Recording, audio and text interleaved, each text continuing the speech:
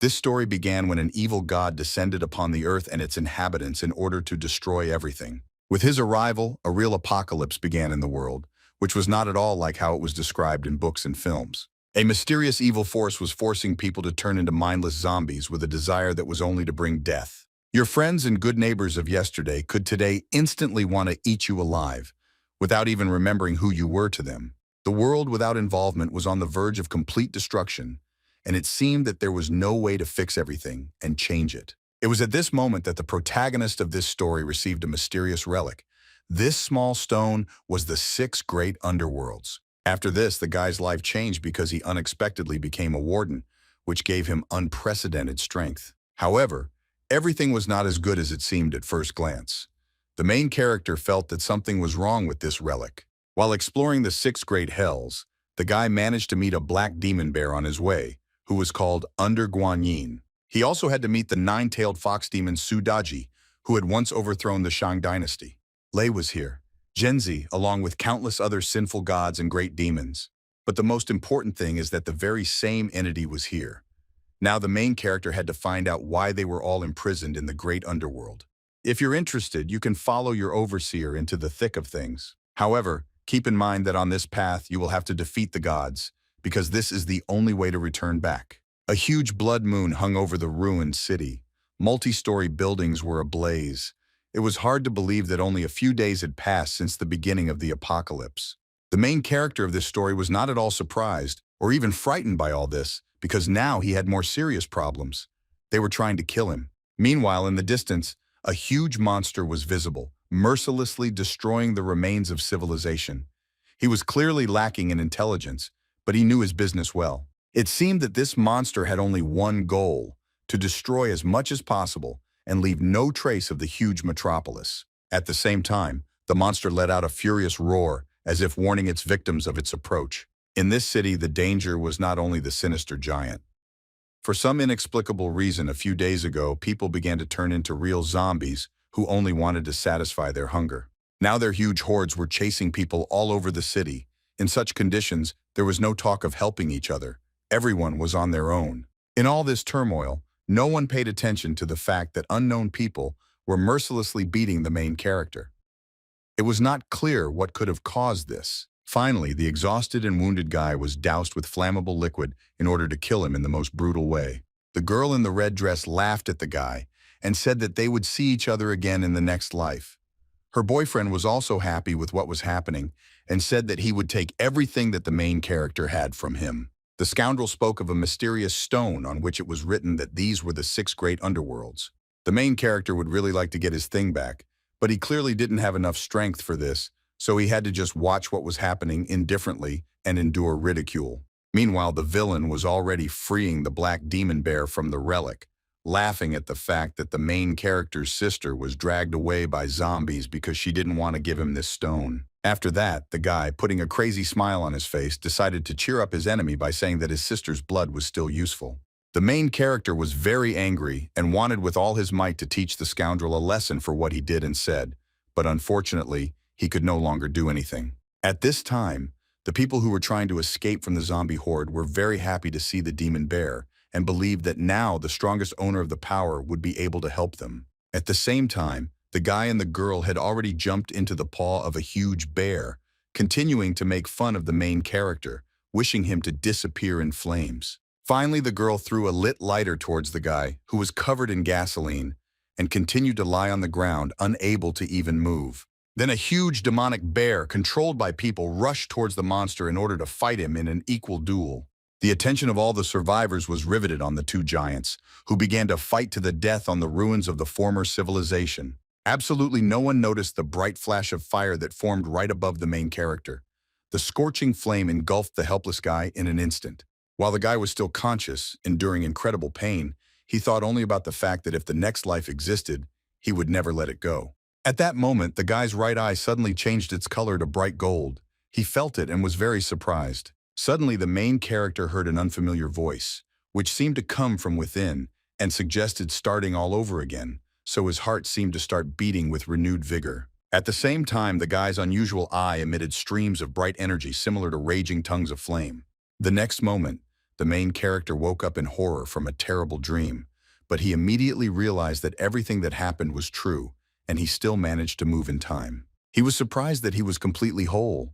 There were no wounds or fire. However, the guy was very interested in what kind of voice he had recently heard in his head. After that, the main character quickly glanced at the date on his phone. The calendar showed the 1st of July 2028, which meant that he had gone back in time 3 days before the apocalypse. In order to calm down a little, the main character went to the bathroom to wash up, still not believing that everything had started anew for him. Looking in the mirror, he was surprised to discover that his right eye had turned pale gold.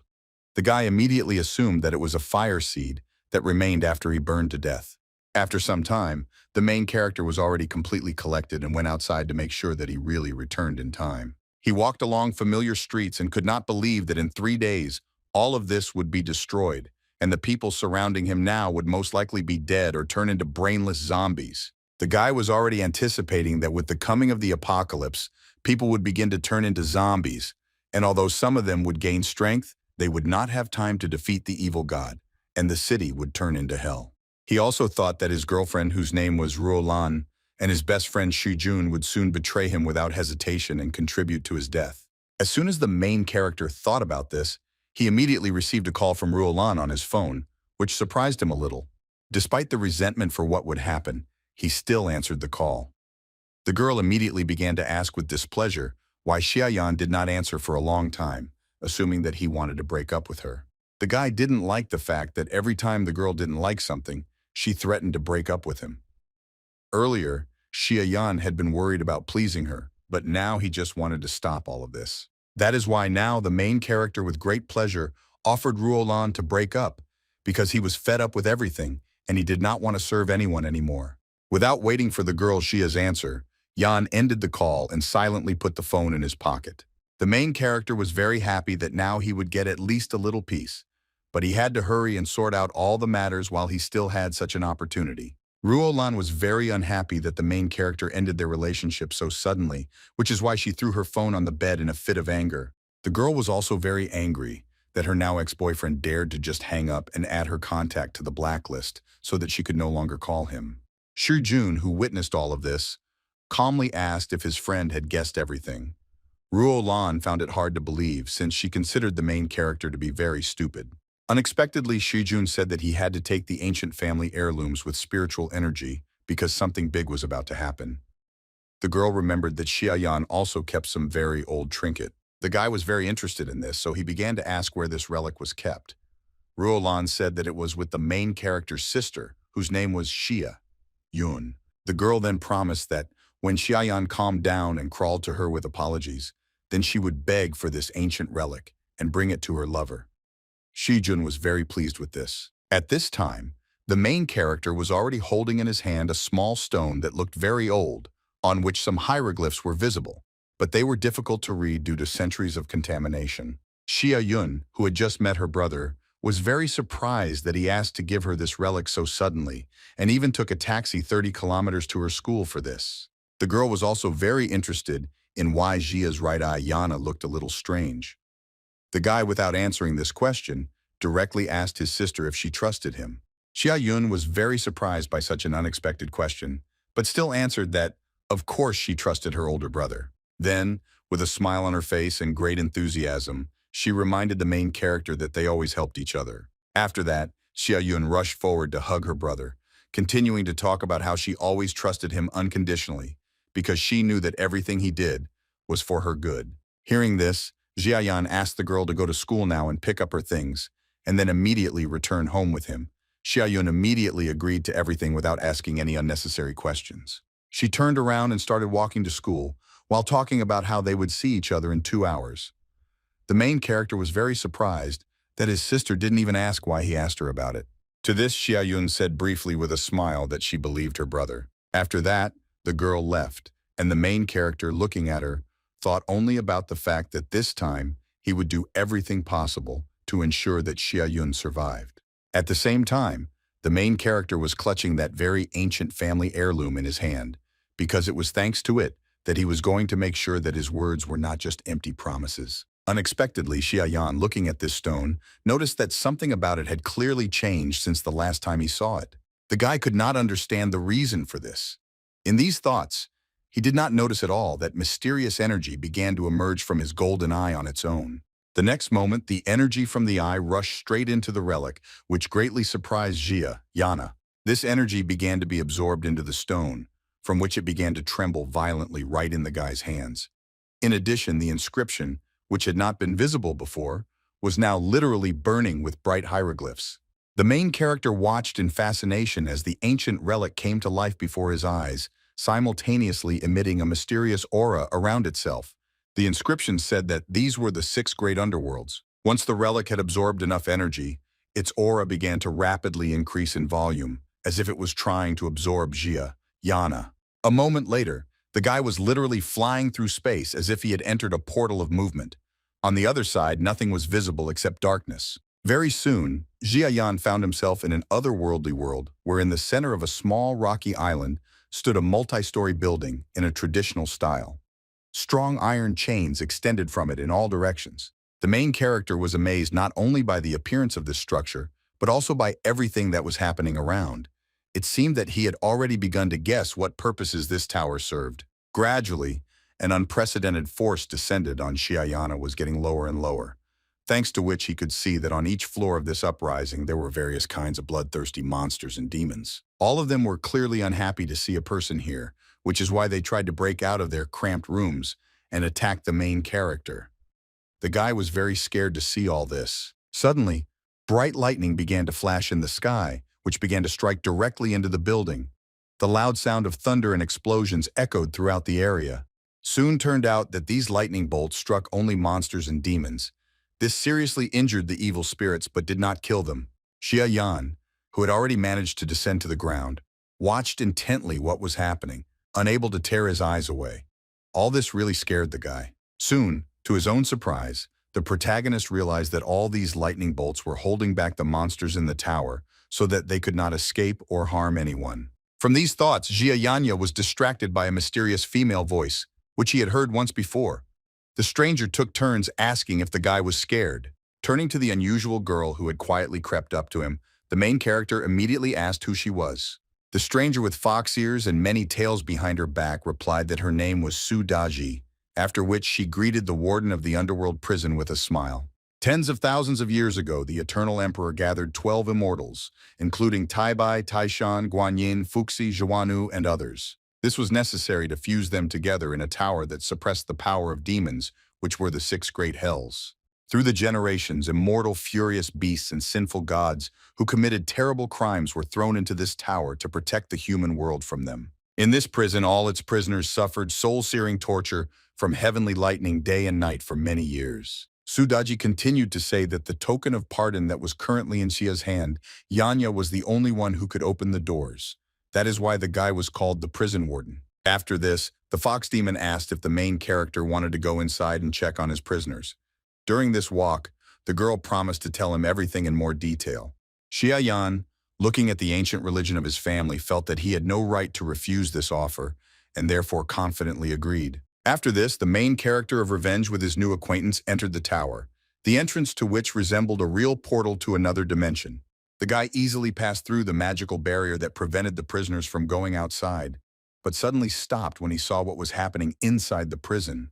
Yan saw many bright lights in front of him, moving at great speed in a chaotic manner. This was probably another protective measure. Suddenly, several lights began to fly rapidly towards our heroes, which looked dangerous. Sudaji immediately warned the new overseer that he should be more careful with this. It seemed that the main character knew perfectly well what he needed to do, so concentrating he released a stream of fiery energy from his golden eye. Surprisingly, it worked perfectly. The energy protecting the prison from intruders disappeared in an instant after colliding with Jia's ability. Yana, who was now safe. Sudaji was very surprised that the guy managed to overcome this obstacle, and she called his ability impressive. The girl said that the flame in the guy's eye was really a fire seed, thanks to which he was able to restart his life. After hearing this, Yan assumed that it was the fox demon who spoke to him in his past life. Sudaji proudly said that her connection with the Jia family was very deep, and as a spirit guide through the 6 great hells, she could not just watch as the guy died at the hands of scoundrels. The girl continued to say that the despair and anger of the main character at the moment of death awakened a fiery ability that ignited the fire seed of the lower world, and at that time she simply went with the flow.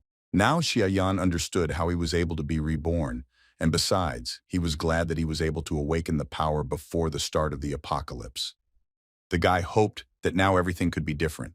The main character did not stay in one place and asked the fox demon to lead him further.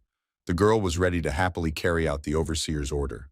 Sudaji continued to say that the 6 great hells were divided into 5 layers, and based on the boy's spiritual power, the illuminated doors showed the limit of his abilities. So far, only one door was dedicated. Looking behind this door, Jiayan was very surprised by who he met behind her. The boy immediately guessed that this huge demon looked exactly like the beast that Shujun rode on in his previous life. The imprisoned beast clearly didn't like the fact that the guy came to stare at him like he was in a zoo, so he immediately decided to show his character and growled loudly.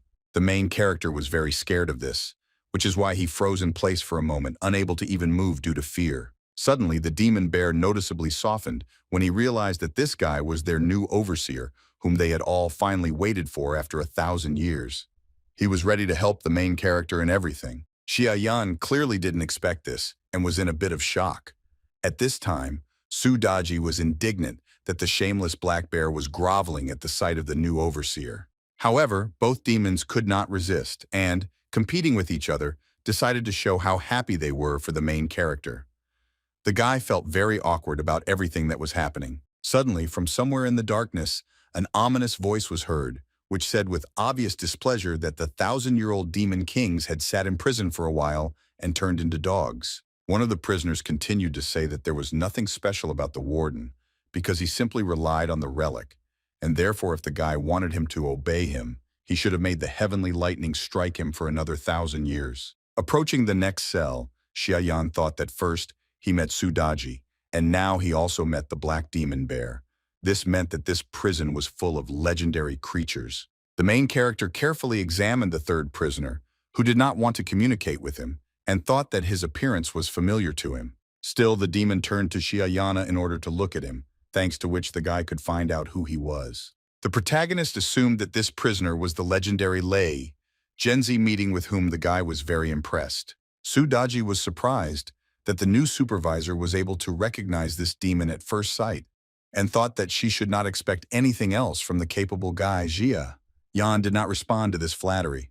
The girl continued to tell that in this world, monsters were divided into many ranks. She and the warden were now on the lowest level of the tower, where the general-level criminals were imprisoned. As the tower grew, the strength of the prisoners also increased. There were rumors that immortal sage-level criminals were imprisoned on the upper floors. There were even god-level beings, but they were lost in the flow of time. That's why the warden had to work harder, because he would have to grow in strength in order to subjugate the entire tower. Now the guy was only worried about the fact that this prison was even dirtier than he thought. The main character also thought that even the general-level creatures at the lower level seemed very powerful, so it was difficult for him to imagine who lived at the top. However, the guy quickly pushed away his fears. It didn't matter to him who those monsters were, because they would become part of his power. Xiaoyan had already decided that during the apocalypse he would have to become the strongest. Sudaji also said that with the current level of the guy's spiritual power, the first floor was still his limit, so he needed to absorb more souls to open more doors and go higher. Soon, Xiaoyan returned to the world he was accustomed to, but continued to think that in 3 days, when the gods descended to Earth, his hunt would begin, but for now, he needed to complete the preparations. Soon the main character arrived at the antique street, because in his past life someone came across the connecting thread of the immortal here and became a powerful bearer of the ability. Xiaoyan looked around carefully, studying the assortment of sellers, and thought that if he was not mistaken, the treasure should now be somewhere here. Luckily for the guy, the energy that came from the antiques could not hide from his eyes with the fire seed of the lower world, so the search process became noticeably easier. At this time, the head of the Song family and also Shujun's father, whose name was Song, were walking down the street. Tian and Elder Huang, who was an appraiser of antiquities. Xia among the people, Yana immediately became interested in what the guy was doing here. Sun Tian immediately remembered telling his son that he should only be friends with useful people. To this, Shujun replied that he was friends with the main character only because he could be easily manipulated. Elder Huang noticed that the man was thinking about something, So he asked if everything was okay. Tien began to assure that everything was fine and suggested that the old man continue searching for antiquities. While the old man was talking about how appraising antiquities was his only skill, the man was thinking about how, after the ceremony of offering to the ancestors, he had a dream in which he was told to go in search of certain things, especially for this son. Tien invited Elder Huang, and it was clearly not in vain that he did so, because the elderly man soon noticed a very interesting thing at one of the cellars. The old man's attention was drawn to the nondescript jug, so he enthusiastically offered it to Sun. "I'm going to take a look at it." Unfortunately for the old man, he did not manage to get what he wanted. Someone had already picked up the jug and asked the seller how much it cost, intending to buy it. The seller was glad that another gullible buyer, Jia, fell for his trick. Yan was already looking forward to making good money from his deception. The man replied that this was a Ming Dynasty gourd flask that cost no less than 10,000. The protagonist was very surprised by such a high price tag and thought that it was too expensive for such a trinket. After this, the guy began to carefully examine the jug from all sides, and even looked inside to make sure that this was exactly what he was looking for. Unexpectedly, the main character announced that there was a crack on the jug, which the seller tied with a piece of thread to hide this defect. That's why Xia Yan thought that this flask was just a fake and was not worth more than 100. These words made the seller very angry, so he snatched the goods from the boy's hands and demanded that he not waste his time anymore. At this point, Elder Huang asked the man for permission to look at the flask. Sun Tian and the antiquities appraiser began to carefully examine the jug, which the seller was very happy about. Meanwhile, Xia Yan was pleased that he had managed to do what he had planned. All this work was done by the main character only for the sake of the red thread, with which the unscrupulous seller tried to hide the defect on his product. The guy was happy about this because no one could have imagined that this ordinary thread was a magical treasure called the Immortal's Connecting Thread. Xia Yan put the relic in his pocket and then decided it was time for him to enjoy the show. In the past life of the guy, Xia Yun was captured by the Song family, who not only stole the religion but also sacrificed the girl's blood, so the protagonist intended to take revenge on the man. At this time, Elder Huang continued to carefully examine the flask and said that it had a faint trace of spiritual aura, meaning it was a real antiquity. Sun Tian was about to acquire this artifact, but suddenly he heard Jia's voice behind him. Yanya, who was supposedly surprised by their meeting, and asked if he had also come here to admire the antiques. The man was surprised that the main character was also interested in antiquities, after which he remembered that, according to his son, the guy had some ancient religion that they should discuss later. Suddenly, Xiaoyan began to loudly speak to the whole street about how the man's family was very rich, so it was unclear why he was buying some kind of flask, after which he assumed that it was very valuable. This was heard by people who soon recognized the famous appraiser Elder Huan, and thanks to this they believed that this flask was indeed very ancient and valuable. Soon there were many people willing to buy this flask at a price much higher than the seller's son initially stated. Tien was very unhappy about this and said that he was the first to notice this relic. The seller was only happy about the increased excitement and invited buyers to place bets, saying that the highest price would win. Everyone immediately began to fulfill this condition. After some time, Sun Tianyu had already managed to get the desired relic, but he had to raise the price by another 70,000, so this purchase did not particularly please him. The man was very unhappy that this jug was only worth 10,000, but because of Jia's intervention, Yana's price has risen so high. Meanwhile, the guy didn't feel guilty about it at all. Suddenly, the protagonist turned to the man and asked if he was really interested in his Song family's relic. Tien confirmed this and asked the guy to show it to her. Xiaoyan, without any hesitation, happily took out that very stone from his pocket and showed it to Elder Huang. Elderly man, seeing this relic, was shocked and immediately thought that it was a real treasure, after which he asked if he could take a closer look at this stone.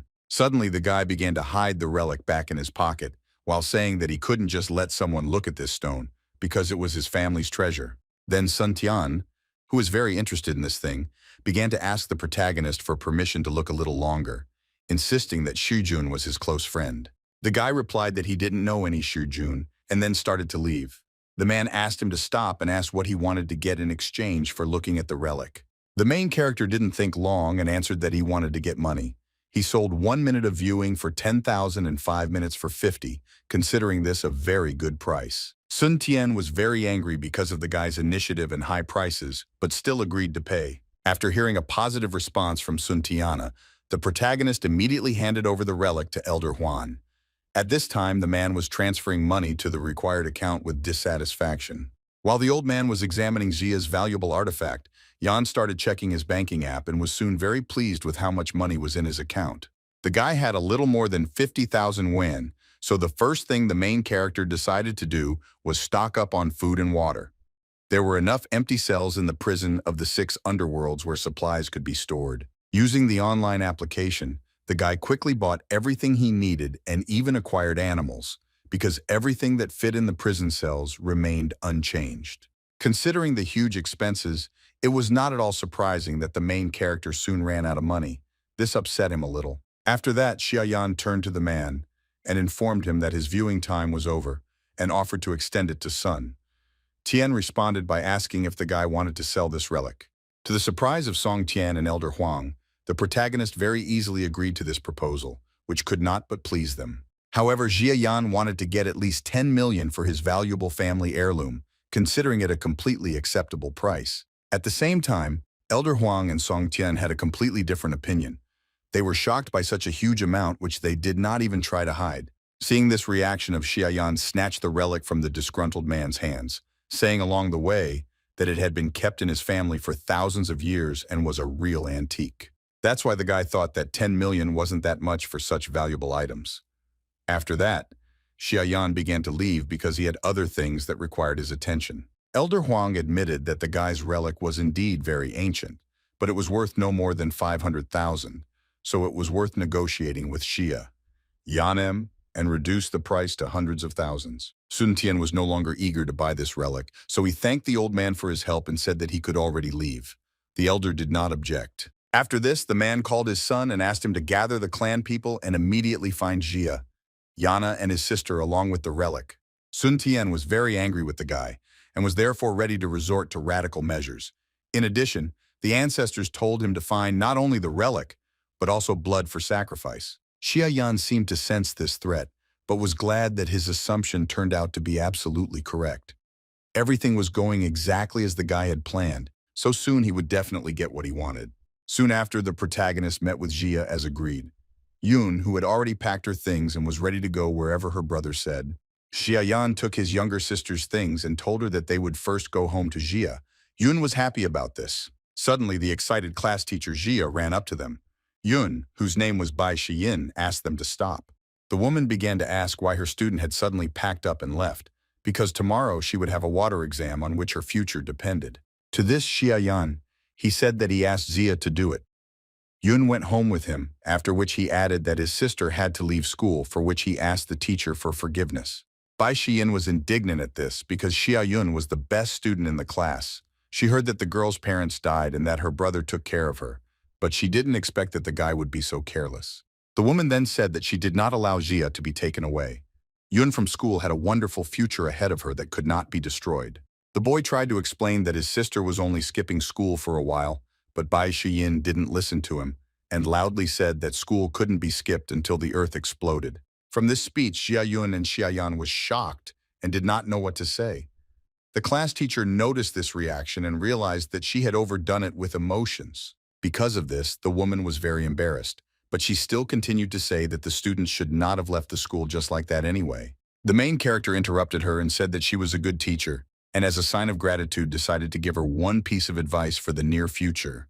The guy said that Bai Shiyin, upon returning home, should collect as much food, water, medicine, and weapons as he could in order to survive the coming events. The woman was very surprised by such advice, but she thought that the main character spoke so confidently, he probably knew about the approaching end of the world. After that, our heroes left, leaving the class teacher alone. Bai Shiyin watched them go and hoped that Xia Yun everything will be fine. Soon after, Xiaoyan and Xia Yun was already home and packing their things. The girl asked her brother what they would do next. She also suggested that something serious was about to happen soon. The main character did not lie and confirm this, but promised that he would be able to protect his younger sister. After that, Xiaoyan gave the girl the relic and said that he needed to go outside for a while, after which he asked her not to open the door to anyone. Xia Yun listened to her brother but asked him to come back quickly because she had prepared food for them. The main character was noticeably happy about this. After that, he left the apartment, thinking along the way that while the relic was with his sister, he could always sense where it was. Now the guy needed to get more money. After some time, the main character had already gone down to the first floor and began to approach the exit of the house in order to do what he had planned. Surprisingly, Ruolan was already waiting for him there, and at that time she was talking on the phone asking her interlocutor to go to Jia's home. Yan Yu where probably was, and Xia Yun. Shijun was very pleased to receive this information and asked the girl to somehow detain the protagonist until they arrived. Ruolan immediately began to fulfill this request and, meeting the guy at the entrance, asked if he missed her. She also said that Shijun would soon join them. Xiaoyan didn't respond to this and only pushed the girl aside so that she wouldn't interfere with his passage. Ruolan was simply shocked by what happened. She couldn't believe that the guy rejected her. So without holding back her emotions, she asked him what it all meant. The girl also asked if the main character had really decided to break up with her. She asked him not to act like a child and not to be jealous in vain. Despite these words of Xiaoyan rejected the girl again and said that he was definitely turned on by the mere thought that they were in a relationship. After that, he coldly asked his ex-girlfriend to stay away from him. Ruolan was very angry at these words, so she began to call the guy ungrateful. Xiaoyan decided to play a joke and said that the girl dropped her dignity on the floor, so she should quickly pick it up before it was stepped on. Despite this, Ruolan still wanted to continue the conversation and loudly asked where the guy was going to go while rudely ordering him to come back and talk to her. The main character briefly replied that he was in a hurry because he was going to sell his house right now and showed the property documents as proof of this. Ruolan was very surprised because this was the only house that the guy owned, and it was supposed to be the home for the newlyweds, Jia. Yanhee replied that he needed money and offered the girl to buy it. Ruolan didn't understand what was going on because the guy suddenly started acting cold and now he was selling the house. He got it from his parents and it was worth at least 3 million. Still, the girl was interested in the offer to buy the house, so she asked Jia for how much money. Yan wanted to sell it. Without thinking twice, the main character declared that he would sell this house to his ex-girlfriend for 1 million and would not haggle. Ruolan was very surprised by such a low price, so she immediately assumed that the guy might have gotten into trouble and now he needed money to pay off his debts. Next, Xiaoyan asked directly if the girl wanted to buy this house. Because he was already going to the realtors, Ruolan of course wanted to buy it. But she didn't have that much money with her. 1,000 from her, and she would give the rest later to Xiaoyan did not agree to this proposal and continued to insist on 1 million in cash at once. Then Ruolan thought about the fact that the main character was already dead anyway, and even if she gave him 1 million, she would still return this money very soon. Therefore, the girl accepted Jia's conditions without thinking twice. Yana suggested that he go to a real estate agency right now to complete all the necessary paperwork. Very soon, the ex-boyfriend and girlfriend were in a tall, multi-story building, which housed a real estate agency. Ruolan talked to her mother on the phone and asked her not to worry, because she just wanted to buy a house at a very good price. She also promised that she would soon return the money she borrowed from her. The girl's mother was very unhappy with her daughter because she was dating a poor guy, and now she was spending all their savings on buying his house. Ruolan asked her mother to quickly transfer the money to the right account and assured her that this relationship would soon be over. Soon, Xiaoyan asked if the girl had everything ready, because he agreed to sign the documents only after receiving the entire amount. Ruolan, looking pleased, said that she had already sent the necessary amount. At the same time, the girl thought that the main character would not have time to spend this money anyway, because he had very little time left to live. At this time, Xiaoyan smiled slyly because his plan had worked again. The main character was very happy because he knew that when the apocalypse came, the houses would no longer be worth anything. But without this million, Ruolan would definitely lose all chances of survival. As agreed, immediately after the money arrived in the guy's account, he signed the necessary documents and handed them over to the girl, which made her very happy. After this, Ruolan suggested that the protagonist celebrate this event, which Xiaoyan agreed, thinking that this matter definitely needed to be celebrated. Along with this, his eye began to emit barely noticeable clots of energy. The first day of the main character's second life was already drawing to a close, but this did not mean that he could breathe a sigh of relief and relax. A group of guys armed with baseball bats were heading towards Zia's house.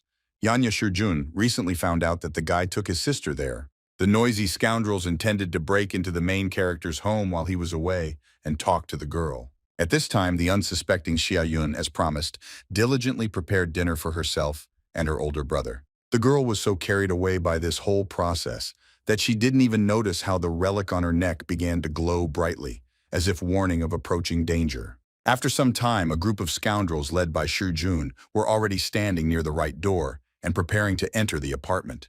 To do this, the guy knocked loudly on the door and addressed Xia Yun, asked to be let in, saying that he was a good friend of Xia, Yana. The girl, hearing this, immediately headed towards the door and was surprised by Shi Jun's sudden visit. Looking through the peephole, the main character's sister asked why the guy had come here, since her brother was not at home at the moment. To this, Shi Jun smiled slyly and replied that he knew about this very well. He then went on to say that Xia Yan went to buy ingredients for that and asked him to come in early so the girl should open the door quickly. Xia Yun, who had no idea about the impending danger, believed the guy and was already reaching for the door handle to let Shi Jun into the house. At that moment, the girl suddenly remembered the words of the main character, who had recently told her not to open the door no matter who came. Xia Yun apologized to the uninvited guest and, without giving a reason, suggested that Shi Jun wait until her brother returned home.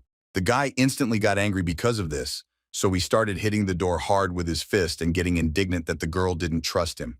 At the same time, he demanded an explanation for this. Xia Yun was very surprised by such an inadequate reaction, but only apologized again without explaining anything to the uninvited guest. At this time, one of the group of scoundrels realized that no one would open the door for them, and therefore took out his toolbox. The guy began to pick out a suitable master key while assuring Shu Jun that he shouldn't worry, since such doors could be opened without much difficulty. Anticipating the imminent entry into someone else's house, Shi Jun turned to Xia again with a satisfied expression. Yun asked if she had that ancient family heirloom with her. The naive girl honestly confirmed this by saying that Xia Yan had just recently given this relic to her. The next moment, the door lock was already open, which meant Xia Yun no longer had even this protection from intruders. Shi Jun opened the door with great pleasure, while saying that now he didn't have to worry about anything. Immediately after this, several armed scoundrels broke into the apartment with bad intentions, which really scared Xia Yun. One of the guys quickly grabbed the girl so that she wouldn't have time to run away or do anything against them. Shi Jun, watching everything from the side, began to insist that everything could have turned out differently if Xia Yun voluntarily opened the door earlier. After that, the guy took the relic from the girl, believing that it was exactly what his father wanted to get. Along the way, he made fun of Xia Yan and believes that he will soon be on his knees and apologizing. Xia Yun, who managed to escape from the villain's grasp for a short time, asked why Shi Jun did all this since he and the main character were best friends. To this, the guy with a crazy smile on his face replied that he was friends with Xia.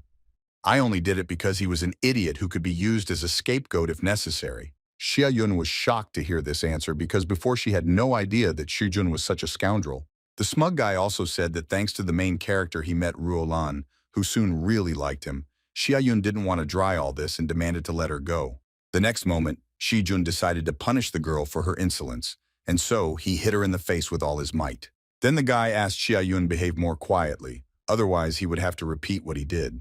All his friends were very pleased with what they saw. After this, the villain had bad thoughts about the girl, which they intended to immediately put into practice, which frightened Xia very much. Yun. At that moment, a bright light appeared out of nowhere, and a mysterious female voice addressed the guys and asked if they had ever heard of the lake of wine in the meat forest. A moment later, all the scoundrels found themselves waist-deep in warm water, surrounded by beautiful girls who were paying attention to them. All the guys were very surprised by this. All this took place in a large pond in the middle of a beautiful forest. Unfamiliar girls were happy to serve their guests. Several strangers had already cut the juicy piece of meat into slices so that the guys could eat it. Shi Jun was the first to be lucky enough to taste meat from the hands of a beauty, who at the same time called him king. The guy couldn't believe that all this was happening in reality. After this, the girl immediately asked if the king liked the meat she offered. Shi Jun was delighted and asked for more. The mysterious stranger was very happy to hear this, and perceived these words as the highest praise. Suddenly, an ominous aura appeared around the girl and her eyes began to glow brightly red. She told the guy that he had just eaten his own meat, which is why he liked it so much. The next moment, the villains finally realized that something was wrong around them. They were very scared by the bloody water that was everywhere, but the most frightening thing was that some of the guys had already had their hearts cut out alive. Looking around, instead of beautiful girls, they saw lifeless skeletons hanging from the trees. The name Lake Wine and Meat Forest was a perfect description of this place. It turned out that all this was the work of the demon Sudaji, who with her sinister appearance also offered the villains to taste other parts of each other's bodies. The villains who broke into the main character's apartment fell under the influence of the illusion created by Sudaji and were now almost dying of fear after what they had experienced. Xia Yun, who was watching what was happening from the side, was also very scared because she did not understand at all what was happening. The villains immediately assumed that they had seen a ghost who had deceived them. Shijun insisted that they had all once killed people, so they would not be afraid of such a creature. After that, the guy started to take out that very family heirloom of Jia from his pocket. Yana considered that it was in her that the monster lived. Shijun, unable to contain his emotions, he began to loudly curse at the stone, threatening to break it now and then the monster inside would definitely die. Suddenly, the relic seemed to react to these threats and began to emit a bright light while releasing ominous energy, which once again frightened Shijun. The next moment, a demon's clawed hand burst out of the stone, intending to attack the villain. Several deep scratches remained on Shijun's face, which caused him incredible pain. Because of this, the guy immediately forgot about the relic and dropped it from his hands. The stone bounced off the floor several times with a loud crash and rolled towards the exit door. Just at that moment, the owner of the apartment returned home, and the relic fell at his feet. Xia Yan immediately picked up the valuable artifact, which perfectly fulfilled its mission of protecting his sister from intruders. The main character was very pleased with this result and joked that it was very noisy in his apartment, as if he did not understand what could have happened there. The villains, seeing the guy, were shocked by his sudden appearance and also by the fact that he fearlessly took this stone in his hands. Besides, Jia Yanya came here, and Ruolan, who seeing the state Shijun was in, was very afraid for him. Frightened girl immediately ran to her boyfriend and began asking if everything was okay with him. Shijun did not spend much time explaining everything and ordered his comrades to take the valuable relic from the main character. At that very moment, the villains seemed to forget about what had happened to them not so long ago, and grabbing baseball bats, decided to carry out the order of their leader. The next moment, a group of guys fearlessly rushed towards Xia Yanya, who was not at all afraid of this and continued to stand in one place. At this time, the worried Sudaji warned the protagonist that the token's spiritual power had been exhausted because Lei Genzi rushed out and scratched that bastard. The demon bear couldn't do anything either. Xia Yan wasn't worried about this at all and said that now it was his turn to protect his sister and the family heirloom because he just wanted to test his abilities. The next moment, a stream of scorching flame burst from the protagonist's golden eye and headed towards the villains. The guys who burst into the apartment were instantly engulfed in flames, which made them very scared, because they could not have expected something like this. The villains experienced incredible pain, and no matter how hard they tried, they could not put out the flames. Some of them even managed to run into the shower and stand under the stream of cold water, but this did not help them at all. The fire continued to rage on their clothes. Soon, everyone who was touched by the fire died in terrible agony, and only after that, the flame disappeared. Shijun, who was watching what was happening from the side, was very scared and did not understand how this was possible. After this, the excited guy turned to the main character and, trembling with fear, asked if he really knew how to use magic. Ruolan was also very frightened by what was happening and demanded that Xiaoyan did not approach them and insisted that they were good friends to him.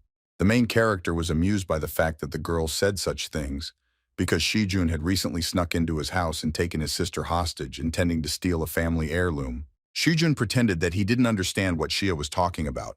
Yan tried to explain that everything that happened here was just a misunderstanding. After that, the guy, hiding the knife behind his back, asked Ruolan to talk to the main character because she was his girlfriend, whom he was soon going to marry. Ruolan turned to Xia Yana and reminded him that he really was going to marry her. Then she said that she didn't even need a ransom and she was ready to marry him. After this, the girl in a gentle voice asked the main character to tell her where he got such magical power from, promising that she would love him forever. At this moment, Shijun drew his hidden knife and rushed towards Jia with a scream. Yana intends to kill him right here and now. The main character never lost his concentration for a moment and did not succumb to the sweet talk of the lying girl, so he was able to react in time and use his power again. The next moment, a bright flame enveloped Shijun and Ruolan, intending to burn them just like those scoundrels. At this time, Xiaoyan calmly watched what was happening and thought about why he had awakened the ability to use fire. Looking at the dying trembling of the burning bodies, it finally dawned on the main character, and now he knew the answer to this question. The guy assumed that it was all because there were too many dirty creatures like his friends in this world, and so he was going to burn them all to the ground. Meanwhile, quite a lot of people had gathered at the Song family temple to perform the obligatory service and honor their ancestors. Sun Tian stood before the altar and respectfully addressed his ancestors and asked them to bless the Song family. Nothing happened. Only the smoke from the burning sticks slowly rose high up. Then the man said that the wind and rain died down, getting stronger step by step. Immediately after this, the stone tablet that stood on the altar began to study energy, and a mysterious aura formed around it. From this energy a spirit emerged, which began to tell the man that in order for him to descend to earth, he needed an artifact of spiritual energy and the blood of a young girl as a sacrifice. Sun Tian assured the spirit of his ancestors that he would fulfill the order and that his son would soon prepare the much-needed gift for him. The spirit continued in an ominous voice saying that the end of the world would come within 3 days, so the man had to hurry. Sun Tian was very surprised by these words and wanted to find out more about it, but the spirit of his ancestor had already disappeared. The man soon realized how serious the statement was, which made him very anxious. Without wasting a minute, the head of the clan turned to his subordinates and ordered them to immediately go and buy food and water, because the day of judgment was approaching. The man also asked to contact Shujun and tell him to urgently bring people to sacrifice them to the ancestors. At that moment, the gates that led to the temple grounds opened with a roar, which greatly frightened the people present with its unexpectedness. Xia walked confidently into the temple grounds. Yan threw Shujun's body to the ground while saying that the head of the Song clan had no need to worry so much. The main character himself came here and brought with him the body of Song's son. Tian, everyone present, was very surprised, and for a while they couldn't believe that Shujun was actually dead. Sun Tian was very angry that the guy dared to just barge into the temple of his family's ancestors, as if he mistook this place for some kind of passable establishment. Next, Sun Tian, in a fit of anger, mercilessly ordered all his subordinates to immediately kill the main character. Everyone present immediately began to carry out the order of the clan leader. Several guys with bare hands rushed toward Xia Yan, intending to teach him a lesson for his defiant behavior in a place sacred to them. At the same time, the main character was absolutely calm and concentrated hard in order to defeat his opponents as quickly as possible. The next moment, the guy suddenly opened his eyes and released the accumulated energy, which was accompanied by the study of the bright light from his golden eye. The protagonist looked forward as if time was slowing down, and clearly saw a core of warmth in the heads and chests of people who were quickly approaching him with ill intentions. Xia Yan was fully prepared for the fight and intended to demonstrate his skills to these people and the head of the Song clan. The next moment, the main character rushed towards the crowd of villains and, deftly dodging their blows, rushed forward with lightning speed, simultaneously setting all his opponents on fire with scorching fire. After just a couple of seconds, Xia Yan walked calmly towards Song Tianyu, who was amazed by what he had just seen and did not understand how this was even possible. The protagonist greeted the head of the Song clan with a smile on his face, while behind him his opponents were burning alive and writhing in pain. Sun Tian was very angry at the guy for allowing himself to behave like that in the temple of his family's ancestors, and it seemed like he already had a backup plan. The next moment, the man pulled out a hidden pistol from his belt and pointed it at the main character, intending to kill him right then and there. However, Xia Yan had nothing to fear because he could clearly feel the core of heat inside the pistol, which meant he could disarm the man. To do this, the main character only needed to snap his fingers and use his abilities. At that moment, the gun was in Sun's hand. Tian was torn apart by a small explosion, simultaneously wounding a man with shrapnel. Xia Yan, looking at how the wounds on the hands of the head of the Song clan were oozing blood, said with great pleasure that the man should not have played with firearms. After that, the guy thought that although his abilities were only at the first stage, he could simultaneously control 10 gallons of fire with a range of up to 2 meters for 10 seconds. Meanwhile, a worried Sun Tian quickly crawled to the altar and addressed the spirit of his ancestors, calling the main character a devil's spawn along the way. The man told the spirit that the Song family was on the verge of destruction and asked him to show his holiness because the lineage of their clan could not be interrupted. Hearing this, the spirit became very angry and loudly declared that he was an ancient constellation of fire named Inho and now intended to cut off the source of evil monsters. After this, the spirit sent several streams of fire straight at the main character, who clearly did not expect this. Xia Yan was shocked, and after Ying Huo's attack, he almost fell to the ground thinking about what he should do next. Meanwhile, Sun Tian noticed that his wounded hands no longer hurt, which surprised him greatly. In addition, all the male subordinates who suffered because of the main character felt good. Head of the Song clan understood that now the advantage was on his side in advance. Therefore, he confidently declared that the righteous God was destroying evil, and therefore Xia Yan's end has come. The next moment, the protagonist saw in front of him the very same patron spirit of the Song family, who had taken physical form and was now simply enormous in size. Xia Yan was surprised that the Song family had their own prophet of the end of the world. Initially, the guy wanted to steal a few ancient things and earn some money, but he never expected to meet such an opponent. Inho had no intention of talking to the main character and, intending to quickly rid the Song family of the threat, tried to crush the guy with his foot. Fortunately, Xia Yan managed to jump aside in time and avoid being hit by the fire spirit's destructive attack. However, Inho wasn't going to stop there and quickly attacked the guy with his hand before he could react. The next moment, a loud sound from the spirit's huge hand colliding with the ground echoed throughout the area. Sun Tian, who was watching what was happening from the side, was very happy to see all this and was sure that after this, the main character would definitely die. However, the man's enthusiasm quickly evaporated when he saw what happened next. It turned out that Xia Yan was not hurt at all, and now looked at his opponent with a satisfied grin on his face. Next to him was a demon bear, who had already bared his sharp teeth in order to help the warden cope with the danger. Xia Yan, standing on a fierce bear, addressed Song I Pulled and asked whom he had already managed to bury. A few moments before, Su Daji had approached the boy and told him that the Firestar Lord had accumulated a lot of power over 1,000 years and was one step away from descending to the earth.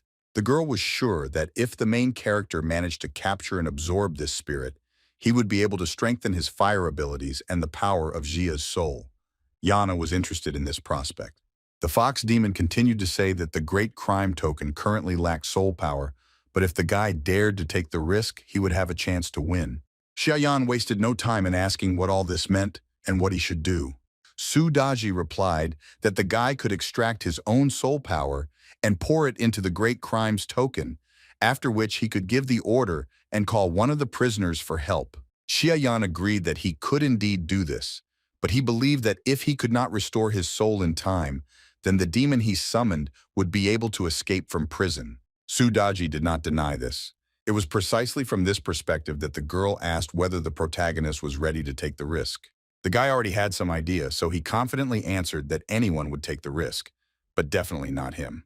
The next moment, the protagonist concentrated energy in her golden eye and directed a bright beam straight at the relic. Su Daji was very afraid that this could somehow harm the artifact, so she immediately asked in an excited voice what Xia Yan has an idea. The protagonist told the prisoners that he had put hellfire into the token, and if he died, this fire would destroy the relic, the artifact to the demons and sinful gods. The guy continued to say that, without the token, no one in the world would be able to open this prison, and all the prisoners would never see the sun's rays again. That is why the main character confidently asked them to help him return alive, because he was sure that the demons already knew well what needed to be done. Immediately after this, Xia Yan separated parts of his soul and sent it into the relic, which was accompanied by a stormy flow of energy similar to lightning strikes. Because of this, in the world of the 6 great hells, a bright beam of light suddenly appeared in the sky, illuminating the multi-story prison. The prisoners, seeing this from their windows, immediately understood that this was their path to freedom, and therefore began to loudly ask the warden to release them all. Xia's silhouette appeared in the sky. Yan, who loudly called upon the spirit of the black demon bear guarding Mount Luoja in the South Sea, asked him to come fight side by side with him. The demon bear immediately responded to this call and prepared to carry out the overseer's order. The cage that held the mountain spirit began to slowly rise, allowing it to finally emerge after 1,000 years of imprisonment. After this, the bear flew out of prison with great joy. Su Daji asked him not to be stupid and not to forget that the main character should not die under any circumstances. Without wasting time, the black bear jumped high into the sky in order to pass through the portal and find himself in the world of people. After this, the two, unable to contain their rage, attacked Ying Ho in order to carry out the order and protect Xia from him. Yana the fire spirit never expected this demon to appear. The black bear was very happy that he was finally free and did not intend to hold back his emotions about this, while Inho sat aside and tried to comprehend what was happening. For some time, the demon bear was surprised at how bright and clear it was in this world, completely forgetting about why the main character had summoned him. Xiaoyan quickly calmed the demon down, ordering him to get to work immediately because the strength of his soul would not last long. I also assumed that the bear wanted him dead. The demon bear immediately began to assure that he had always been loyal to the overseer, and therefore the guy did the right thing by calling him. Inho with all his might, while saying that the low-grade fire spirit was no match for the mountain god. Inho tried to use his skills to summon fire, but was quickly hit in the face by a ferocious bear. The demon was very unhappy that the weak spirit of fire was still trying to resist him, so he did not spare any effort on him and did not intend to spare him. Soon, Inho seemed to begin to disappear. This worried him greatly, because his true body had crossed the line and he was no longer able to use all his powers, which meant he had to retreat. Suddenly, a rope wrapped around the fire spirit's neck and began to pull him to the side. It turned out that the main character predicted that Inho would try to escape, and therefore immediately used the rope that tied the immortals. A moment later, the two fires were completely pinned down and lay on the ground, unable to escape from the demon bear and the protagonist. Sun Tian, who had been watching everything from the beginning to the end, could not believe that the Firestar Lord had been defeated by Jia, Yan, and the demon bear he summoned. Suddenly the man noticed a jug that he had recently purchased on an antique street at a very inflated price. The head of the clan immediately remembered that this jug was tied with a red rope, which the main character apparently took unnoticed and was now using it against the spirit. Xia Yan confirmed this with a satisfied expression and said that thanks to Song Tian's righteousness, he was able to obtain the rope that bound the immortals. The man looked with tears in his eyes at the spirit of fire, whom the main character had captured, while blaming himself for the fact that he had lost. Along with this, the ruler of the Firestar was already turning into pure energy, losing his true appearance. Soon all this energy was transformed into a small crystal, which the main character so desired to obtain. Xia Yan, being very pleased with himself, happily took this crystal for himself, rejoicing at another victory over the enemy. After that, the guy didn't worry about anything anymore. He turned to Sun Tianu and offered to discuss one deal with him. One of the conditions of this deal was Shi Jun, who, although seriously wounded, remained alive because the main character still needed him. Xia Yan directly asked the man how much he was willing to pay to preserve the Song family's offspring. Sun Tian was very pleased with the main character for boldly setting conditions for him, but now the man was in a losing position and could not argue. After some time, Xia Yan and the demon bear disappeared, and the head of the Song clan was already hugging his son. Shi Jun really hoped that his father would not give all the money of their clan to the main character. The guy was very afraid that in this case, they would become nobody. Sun Tian replied that there was no point in money because the end of the world was approaching, and the most important thing for a person was to preserve life. The man then ordered his subordinates to sell all the real estate and buy food and water, and then take everything to the bunker in his country villa. They also had to contact Elder Huang and buy up all of Song's old items. Qian He believed that thanks to this, the children of the Song family would be able to gain abilities and survive the end of the world. After this, the man, full of rage, swore that he would do everything possible to turn the main character's life into a real hell. Meanwhile, Xia Yan walked around the city as if nothing had happened and looked into shops, because his preparations for the end of the world were not yet complete. At that moment, the main character received a message on his phone that almost 30 million had been deposited into his bank account. The guy was pleased and thought that if it weren't for the lack of time, he would have been able to find out much more about the Song family, but now efficiency was his top priority. Then the main character went into the pharmacy and said that he would like to buy 1,000 Shanking pills. The girl was amazed because it was a common medicine for reducing fat and disinfecting poison. Xia Yan did not explain anything, and only asked if they would sell him what he wanted. The worried girl replied that the delivery of such a quantity of medicine could take 2 days. The main character, having heard this, promised to add another 20% on top if he received his order tomorrow evening. The girl began to assure that everything would be done. After that, the guy continued his walk, thinking along the way that there were only 10,000 Shanking pills in Fei Kui, but the largest number of them were posted on the internet. Xia Yan couldn't help but be amazed that for him, on the eve of the end of the world, the most important material would be the most unremarkable medicine like these pills. The guy remembered how in his past life he became very ill and even thought that he would die from it. Xia Yun apologized to her brother and regretted that she had not stocked up on Shangqing pills in advance because they helped speed up the awakening of abilities and were effective in suppressing the zombie virus. After this, the girl decided to go to the pharmacy to look for this medicine in order to help her brother, despite the fact that he asked her not to leave because it was dangerous outside. Xiaoyan recalled that then his younger sister left forever because very soon she was captured by the people of the Song clan. While thinking about this, the main character didn't even notice how he had already come home. The guy saw that now he had nothing to worry about because Jia Yun was alive and sleeping peacefully. Nevertheless, the guy was determined and did not want what happened to the girl in his past life to happen again.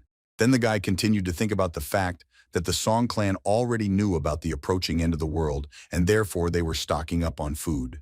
However, they had no idea that the most important resource in the early stages of the end of the world were people who had awakened abilities.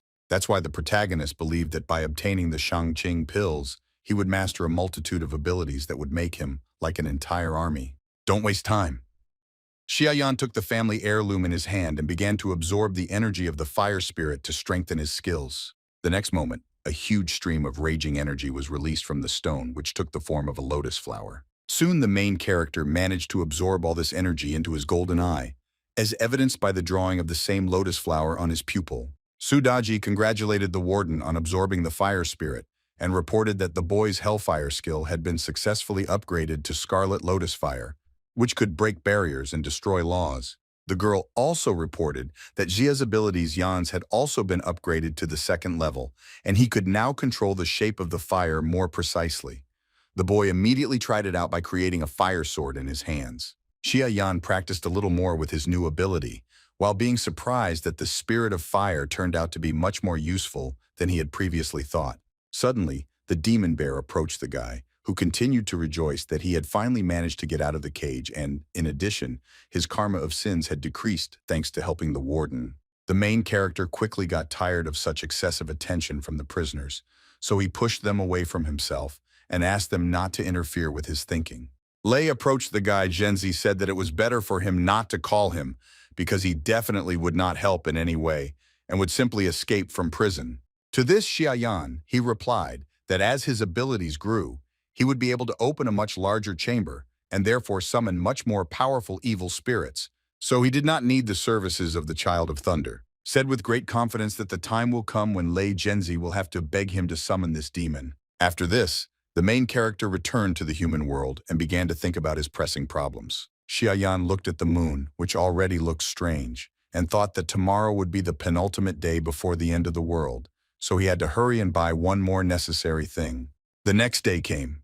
The main character, without wasting time, went to the jewelry exhibition because that very necessary thing was located there. For some time, the guy walked around the spacious hall and looked at the exhibits presented at the exhibition until he found what he needed. Xiaoyan thought that the ore that was currently hidden behind the glass contained a large amount of ability strain, enough to increase his skill from the second to the third degree. In a past life, one lucky guy got this raw stone and advanced ahead of everyone else, gaining countless advantages. This time, the protagonist wanted to be that lucky guy. Meanwhile, in a separate spacious hall, an auction was taking place. People were actively making big bets in order to buy precious items. The next exhibit was a rough stone that had enormous potential. The girl said that this ore contained jadeite, which was valued at no less than 5 million. Soon the bidding began. At first the price was 3 million, but the people sitting in the hall quickly raised the price to 4 million. Unexpectedly, one of the guests raised the price to 5 million. Everyone present was very surprised by this, but quickly realized that nothing else should have been expected from Hao because Ihao was a real asset. Group. Hao thanked everyone for their support and invited them to have a drink together next time. It seemed that the bidding was over, but suddenly someone offered a price of 6 million. Surprised, Hao immediately turned to the side and saw Jiayana, whom he had never seen before. The girl who was sitting next to him assumed that he was some student. Meanwhile, the administrator approached the main character and timidly informed him that they had a membership system and that in order to participate in the auction he had to have a black bank card. Xiaoyan didn't argue with this and showed his gold bank card, asking along the way if the man had any more questions for him. The administrator let the guy go ahead with a smile, thinking along the way that there should have been at least several tens of millions on the black card, and the unknown guy had a gold card, which was very surprising. The girl who was running the auction informed those present that the young man had placed a bid of 6 million, so now she was interested in whether anyone was ready to continue the bidding. Hao, without thinking twice, raised the price to 7 million, hoping that the main character would show him his character for the sake of their next meeting. After that, Xia Yan, without a moment's hesitation, raised the price to 10 million, without telling anyone anything else. Everyone present was very surprised by such a rate, because this price was much higher than the cost of the unprocessed stone, but Hao was the most shocked of all. The girl who was sitting next to him thought that the guy shouldn't be angry, because the main character was just pretending to be a rich man and nothing more. Suddenly Hao turned to his opponent and asked him what his name was. Xia. Yan told the guy his name without hesitation. After that, Hao praised the main character and said that he would remember him because he was very cool. After some time, Xia Yan was already taking the valuable thing he needed so much. The guy was incredibly happy that he was finally able to get it, because this ore guaranteed him an excellent future. After this, the main character was about to leave and finally heard that the next lot was a glazed glass fan, which delighted everyone present with its beauty. Attention to it, but soon he heard people screaming behind him, asking to save them because a real monster had appeared here. Turning back, Xia Yan saw frightened people who were trying to escape from some kind of entity that was emitting ominous energy around itself. The main character managed to examine this monster in detail. It was a large, aggressive snake with a human head. It seemed that this entity appeared directly from the fan. Xia Yan was very surprised by this, because he could not have expected that such an otherworldly creature could appear here out of the blue. The guy immediately assumed that the monster had come for him, because before the auction, the fan had probably been lying very close to the uncut stone and had absorbed some of the abilities contained in it. In addition, the main character believed that since the end of the world was approaching, supernatural events and the appearance of monsters and spirits were only a precursor to this. Along with this, Hao, who was not going to just run away, took his folding club in his hand and rushed towards the monster, intending to defeat her in a fair fight. However, the guy's hopes were not justified at all, because the monster was able to easily knock his weapon out of his hands without even stopping and continuing its way to Xia Yanu. Hao was shocked by what was happening, but he was even more worried about the main character, because it was towards him that the monster that suddenly appeared was heading. However, the guys shouldn't worry, because Xia Yan had already managed to stop this creature with just one hand, which meant that it no longer posed any danger to him. To break free with all its might, but the protagonist's strong grip was much stronger and nipped all these attempts in the bud. The guy decided not to stay here for long, so he quickly began to concentrate energy in his golden eye in order to quickly deal with this problem. The next moment, a bright flame completely enveloped the monster, intending to burn it so that the creature would not harm anyone else. Very soon, the otherworldly creature completely disappears, and instead of it, a small energy crystal is formed which could absorb Xia Yan.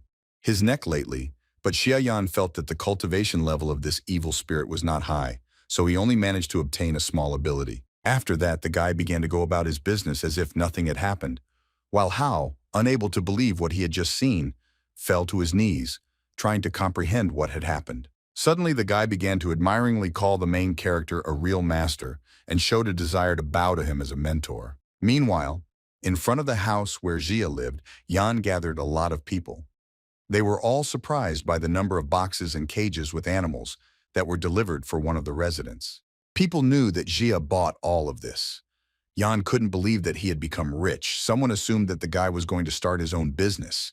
Everyone knew him as a good person, so they supported him. However, one grumpy woman believed that Xia Yana is just an arrogant boy who will certainly have no luck with his endeavor. She was skeptical about the idea that the main character was going to start his own business because she was sure that he was not capable of opening even a small store. Suddenly, one of the girls asked Aunt Zhang if she really wanted to rent the Xia family's warehouse earlier.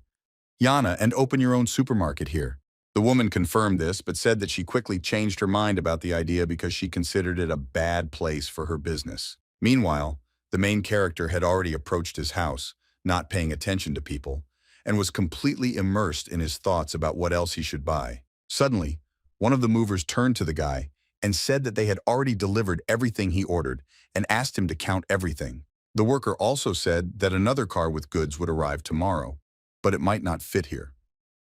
Xia Yan replied that in that case, he would pick up everything from the central warehouse and deliver it himself. Aunt Zhang was very angry when she heard that another car would arrive for the guy tomorrow, and she couldn't believe that Xiaoyan really did get rich. She was clearly jealous of him. The woman did not understand how the guy could get rich because he was an orphan without a father and mother. She was also angry because the main character was going to open a supermarket in a place that she liked. Zhang, all this time, really wanted to go to the toilet, so he couldn't think of anything better than to relieve himself in Xiaoyan's warehouse. The little child, not at all embarrassed by the owner of the warehouse, who was very close, entered the room and began to do his business. The little child breathed a sigh of relief when he managed to expel the accumulated fluid from his body. The surprising thing is that Aunt Zhang did not scold the boy at all for this prank, but on the contrary, she was happy and praised him for his independence. The woman then turned to Xiaoyan as if nothing had happened, said that the baby was still very immature, and therefore she hoped that the guy would not object. However, the main character had his own opinion. He did not tolerate such treatment and therefore grabbed the child by the clothes to roughly drag him aside. After that, the guy, without any qualms of conscience, threw the child straight at Aunt Zhang, which greatly shocked her. The boy started crying loudly and the woman started scolding the main character and saying that the child just decided to play a little, and therefore he shouldn't have treated him like that. To this, Xiaoyan briefly replied that he was serious and therefore the woman should not get involved with him. After this, the main character closed his warehouse from the inside because he no longer intended to talk to the inadequate woman. Because of all this, Aunt Zhang became even more angry. Meanwhile, the capricious child, seeing how other children were playing with firecrackers, also wanted to blow something up. Hearing this, the woman instantly calmed down and thought about something. She had some kind of idea. Soon she took the child by the hand and dragged him along, saying that she would buy him a lot of firecrackers, and that in the evening they would put on an amazing show. Smiling slyly, thought that if some spark got into the warehouse and a fire started, it would not be very good for Jia. Yana. Meanwhile, the main character was still in his warehouse, and after looking through the boxes, he realized that everything he needed was already here, which couldn't help but make him happy.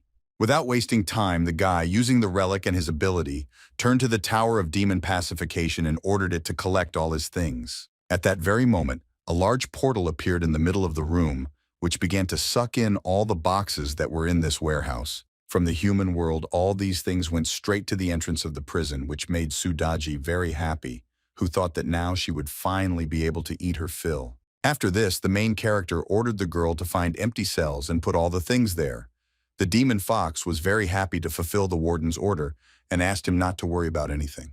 The girl also said that since the guy had a lot of animals, he could allocate a plot of land next to the tower to keep them, and if they were fed with the tower's aura, the meat would become even tastier. Xiaoyan was still worried because the end of the world was approaching, and he did not know how long it would last.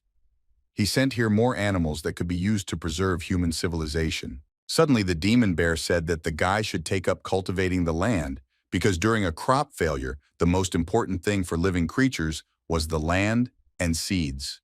The main character had already bought enough seeds, but he was very worried about the condition of the land around the tower. Xiaoyan suddenly jumped up and went back to the human world because he already knew what he had to do.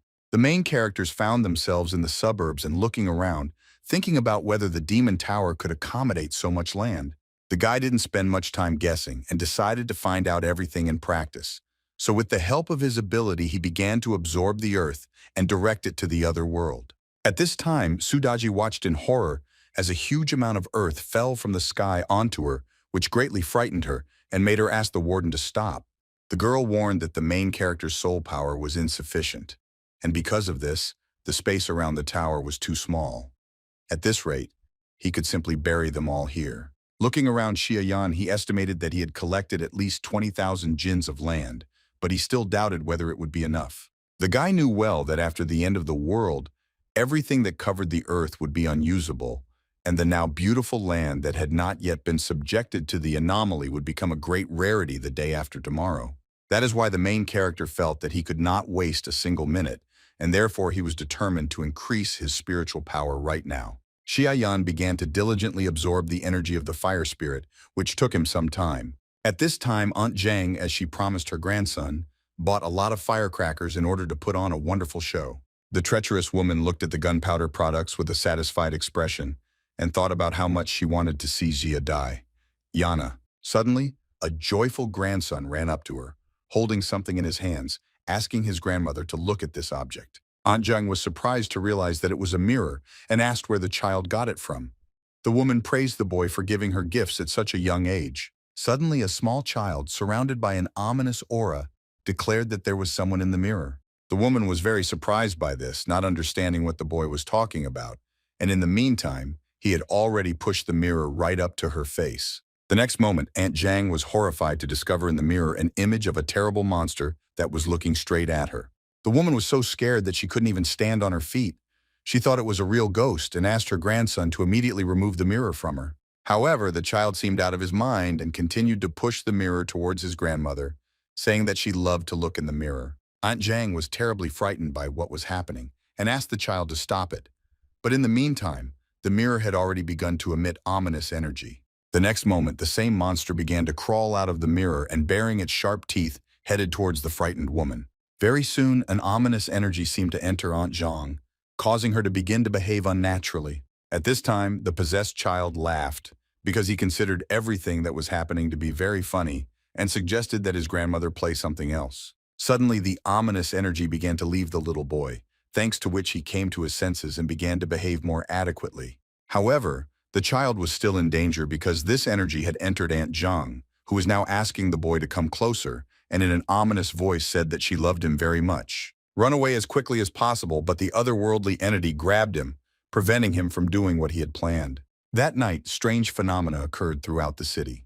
Many spirits and ghosts walked the streets of the metropolis, greatly frightening people. It seemed that all this evil spirits had not reached the port warehouse. One of the workers, heading about his business, noticed the sky and assumed that a downpour was coming. The man also noticed a ship approaching the port. He remembered that it was recently reported that one of the ships had caught a strange fish in the sea. The sailors were surprised that the fish's body was covered in pus and that a bunch of sharp fangs were sticking out of its mouth. The men assumed that all this was due to the discharge of wastewater into the sea, which provoked a mutation. Meanwhile, a warehouse worker entered the room and, looking at his watch, informed his colleague that it was almost time. I didn't get any answer. The man told his boss that he came here for supplies and expected to receive them. Suddenly, he noticed the man's hand, which had a strange color and was shaking violently as if from the cold. The man looked like he was in a lot of pain, so his colleague asked him if he was okay and if he needed help. The man looked like he was in a lot of pain, so his colleague asked him if he was okay and if he needed help. The guy then suggested that his colleague had caught a cold and advised him to ask his boss for a vacation in order to have a good rest and recover. The guy was distracted from this conversation by the loud footsteps of people in black suits behind him, who were approaching him ever closer.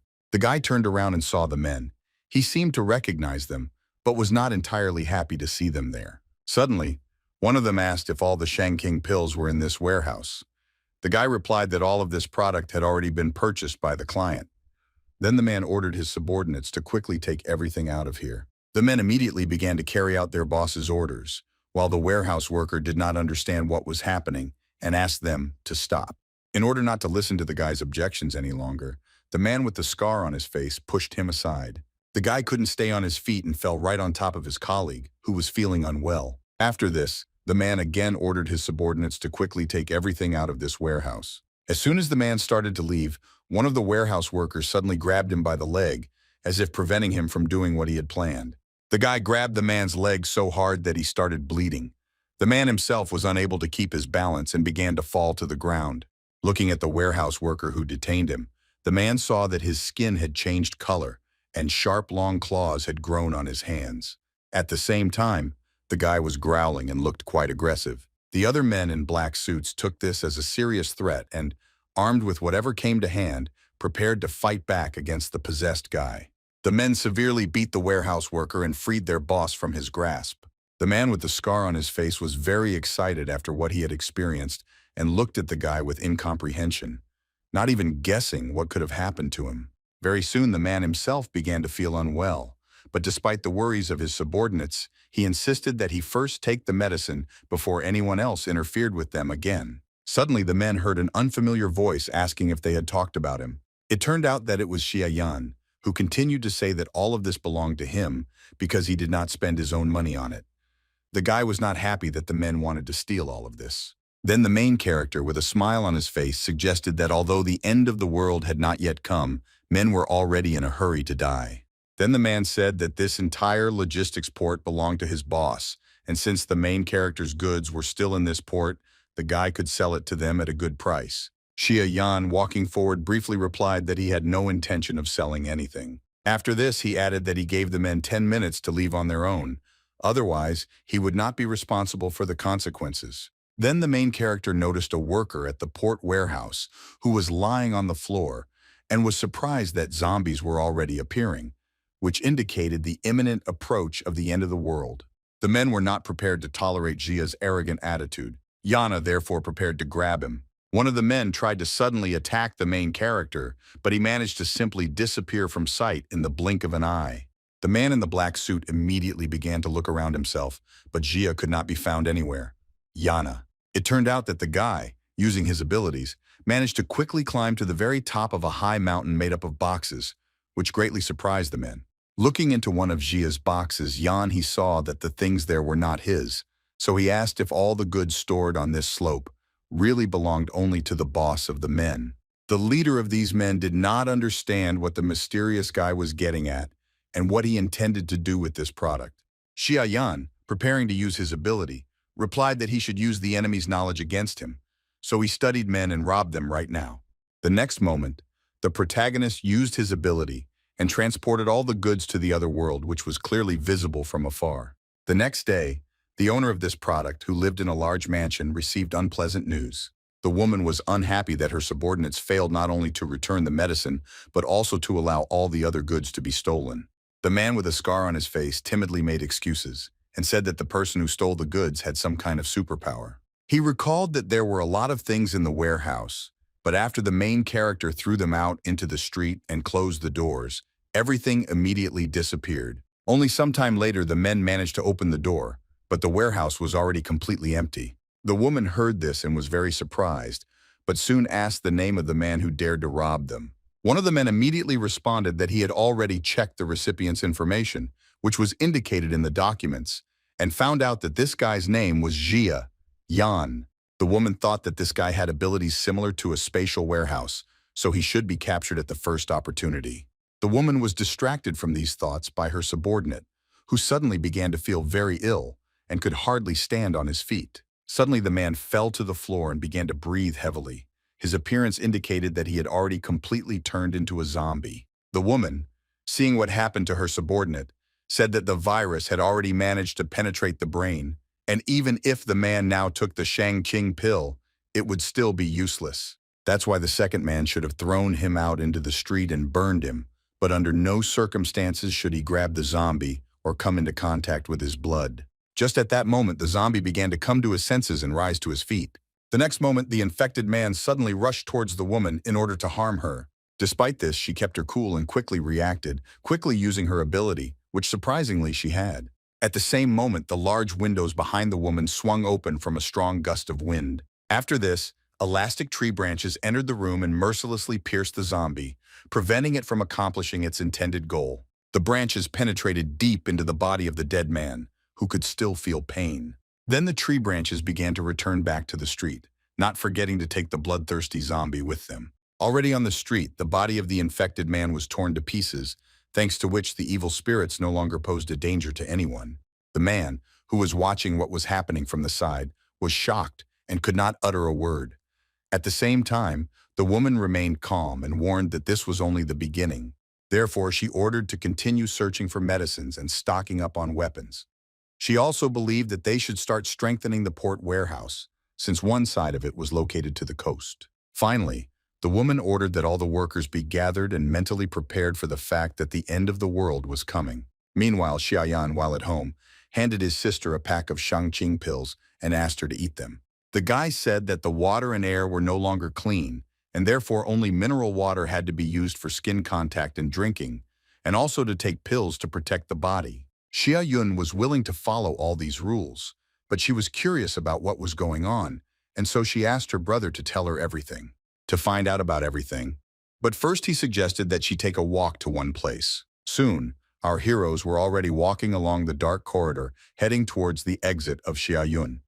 She said that this was the first time she left the house after returning from school, but she still had a bad feeling. Xia Yan. I assumed it was because bad people were starting to show their true colors.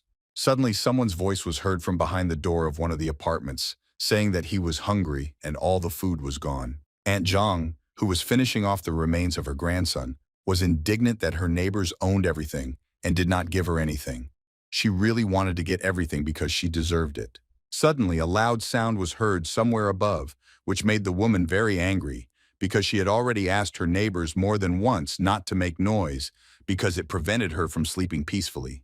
Aunt Zhang, absorbed by the sinister energy, thought that people were specifically bothering her, so she ran out of the apartment in a rage to teach the noisy neighbors a lesson. Soon loud noise and human screams began to be heard from the house, which clearly indicated that the woman had managed to teach her neighbors a lesson. At this time, Xia Yan and Xia Yun was already getting into a taxi in order to get to the right place and take a walk there. Our heroes did not notice that guests had come to visit them. Ruolan's mother looked around and asked her daughter if the residential complex was safe.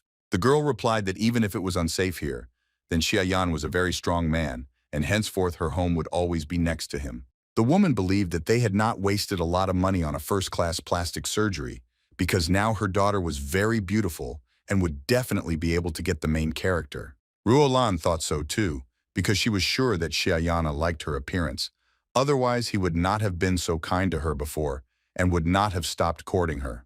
The girl was sure that the main character would bow before her again, and then they would even be able to call upon rain and wind, because the guy managed to rob even the Song family. Ruolan continued to say that if she appeared in front of Jia Nao Yanem, then he will surely become her obedient peach. At this moment, the girl's mother noticed that the guy was leaving somewhere in a taxi. In order not to miss her chance, Ruolan asked her mother to quickly get into the car and follow the main character, because now he was a tasty morsel for them. Ruolan couldn't let other girls take this guy away from her. Soon our heroes arrived at the fake City Zoo. This is where Jia wanted to take a walk today, Yan with her younger sister. Suddenly, they heard one of the visitors expressing indignation that the animal had attacked his son. The zoo worker asked for forgiveness and said that this usually did not happen here. Xia Yun, hearing about the aggressive animals, assumed that it was somehow connected with the end of the world. Her brother explained a lot to her during the trip, so the girl began to understand what was happening. The girl clarified that during the previous end of the world, people turned into zombies or mutated and acquired abilities, but her brother was lucky enough to awaken her before the apocalypse, so he knew everything. Jia Yan confirmed all this, although he understood that he did not tell the whole truth, because he did not want his sister to find out about his painful experience from his past life and begin to feel even sadder. The girl then suggested that they should hide in order to survive the end of the world. Xia Yan replied that this would only help them for a while, and in order to truly survive, they had to gain strength. The main character continued to say that he, of course, became much stronger than before, but still could not always be near his sister to protect her. The guy believed that anything could happen from the moment the end of the world came, so Xia Yun had to become as strong as him. Xia Yun, hearing her older brother's statement, was surprised and said that she would really like to become stronger so as not to be a burden, but she doubted whether she would succeed. This is precisely why the main character wanted to take his sister to the turtle zone without explaining anything to her yet. Meanwhile, Ruolan and her mother had also already arrived at the zoo. The girl did not understand why Xia Yan came here, but her mother thought that this was a great opportunity for their chance meeting. Unexpectedly, Ruolan stopped near the enclosure with llamas because she needed to put on lipstick before meeting the main character. The girl was completely unaware of the ominous look the animals were giving her. They were clearly already affected by the approaching end of the world. At the same time, our heroes were already passing by a lake in which small turtles were swimming. Just at this moment, Sudaji informed the warden that she could already smell the strange creatures, which became stronger with every step. The demon bear also decided to share his thoughts and said that he always didn't like fighting with such creatures because they were stubborn and lived much longer than him. After some time wandering around this large territory of Xiaoyan thought with joy that he had finally found what he was looking for here.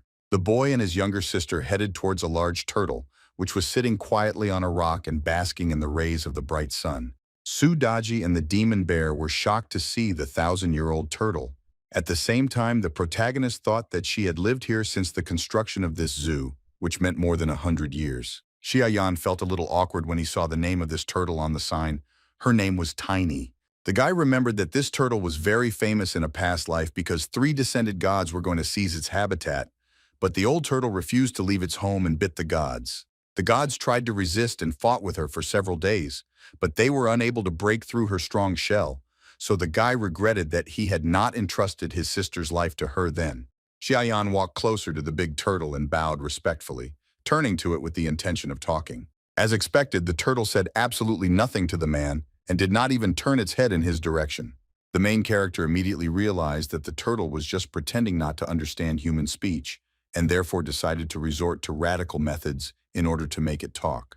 Demonstrating his strength to her, he began to say that he was hungry after the walk, and now he would like to drink some turtle soup. She understood everything perfectly. After this, the turtle immediately spoke and said that the man was very impatient. She then said that since ancient times, elders were respectfully bowed to, so she was interested in why the main character did not observe decency and immediately moved on to threats. Xia Yan. He replied that the end of the world was approaching, and they did not have time for all the formalities. Then he said his name and introduced his younger sister, who was surprised that Kroha was actually talking.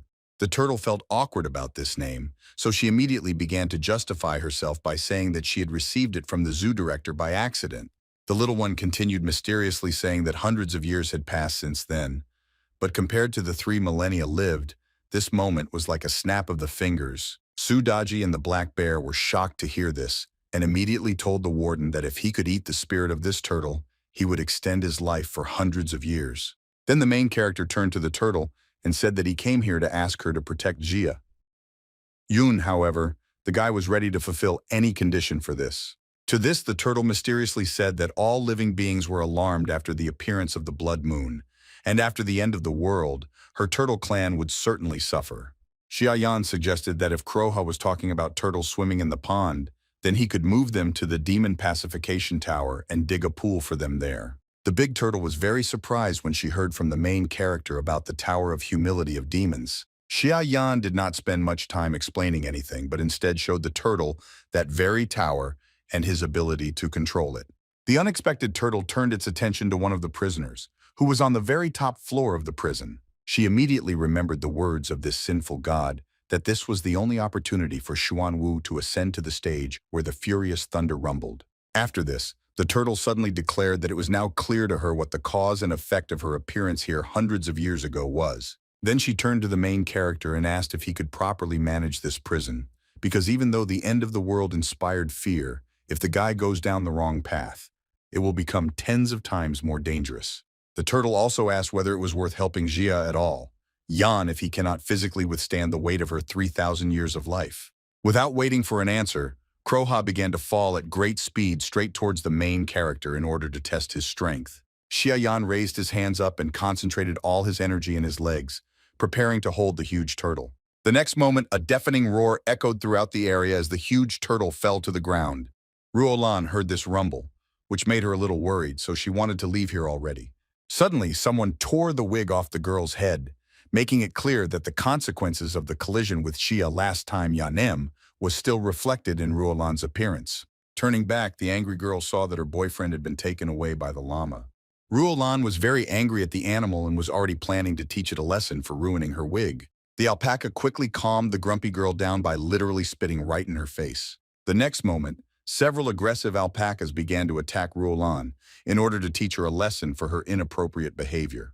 The girl and her mother could do nothing about it and only tried to cover themselves with their hands so that it would not harm their eyes. Ruolan was very angry at the animals and was about to take revenge on them, but the girl's mother asked her daughter to leave the alpacas alone because now they needed to find Jia. Yana. Somehow the woman managed to put the wig back on Joe's head. Lan. But this did little to help the girl's appearance. Noise came from, which meant that the main character was probably somewhere there. Ruolan and her mother walked further and further into the turtle's habitat, but could not find Jia. Yana, therefore, decided to go even further despite the stench that was all around. The girl's mother was in such a hurry that she didn't even notice how she stepped on the turtle's eggs, breaking several of them in the process. The woman did not regret what she had done at all, and was only indignant that the vile substance had stained her shoes. Without thinking twice, she began to wipe her shoes on the turtle's shell, while saying that this was the only thing animals were good for. After this, The mother and daughter continued their journey deeper into the forest, completely unaware that the turtle's behavior was already very different from their norm. Ruolan said with great joy that they only needed to go around a large tree, and behind those leaves they would definitely see Xia, Yana. The girl believed that the main character would definitely be touched by the fact that she, fragile, made her way through the thickets of trees because of her deep feelings of love for him. Ruolan quickly made her way through the dense thickets, not even suspecting what awaited her ahead. Walking a little further forward, the girl was dumbfounded with fear because she saw in front of her a huge turtle, which was looking at her with clearly unkind eyes. The next moment, the turtle bit Ruolan's hand. The turtle's teeth were usually sharp and small, and their bite was very powerful, so it was incredibly difficult to break free from their grip. The turtle grabbed tightly onto Ruolan's hand, and she lost her balance in surprise and fell to the ground. The girl tried not to scream because she thought that otherwise Xiaoyan noticed how ugly she was. At the same time, her mother couldn't hold back her scream when someone bit her leg. It turned out that the woman was attacked by several turtles at once, who had no intention of taking pity on her. The mother and daughter, having become victims of aggressive turtles, no longer thought about anything other than their salvation and the incredible pain that the bites of these animals brought them. Ruolan tried to run away, calling Xia along the way. Yana came to the rescue, but it was very difficult to run along the sandy coast in high-heeled shoes. As a result, the girl was unable to keep her balance and fell into the water, which seemed very unusual and disgusting to her. Meanwhile, the main character continued his confrontation with the huge turtle, which intended to crush him with its shell. The black bear turned to the guy and asked him to call him for help, and then they would be able to defeat this turtle and then eat its meat. Xiaoyan refused this help. The main character continued to resist, making incredible efforts to do so. His entire body had already begun to tremble from exhaustion. Gradually, the enormous weight of the turtle forced Xiaoyan sank lower and lower, and now he was already standing on one knee, leaning against the ground. The turtle asked the guys to stop resisting because all creatures were meant to live and die. Also, the baby believed that the main character would not be able to do anything until the end of the world. The turtle continued saying that the guy should have entrusted the Tower of Pacification to her, because then she would take care of protecting the main character and his loved ones, and then the destruction of the world would not affect them. Xiaoyan did not listen to his opponent's speech at all, and tried to concentrate as hard as possible on the problem at hand, but he was greatly hampered by the Sanskrit that was swirling around his head. The turtle then went on to say that such an evil thing as the Demon Suppression Tower was not something the protagonist could be held responsible for. The Sanskrit that enveloped the guy from all sides, and therefore the prison of demons, seemed to suck out the life force, which is why Sudaji and the black bear felt very unwell. Xia's seemingly hopeless situation, Yan did not give up and took the turtle's words as an outright lie. Suddenly, energy began to fill the body of the main character, who at the same time asked the old turtle, who had already lived for so long, whether she had heard about one truth. Xiaoyan, without wanting to, made incredible efforts because he believed that the truth was that he who did not move forward was moving backwards. The next moment, the protagonist managed to stand up and straighten his back despite the enormous mass of the turtle that was pressing down on him from above. However, the confrontation is not over yet. Now Xiaoyan needed absolutely all his strength to take the final step that separated him from victory. The main character threw the huge turtle to the side, which surprised her very much because she didn't expect to see such strength in a person. The baby was shocked by what happened and did not understand how Xiaoyan managed to free himself from the influence of her Sanskrit. Meanwhile, the guy had already taken out a rope that was capable of tying up immortals and tried to make the turtle stop resisting him. After this, the main character threw a rope around the turtle's neck, after which it could no longer resist even if it tried. The black bear urged the boy to kill the turtle right now. Sudaji agreed because of her, the warden almost went astray. But fortunately, he had a strong will that distinguished him from others. Finally, Xiaoyan set a condition for the old turtle. She could either obey him or die right now. The little one understood her hopeless situation, so she chose the second option. Having received no response from the giant turtle, Xiaoyan decided with great pleasure that he should continue making his arguments. Having once again received a strong blow to the head, Kroha began to beg the main character not to hit him. Said with displeasure that he had simply used the Taishan technique to stimulate the restructuring of the guy's bones, but he had simply thrown him away. After this, Kroha turned to Xiaoyan and asked her to stop her brother because he was cruel to animals. Meanwhile, Jiayan thought about what the turtle had said and admitted that thanks to the restructuring of his bones, his abilities had indeed improved and his strength seemed to have increased. The protagonist was interrupted from these thoughts by his younger sister, who really felt sorry for the turtle. Xia Yun asked the guy to let Grandpa Turtle go because she thought he wasn't that bad. Xia's hand, Yana, his anger began to subside immediately. The huge turtle immediately noticed this and was surprised that although the main character was torn apart by anger from within, he could control it without difficulty. Then the animal quickly decreased in size, asking Xia along the way. Yun simply called him tiny because any other address would have made him older.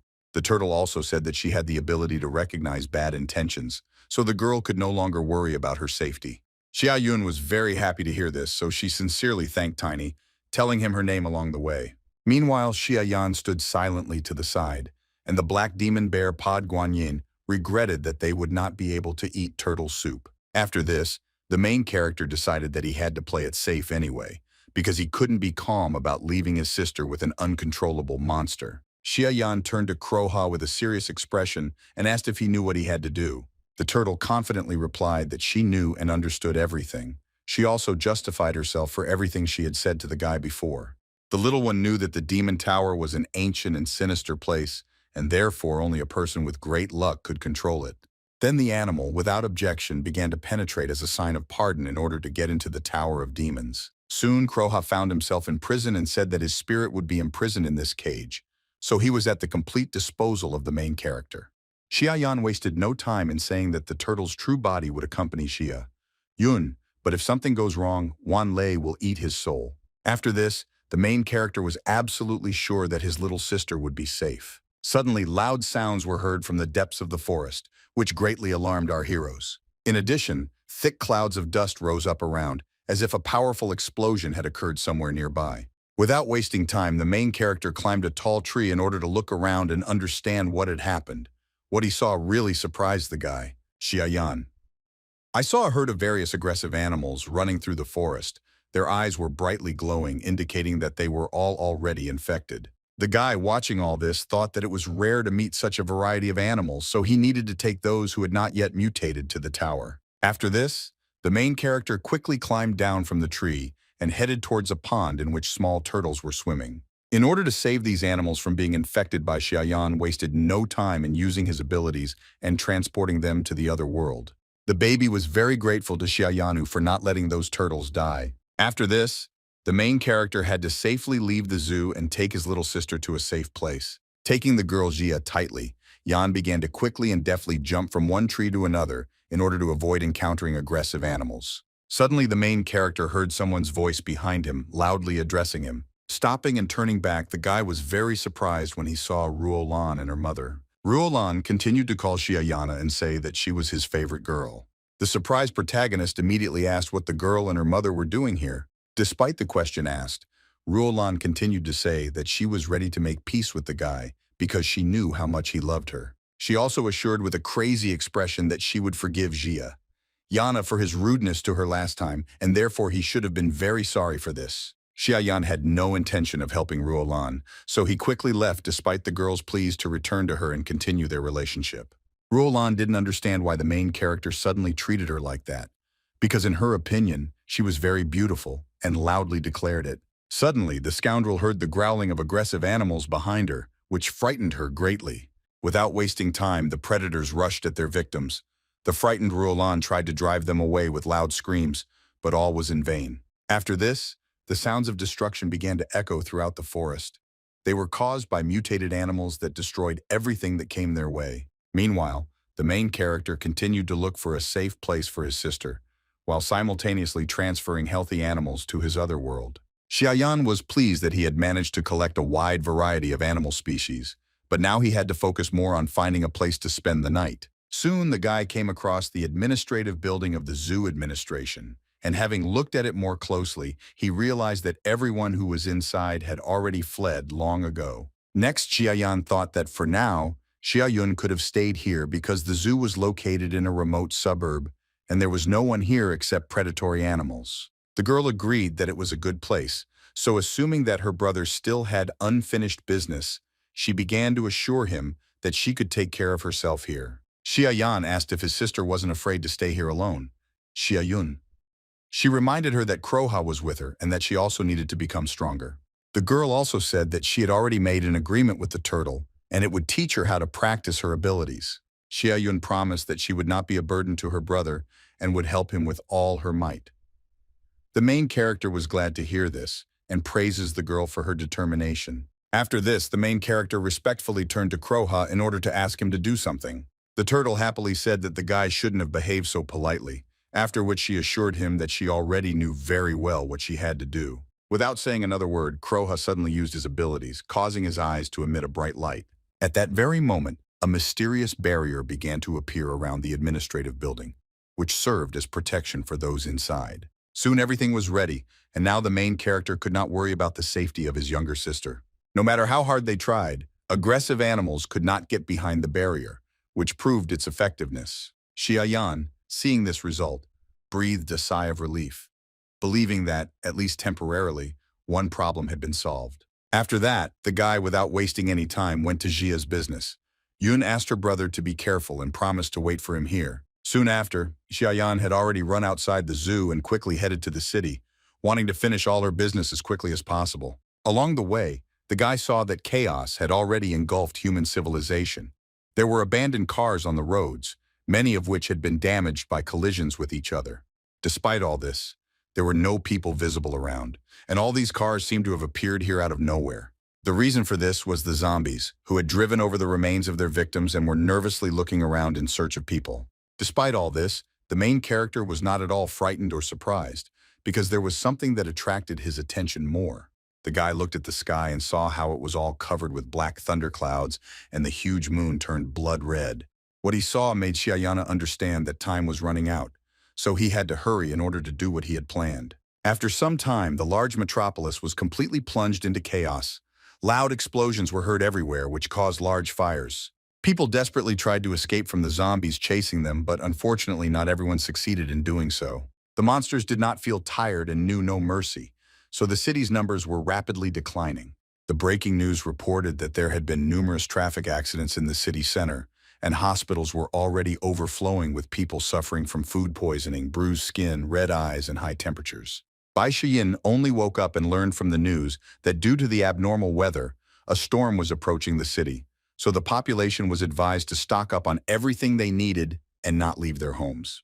The girl, having heard all this, was very surprised and did not understand what the reason for all this was and what was happening in the city in general. It seemed to her that all this was like the end of the world, and in order to find out more about what happened, she decided to look for answers on the internet. Saw shocked Bai Shiyin, causing her eyes to widen for a moment. Users posted videos of zombies attacking people online. Some didn't believe it was real and thought it was good cosplay. In addition, one of the users who was interested in astronomy and loved to photograph the moon managed to photograph the monster. According to these words, with each passing hour, this monster was getting closer and closer. Bai Shiyin, having learned what was happening right now in the city, I began to get very worried and feel a little sick.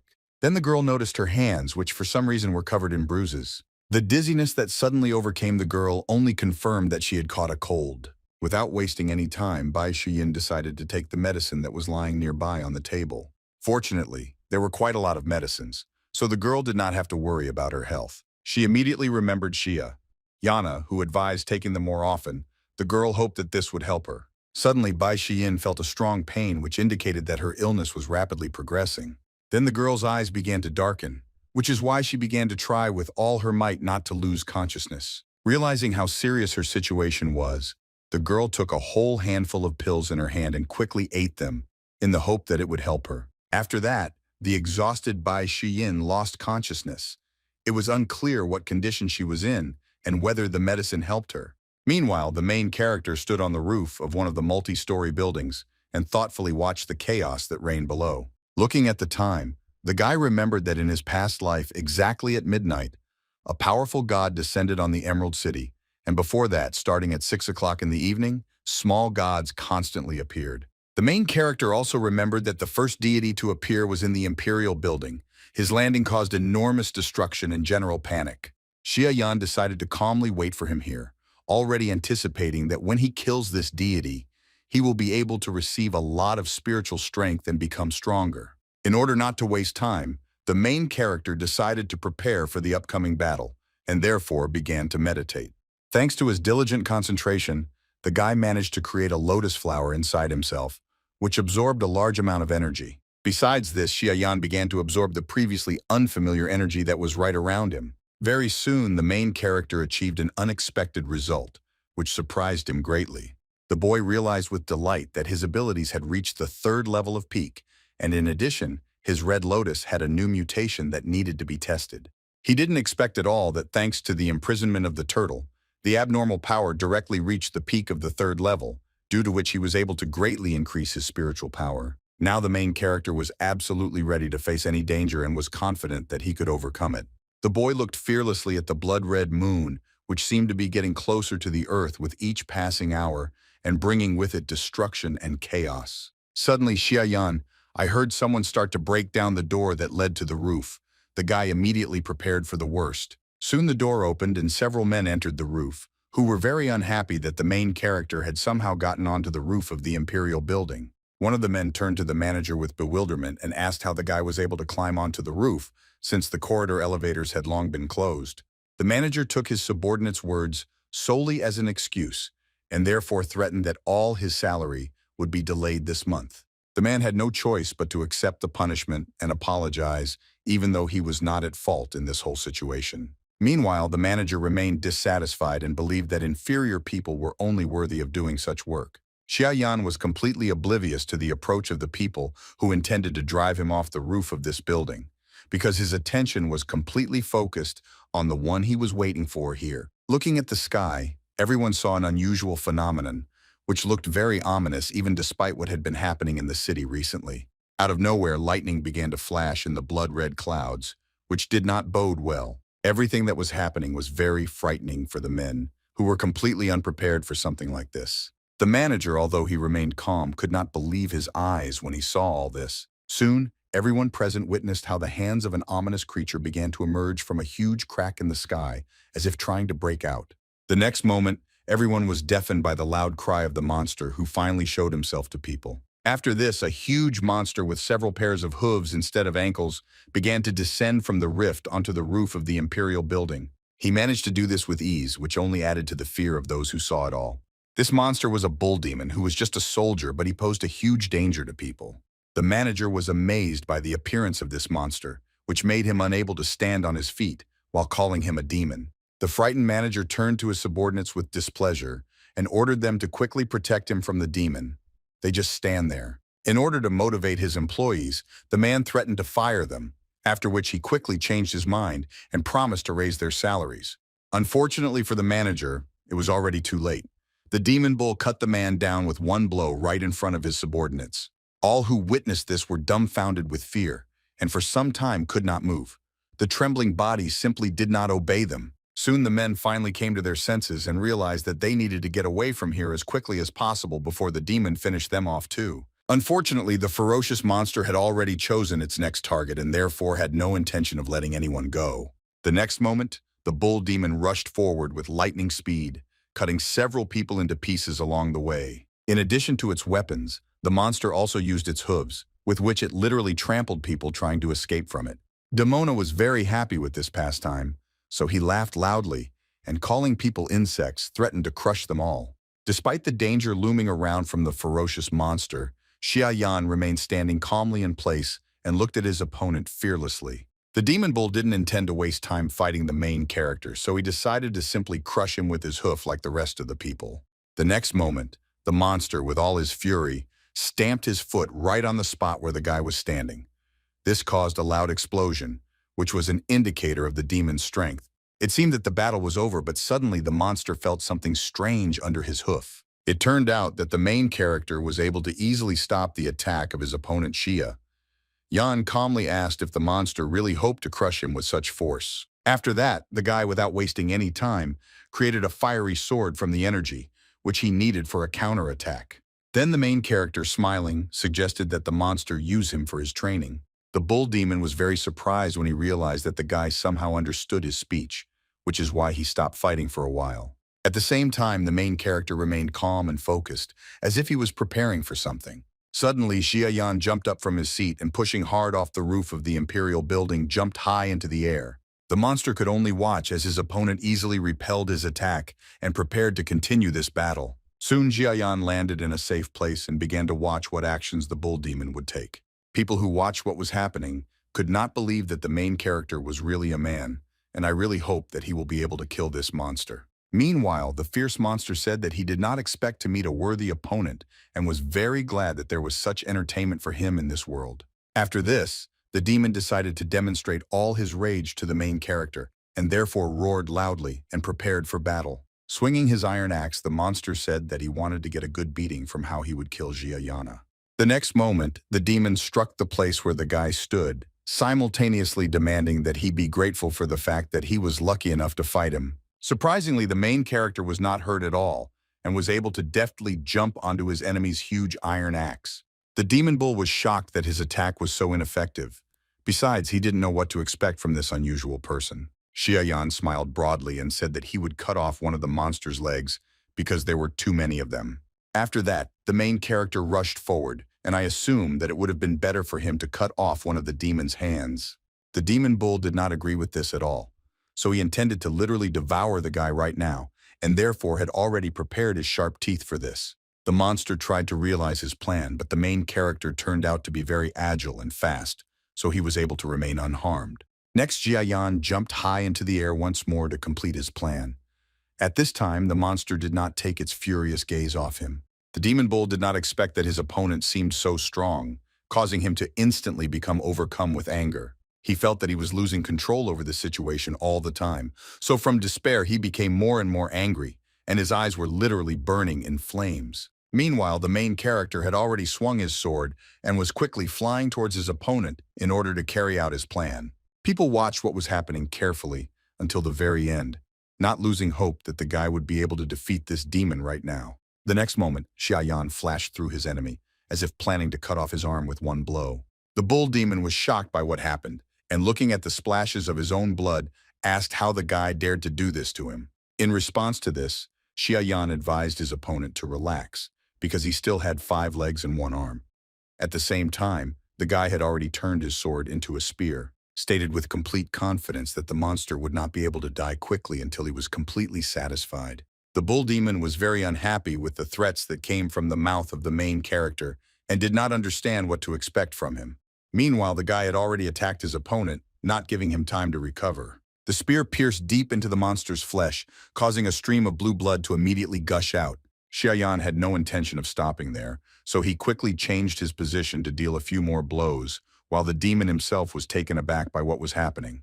The demon bull was very sorry that he could not resist the main character, although he was really looking forward to the day when he would finally be allowed to fight with people. As a result, the bloodthirsty monster was cut into pieces so he could only think about why he was so weak. Meanwhile, the guy was happy about his victory and said that his opponent was much weaker than he expected.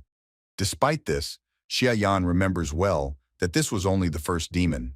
Then the guy calmly turned to the bull demon, who despite his condition was still alive, and said that he would become weaker and weaker. This is why the protagonist asked the monster to give him his spiritual power instead of continuing to endure senseless suffering. Demona already wanted to object and say that no matter what he would fight to the end, but at that moment he saw a tower of demons behind his opponent, which surprised him greatly. The demon bull saw the other monsters that were imprisoned in this prison looking at him with a sly smile on their faces. Because of this, the demon could no longer say a word. Suddenly, the monster began to experience strange sensations that were caused by the demon tower. Suddenly, the monster literally burst apart from the inside, which the main character did not expect at all. After that, the demon's spiritual power headed to the top floor of the tower. Jia watched this closely. Yana, who did not understand at all what was happening. Soon the guy realized that despite his attempts to finally defeat the demon, he did not want to give in. But as soon as he looked at the tower, he immediately fell into horror. As a result of this battle, the spiritual power of the main character increased by 5%, and in addition, he became more experienced in using fire, which could not but please him. Then the guy assumed that it was already about 7 o'clock in the evening, which meant he needed to think about the approach of other demons. Unfortunately, he only remembered the approximate location of the necessary places. Xiaoyan decided that it was time for him to leave. However, the men who witnessed what was happening began to thank him for saving them and asked what all of this was about. The guy briefly replied that the end of the world had come and advised the men to take care of themselves. Suddenly, one of them, calling the main character a great god, asked to take them with him. Xiaoyan didn't respond to this and fearlessly jumped off the roof of a multi-story building, causing the men to worry about him. The people were left alone among the remains of the demon bull and did not understand what they were supposed to do next. Suddenly, everyone noticed how their colleague was desperately trying to take the demon's huge axe into his hands, but he couldn't do it. Soon this guy started laughing loudly and saying that this weapon was a real treasure because it was used by a monster. Along with this, the man was enveloped in a bequeathing aura.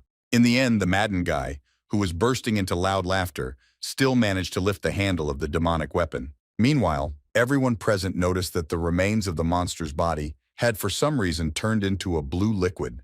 They were also very concerned about the condition of their colleague. People were wary of the unknown liquid, so they tried to prevent it from getting on their shoes and clothes, but maintaining absolute cleanliness was very difficult. In the end, one of the men decided that everyone needed to wash first in order to protect themselves. Meanwhile, the guy who was trying to pick up the demon's weapon was increasingly falling under the influence of the sinister aura, from which he quickly lost the rest of his consciousness. Finally, the maddened guy turned his gaze to his colleagues, whom he now considered exclusively his food. Seeing this, the men were very scared and did not understand what to do. The suddenly maddened guy nevertheless attacked his colleagues, growling loudly like a wild animal. After this, loud human screams began to echo throughout the area, which were supposed to instill fear. Unfortunately, no one paid attention to this because the entire city was already filled with similar screams and loud growls of numerous zombies. Song family's villa was more or less calm, as if the end of the world had not affected its inhabitants at all. Suddenly, the head of the family, who was in an underground hangar, was approached by his worried subordinate and informed that another person had fallen ill. Sun Tian, studying the ancient relics, calmly ordered his subordinate to send the sick man to the isolation ward and not bother him with trifles anymore. The guy, although he had received the order, finally hurried to carry it out because he had to report who exactly had fallen ill. Song family immediately realized that they were talking about his son, which made him seriously worried. Without wasting time, the man and his subordinate ran to the isolation ward, where many infected people had already been placed. They all loudly begged for help, but Sun Tian didn't pay any attention to them. Finally running up to the right cell, the man looked inside and asked his son if everything was okay with him. Sun Shijun, who had not yet recovered from the skirmish with the main character, was now feeling very bad, and with all his might asked his father to help him. Without wasting any time, the worried Sun Tian turned to his subordinate and asked where the medicines were that would cure this disease. He was very unhappy that they had not yet been found. The guy said that only one person took 2 Shangqin tablets, thanks to which he only reduced the fever but was not completely cured. Despite this, the man ordered that this medicine be brought as soon as possible. Soon Sun Tian, without entering the isolation ward, threw the necessary medications to his son and asked him to take them quickly. Sun Shijun, not wanting to turn into a zombie, crawled across the floor with all his might to get the drug. With a trembling hand, the guy took a whole handful of pills and ate them in the hope that this would help him to recover. Sun Tian silently watched his son's condition, not losing hope that he would get better. Soon the guy breathed a sigh of relief, and although he was still exhausted, he briefly said that he felt better. Sun Tian was very happy about this, so he ordered his subordinate to find more of these pills. The guy replied that the Song family only had 3 boxes of this medicine. The man was very angry because he had long ago ordered to stock up on these medicines.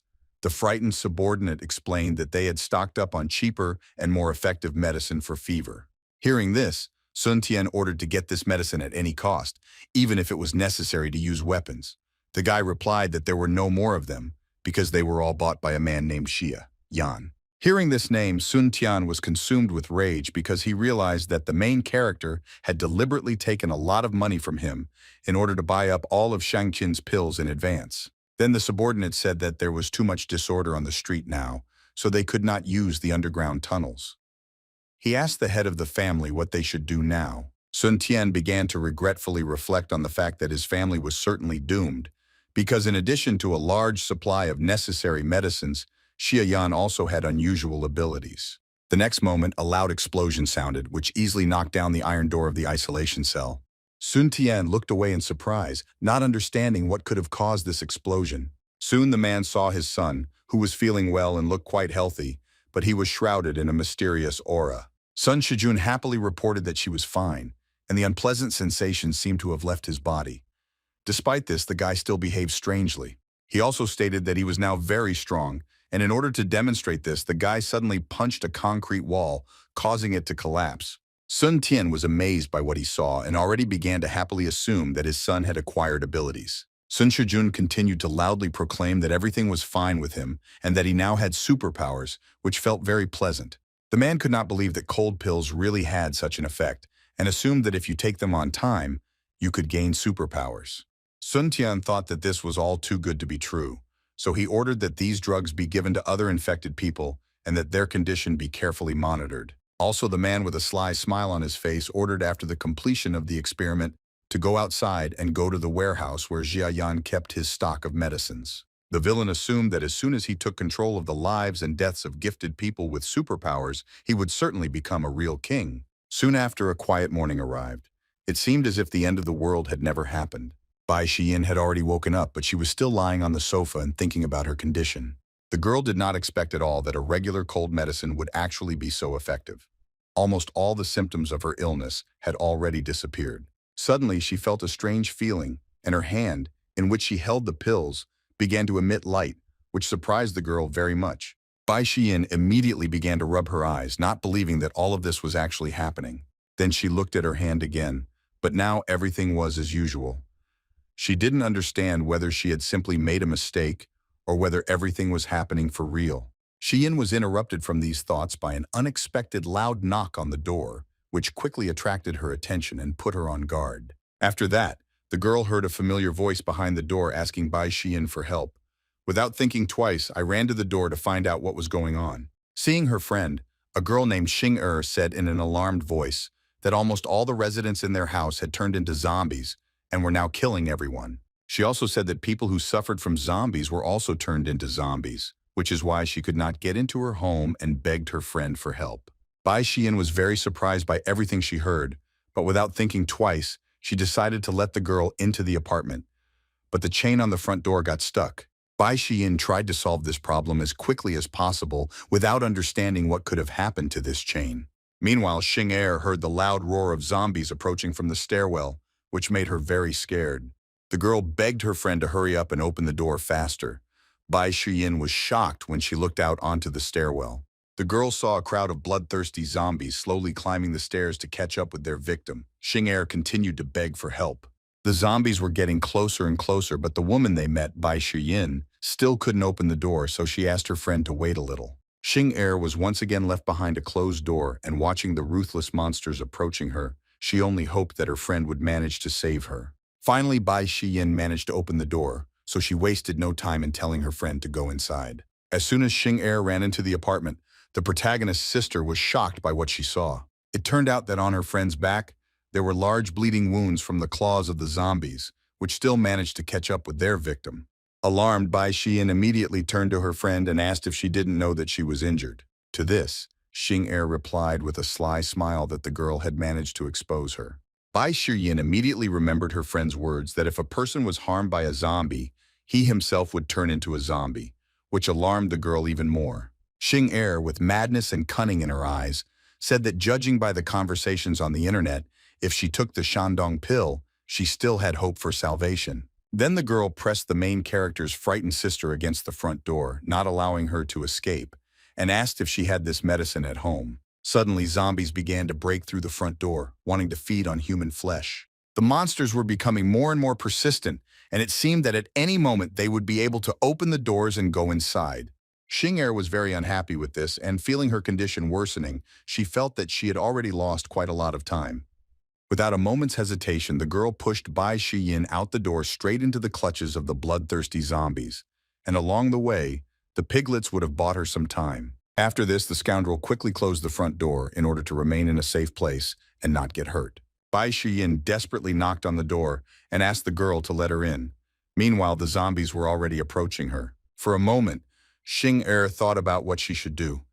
It seemed like she was about to realize her mistake and open the door to her friend. Suddenly, the girl was overcome with anger, and so she confessed that she had always hated Bai Shiyin because she was born into a wealthier family and had never known need for anything. The girl continued to knock on the door and through tears asked why her friend treated her like that, since she always helped her. At this, Xing Er laughed loudly and said that the girl had really helped her, so she had to do it again, and in return receive emotional satisfaction from a good deed. Friend behind the door, as well as the growling of zombies who seemed to have caught up with their victim. The villain was very pleased and only hoped that the zombies would eat her friend to the last piece. Xing Er's joy didn't last long because she suddenly felt intense pain coming from the wounds on her back. Looking in the mirror, the girl realized that she needed to find Shangqing pills as quickly as possible. Otherwise, she would soon turn into an ugly creature. Without wasting any time, the scoundrel began to walk around the stranger's apartment in search of a box of medicines. Suddenly, she noticed a table in the living room on which there was already a small box with some medicines. Reading the name of these pills, Xing Er was very happy because this was exactly what she was looking for. The scoundrel was sure that now she was saved. Opening the box, Xing Er discovered that it was completely empty. She didn't understand where the pills could have gone and assumed that Xia Yun ate them all. Luckily for the girl, she found a receipt that said that her friend had bought a lot of these pills. So Xing Er set out again with great enthusiasm to search for a way to survive. For some time, the scoundrel carefully searched the entire apartment, looking into every corner, but this did not bring any results. Because of this, Xing Er began to get very nervous, realizing that with every minute she wasted, she had less and less time. The girl panicked and did not understand where the necessary medicines could be hidden and why she could not find them. Meanwhile, Xing Er's condition was getting worse and worse. She felt weak and her hands were changing color, becoming more and more like zombie hands. Out of despair and hopelessness, the girl could not contain her emotions and loudly closed her eyes. In this situation, this was all she could do. Suddenly, Xing Er's attention was drawn to the musical ringtone that was playing right next to her, but this was not a good sign. The girl was very surprised because she knew that it was her exclusive call that sounded when Bai Shiyin called her. Looking at the screen of her smartphone, the scoundrel made sure that her friend was indeed calling her right now. Xing Er was shocked and didn't understand how this was possible, but she still answered the call.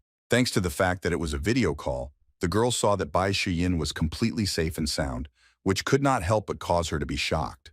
Xing Er immediately began to ask in a trembling voice whether her friend had really died and how that was even possible. To this, Bai Shiyin merely showed her friend a handful of Shandong pills and asked if this was what she had been so desperately looking for. Seeing this medicine, Xing Er asked with despair and anger at the same time if all the pills were really with her friend.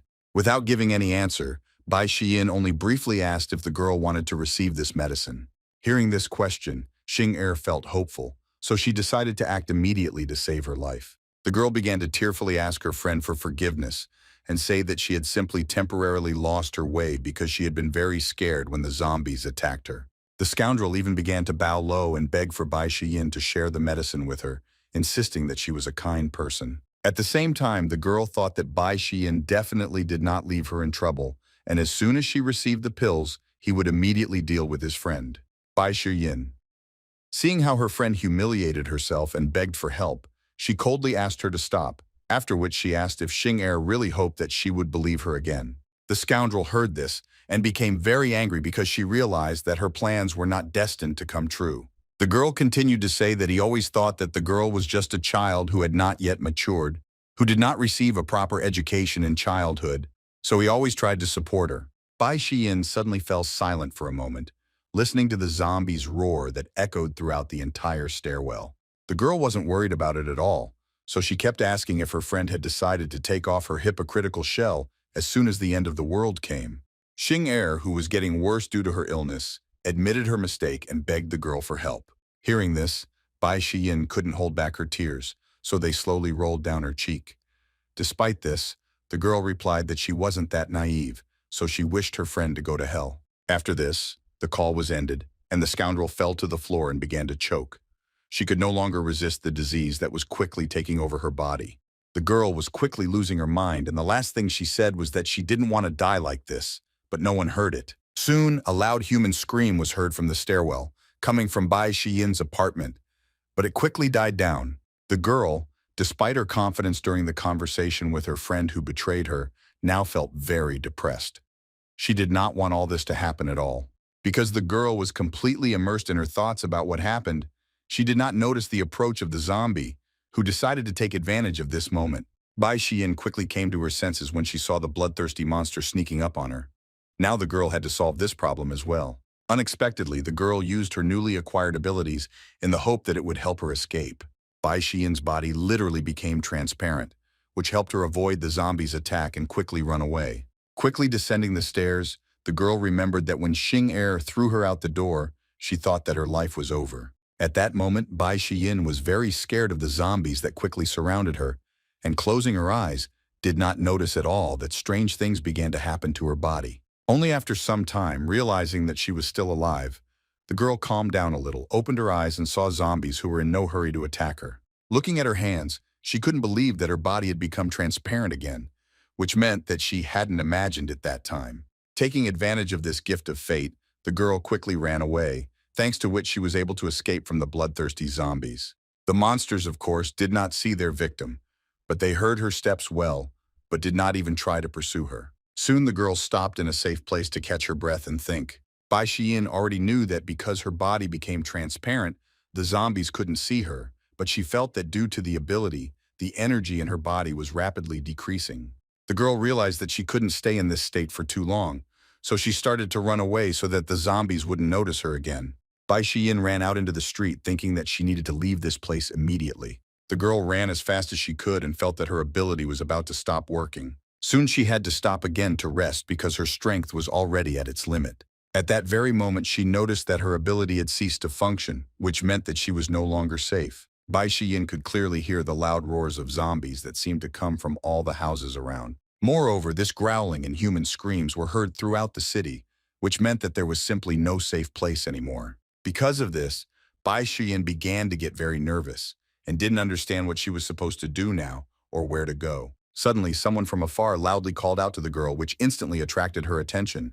It seemed that these people knew Bai Xiyin well. Looking in the direction from where the familiar voice was heard, Bai Xiyin saw her acquaintances Uncle Chen and Sister Wang. Without wasting time, the girl ran towards the people, along the way saying that they all needed to hide. Bai Xiyin suddenly stopped because she could no longer just trust people like before, even her acquaintances. Sister Wang asked the girl not to worry because they were not infected. After that, she said that they were walking around the residential complex, but after seeing a message in the group of residents, they decided to hide here. Having heard about the group of residents, the girl was very surprised and immediately took out her phone in order to check this group. One of the residents asked for help and posted a photo of a zombie in the group, which, according to him, appeared in house number 10. Bai Xiyin was shocked by what she saw because until the very end, she did not believe that the end of the world had really come. Uncle Chen also said that many people were trapped in the building and even more died. They called the emergency services, but no one answered. A guy named Min Min suddenly started crying and saying that he couldn't get in touch with his parents. He got a job here a few days ago, but didn't expect to encounter something like this. Sister Wang also began to worry a lot about what they should do now, because she was afraid that things would soon get much worse. Bai Xiyin was horrified that the entire capital was plunged into chaos, but she quickly came to her senses when she saw the impending danger. The girl, without wasting any time, loudly addressed her friends and warned them that zombies were approaching them. Turning back, the people saw that several monsters had turned their attention to them, and the only thing that saved them was a low iron fence. Suddenly, the zombies started talking about how they wanted to go home, and therefore demanded that the guard open the doors for them. Otherwise, they would file a complaint. Ming Ming hurried out of horror, and in the meantime, Uncle Chen grabbed the girl by the hand and asked her to quickly leave here. The zombies were very unhappy that they were not allowed into the house, so they began to get very angry and furiously declare that they were the owners of one of the apartments. At the same time, the enraged monsters tried with all their might to break down the iron fence in order to finally get into the territory of the residential complex. Seeing this, Bai Xiyin loudly asked the guard to go to the security room and get a stun gun there to somehow protect herself. Meanwhile, the zombies had already passed the obstacle in their path and were targeting Min Min, who seemed like easy prey to them. The guy, seeing the approaching danger, finally came to his senses and began to quickly run in order to take advantage of Bai Xiyin's advice. The guard took me into the security room where there really was an electric shock device on the table. Immediately after him, A zombie ran into the room wanting to finally grab his victim. The next moment, the frightened Min Min attacked the monster with all his might, hitting it on the head. From this, the zombie fell to the ground with a crash and no longer showed signs of aggression, but Min Min still remained on guard. Bai Shiyin, seeing all this, praised the guy for a good hit and was glad that no one was hurt. Min Min was also glad that he managed to survive and thoughtlessly believed that now no zombies were scary to him. Suddenly, everyone heard a loud sound that came from the heavy steps of an unknown person. It turned out that one of the zombies brought with him a large crowd of his own kind, which certainly weren't so easy for ordinary people to deal with. Seeing this, Bai Shiyin was dumbfounded with horror because she had already hoped that the danger had passed them. Min Min also didn't expect this, which is why all his confidence after killing one zombie quickly evaporated. Uncle Chen and Sister Wang were not prepared for this at all, so now they could only tremble in fear and hope for the best. Suddenly, the zombies, having noticed their victims, suddenly broke away and ran towards the people in order to tear them to pieces. Seeing this, Bai Shiyin loudly ordered her acquaintances to run quickly, since it was useless to fight in this situation. Soon the girl stopped abruptly because she saw that the path was blocked by another group of zombies. It turned out that the people were already surrounded. All the survivors realized with horror that they no longer had any hope of salvation, which meant that this was their end. At that very moment, a strange phenomenon appeared in the sky which resembled a huge crack in space. Right on the territory of the residential complex, a huge monster jumped out of a crack, which resembled a spider with a demon's head. The landing of this monster instantly provoked a small earthquake, which caused thick clouds of dust to rise and the asphalt road to become covered with cracks. The demon immediately began to attack the surviving zombies as if he did not consider them his allies and did not want to share the spoils with them. Bai Shiyin did not expect at all that on top of everything else today she would also have to see a huge demon, which is why she fell into a stupor. The monster saw the frightened girl, but was in no hurry to deal with them as quickly as with the zombies, as if he realized that this was a living person. Soon after, the entire area of the residential complex was covered with a strong web, on which a demon sat and loudly declared that all the prey belonged to him. Bai Shiyin was captured and completely immobilized by the same web. Despite all her attempts, she was unable to escape. Sister Wang was also bound by the web, and so she only asked for help and begged the monster to let her go. At this, the spider demon only growled loudly, as if demonstrating his victory and superiority over people. After this, the monster fell silent and froze on its huge web, as if it was waiting for something. Meanwhile, Bai Shiyin was wondering what kind of monster it was and why it suddenly fell from the sky. "Look at the sky!" The girl began to worry a lot about the fact that soon more similar monsters would appear from the crack. After that, Bai Shiyin remembered Jia's words. Yana, who spoke about the end of the world beginning, realized that he knew everything in advance. The girl was interrupted from these thoughts by the sudden approach of a spider demon from whom she did not know what to expect. Meanwhile, Xia Yan stood calmly on a high pole and looked down where a large gathering of zombies was visible. It turned out that all these monsters had already been defeated and were literally lying on top of each other, forming a large pile of rotting bodies. All this was closely watched from around the corner by the surviving people, who could not help but take advantage of the chance to film the main character. Xia Yan didn't expect that on the way to the second demon he would get into such a situation, but fortunately, he managed to find something that only second-level zombies had. After using this crystal, the protagonist could slightly enhance his abnormal abilities, so he immediately took advantage of this opportunity. Then the guy decided to continue his journey, thinking along the way that the zombies were also evolving and becoming stronger. Unexpectedly, Xiaoyan was approached by one of the survivors, and thanking him for saving him, said that he had been broadcasting live the whole time, which already had more than 10,000 people. Hearing this, the main character snapped his fingers, after which a small explosion thundered in the survivor's hand. The guy did not immediately understand what had happened. It turned out that Xia Yan, using his abilities, blew up the survivor's phone, which made him very unhappy, but the main character didn't care. The guy silently headed into one of the stores while people watched with confusion at what he was about to do. Xia Yan slowly looked around and thought that there were already quite a few people who knew about superpowers. In addition, the guy noticed that the entire store had already been searched and the goods had been dismantled, so he had to go to the warehouse, which was locked. There were only a few boxes of canned instant noodles and other food.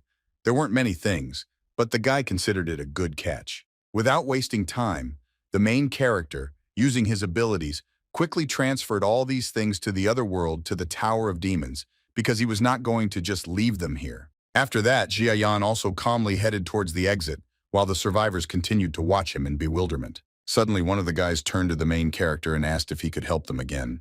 Xiaoyan stopped silently, already understanding what kind of help the surviving people were asking him for. He was not at all happy about this, however, and simply could not leave. The guy quickly handed over a few packs of instant noodles to the survivors and wished them to be careful. The people were very grateful to the guy. After that, Xiaoyan left and the survivors began to discuss how lucky they were to meet this mysterious man and who he really was. Despite this, one of the survivors did not consider Jia at all. Yanya was a good person and was unhappy that his comrades were so grateful to him. He really didn't like the fact that the main character took all the food for himself and gave them only a few packs of instant noodles. The second guy reminded his friend that Xiaoyan saved their lives, but the survivor insisted that no one asked him to do this. In addition, the main character broke the guy's phone to say with dissatisfaction that thanks to the broadcast, he could become very famous. But Xiaoyan ruined everything and then took all the food that was supposed to be divided equally. The villain also complained that there was already information on the internet about some people who had received superpowers. The guy did not understand why he could not have such power. Suddenly, the survivor loudly declared that if he had superpowers, he would definitely become a great hero and save everyone. He promised that he would not be as selfish as Jia Yan. The guys supported their friend because they were unhappy that the main character did not help them until the end. They even began to assume that all these disasters were caused by these very people with superpowers. Suddenly, one of the survivors asked his comrades to get dressed and say something like that. Because anyway, Xia Yan saved all their lives. The guy who started this whole conversation was unhappy with what he heard and thought that his friend was ready to accept the injustice and be content with just one pack of instant noodles. Suddenly, a stranger appeared behind the guy, asking if he was the one broadcasting live on the internet and where the person he filmed had gone. Turning back, the guy saw the man who was addressing him, which is why his confidence quickly disappeared somewhere. The survivors saw a group of armed men who surrounded them. This group was led by Sun Shijun, who insisted that people should have shared the information more quickly. Song family's subordinates began beating up the survivors in order to get the answers they needed from them. One of the guys still began to beg the attackers not to beat him, after which he told them which way Xiaoyang had gone. He did not understand at all why these people attacked them. Sun Shijun smiled slyly and held a pack of instant noodles in his hand and suddenly asked the guy why he thought they were beating them. The guy assumed that the attackers wanted to take this food from them and therefore was not at all against voluntarily giving it up. The next moment, Sun Shijun mercilessly kicked the guy in the head while saying that he was wrong in his answer. After this, the scoundrel, continuing to smile, silently gave one of his subordinates a sign. The guy who was behind immediately dragged him to Sun. Shijun had the body of a zombie that was still alive, even though it couldn't move. The frightened survivor did not understand what awaited him ahead, so in a trembling voice he asked what the villain was going to do. Sun Shijun showed off a living zombie head and laughingly replied that he was going to conduct a small experiment. Unexpectedly, Sun Shijun brought the living head of the zombie to the survivor who was captured by his subordinates, which scared the guy very much. The zombie immediately bit the man, causing him to start screaming loudly. A dangerous virus immediately entered the body of the innocent guy. Sun watched all this with a smile. Shijun asked the guy not to be nervous because he was dedicating himself to humanity's victories over zombies. Despite this, the survivor still screamed loudly because his fear and pain were unbearable. Meanwhile, Song's subordinate Shijun calmly watched what was happening and was surprised at how quickly the zombie ate the man, even with his insides. The monster mercilessly ate its still living victim, completely ignoring the splashes of blood that flew everywhere. Finally, Sun Shijun stopped all this as soon as he cut off the zombie's head from the remains of its body. With this, his goal was achieved. After this, the villain put the monster's head on his dagger in order to get the reason for which this experiment was conducted. Looked at the crystal he had managed to get with great pleasure.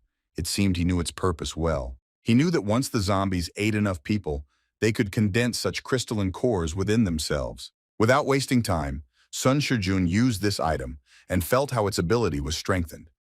The guy assumed that if a few more of these crystals were used, he would be able to overcome the barrier and become stronger. The villain's subordinates asked if the boy was planning to become even stronger in order to fight Jia Yanem. They also said that they had already mastered a method that would allow them to launch mass production of these crystals. Sun Shijun, you will answer that now, the most important thing for him was to kill the main character, and there was no need to worry about the crystals because there were still many second-level zombies in the city. After this, the villain ordered his subordinates to kill the survivors so that they would not blab too much. The guys begged for mercy, but this was no longer possible. One of the subordinates mercilessly and with great pleasure swung his weapon, which grew right out of his hand. Splashes of blood immediately discharged to the sides. The seriously wounded but still alive guys saw that the attackers also had superpowers, so they realized that they definitely wouldn't be able to leave here alive. At that moment, the survivors realized that in the eyes of gifted people, they were no different from pigs and dogs, so there was no point in expecting mercy. The guys, seeing how their comrade was cut into pieces, were very sorry that Xiaoyan simply left after saving them. Suddenly, one of the survivors began to blame the main character for all the troubles, who, instead of helping them to the end, simply left them here. Meanwhile, Song's subordinate Shijun made a few more swings with his weapon, after which the screams of his victims ceased. Sun Shijun's brother told his subordinates that all this noise had already stopped and ordered them to leave because they still had a lot of things to do. At that very moment, some object flashed across the sky at great speed, leaving behind a bright streak. Soon after, a loud explosion was heard in the distance, which attracted the attention of the villains. They began to assume that the cause of this sound was the collapse of a multi-story building. After that, Sun Shijun quickly jumped into the car and ordered to go in that direction and said that Jia was somewhere there. Yan. Soon the villains were already driving to the site of the explosion in order to meet the main character there. Meanwhile, Xiaoyan was indeed heading to where the mysterious object fell from the sky, because he knew very well what it was. The main character understood that he was already a little late, so he needed to hurry. The guy was getting closer and closer to the place where his new opponent fell, not noticing at all that he was already in a well-known area. Xiaoyan thought that he still had about 2,000 meters to go and believed that with his speed, he would quickly reach the desired location. The main character ran out from around the corner of one of the houses, already understanding that his goal was right ahead. Xiaoyan was shocked when he saw his opponent, which left him momentarily dumbfounded. The guy saw a huge demon spider that had spread its web across the entire residential complex. Also, at that very moment, the monster was trying to eat Uncle Chen alive, whose leg he had already pierced with his sharp claw. Sister Wang was very worried about her relative and could not believe that he would now lose his life. At this moment, Bai Shiyin desperately tried to escape from the web so as not to become the demon's next victim. No matter how hard the girl tried, she could not break this web, so she did not know what she should do next. Suddenly, the girl remembered her ability to become transparent and thought that it could help her in this situation. Bai Shiyin began to try with all her might to activate her power, but she still didn't know how to do it correctly. After several unsuccessful attempts, the girl realized that she did not have enough energy, so she could not cope with this task. Now she did not know at all what to do.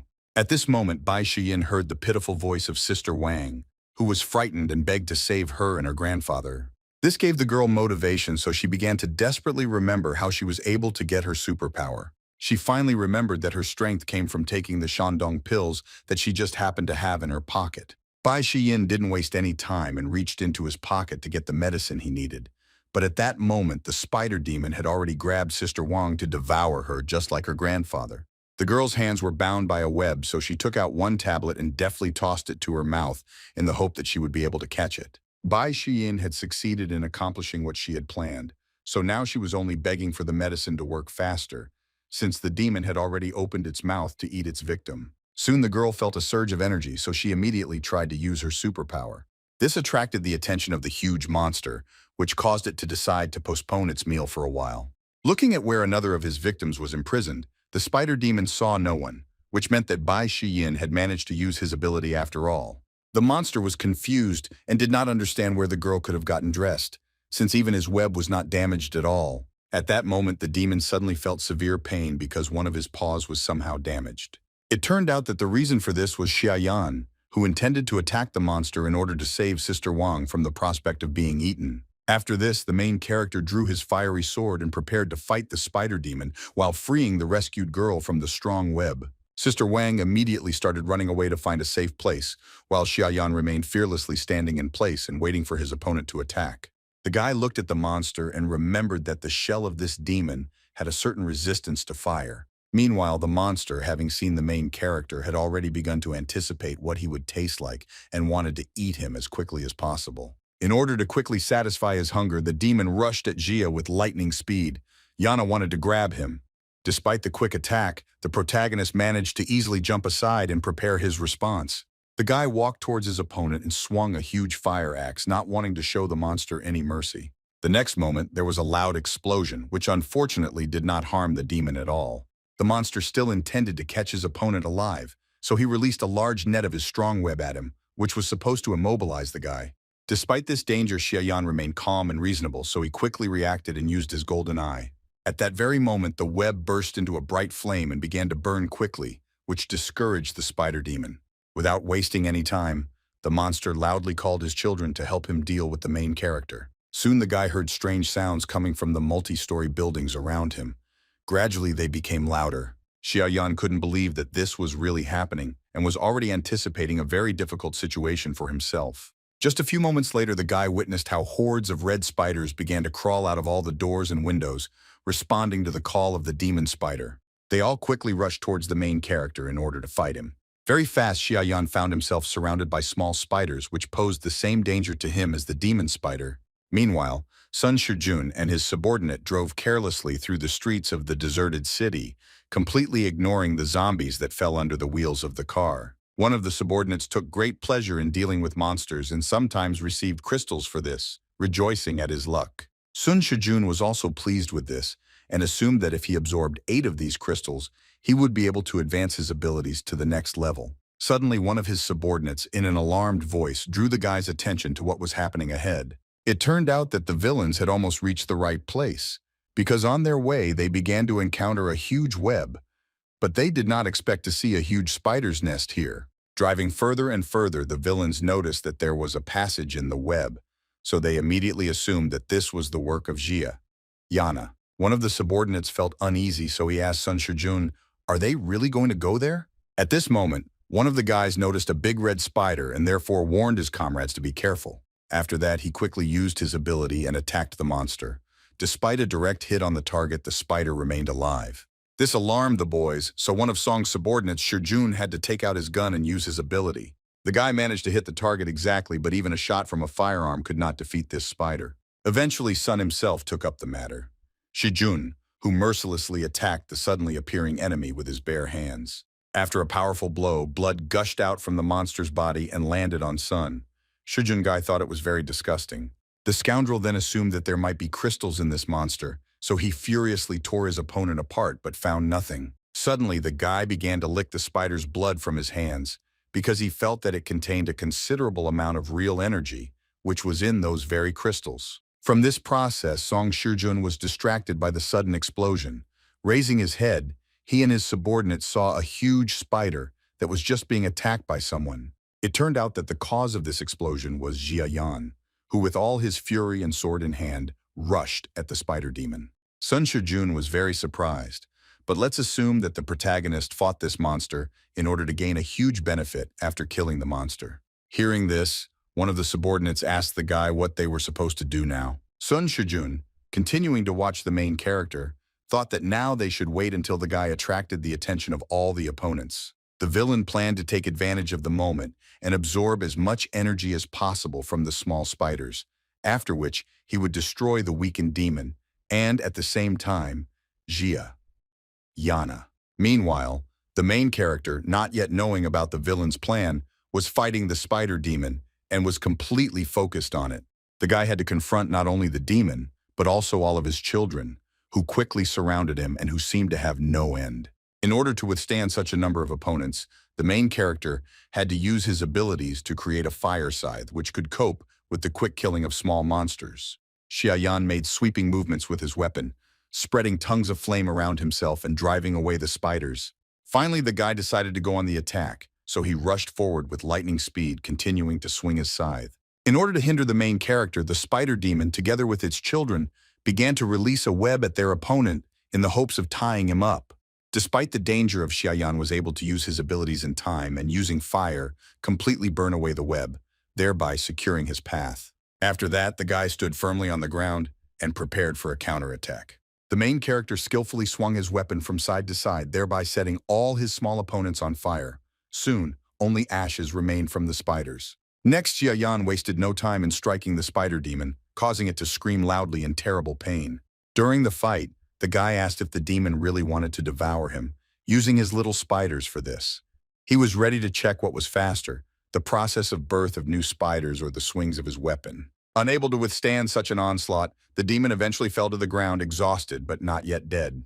Thanks to this, the main character was able to pay attention to what was happening below, and was very surprised when he saw Sun Shijun and his subordinates. The villains were actively killing small spiders while Song Shijun humbly waited for a new portion of demonic blood. Finally, the enemy was defeated, and his shell was pierced, causing green blood to gush out. Sun Shijun was very pleased with this result, and without wasting any time, began to tear off pieces from the defeated enemy in order to conveniently drink his blood.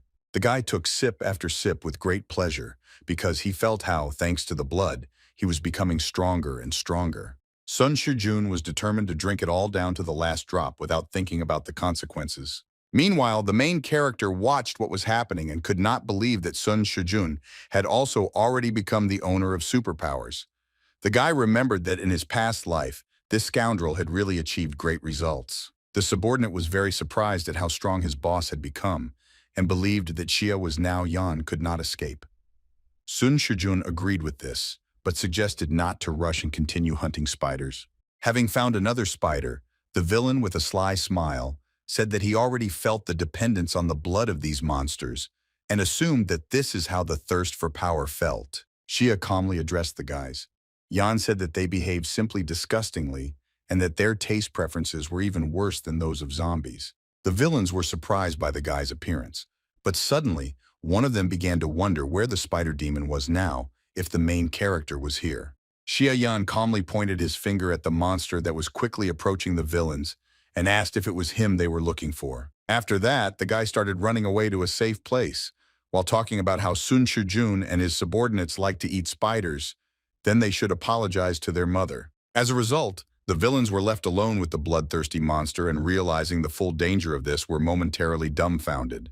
Although the guys tried not to draw any attention to themselves, the spider demon saw that Xia Yan had already run away and looked at the villains. The monster saw the frightened Sun Shijun and his subordinates, who stood among the corpses of small spiders covered in their blood.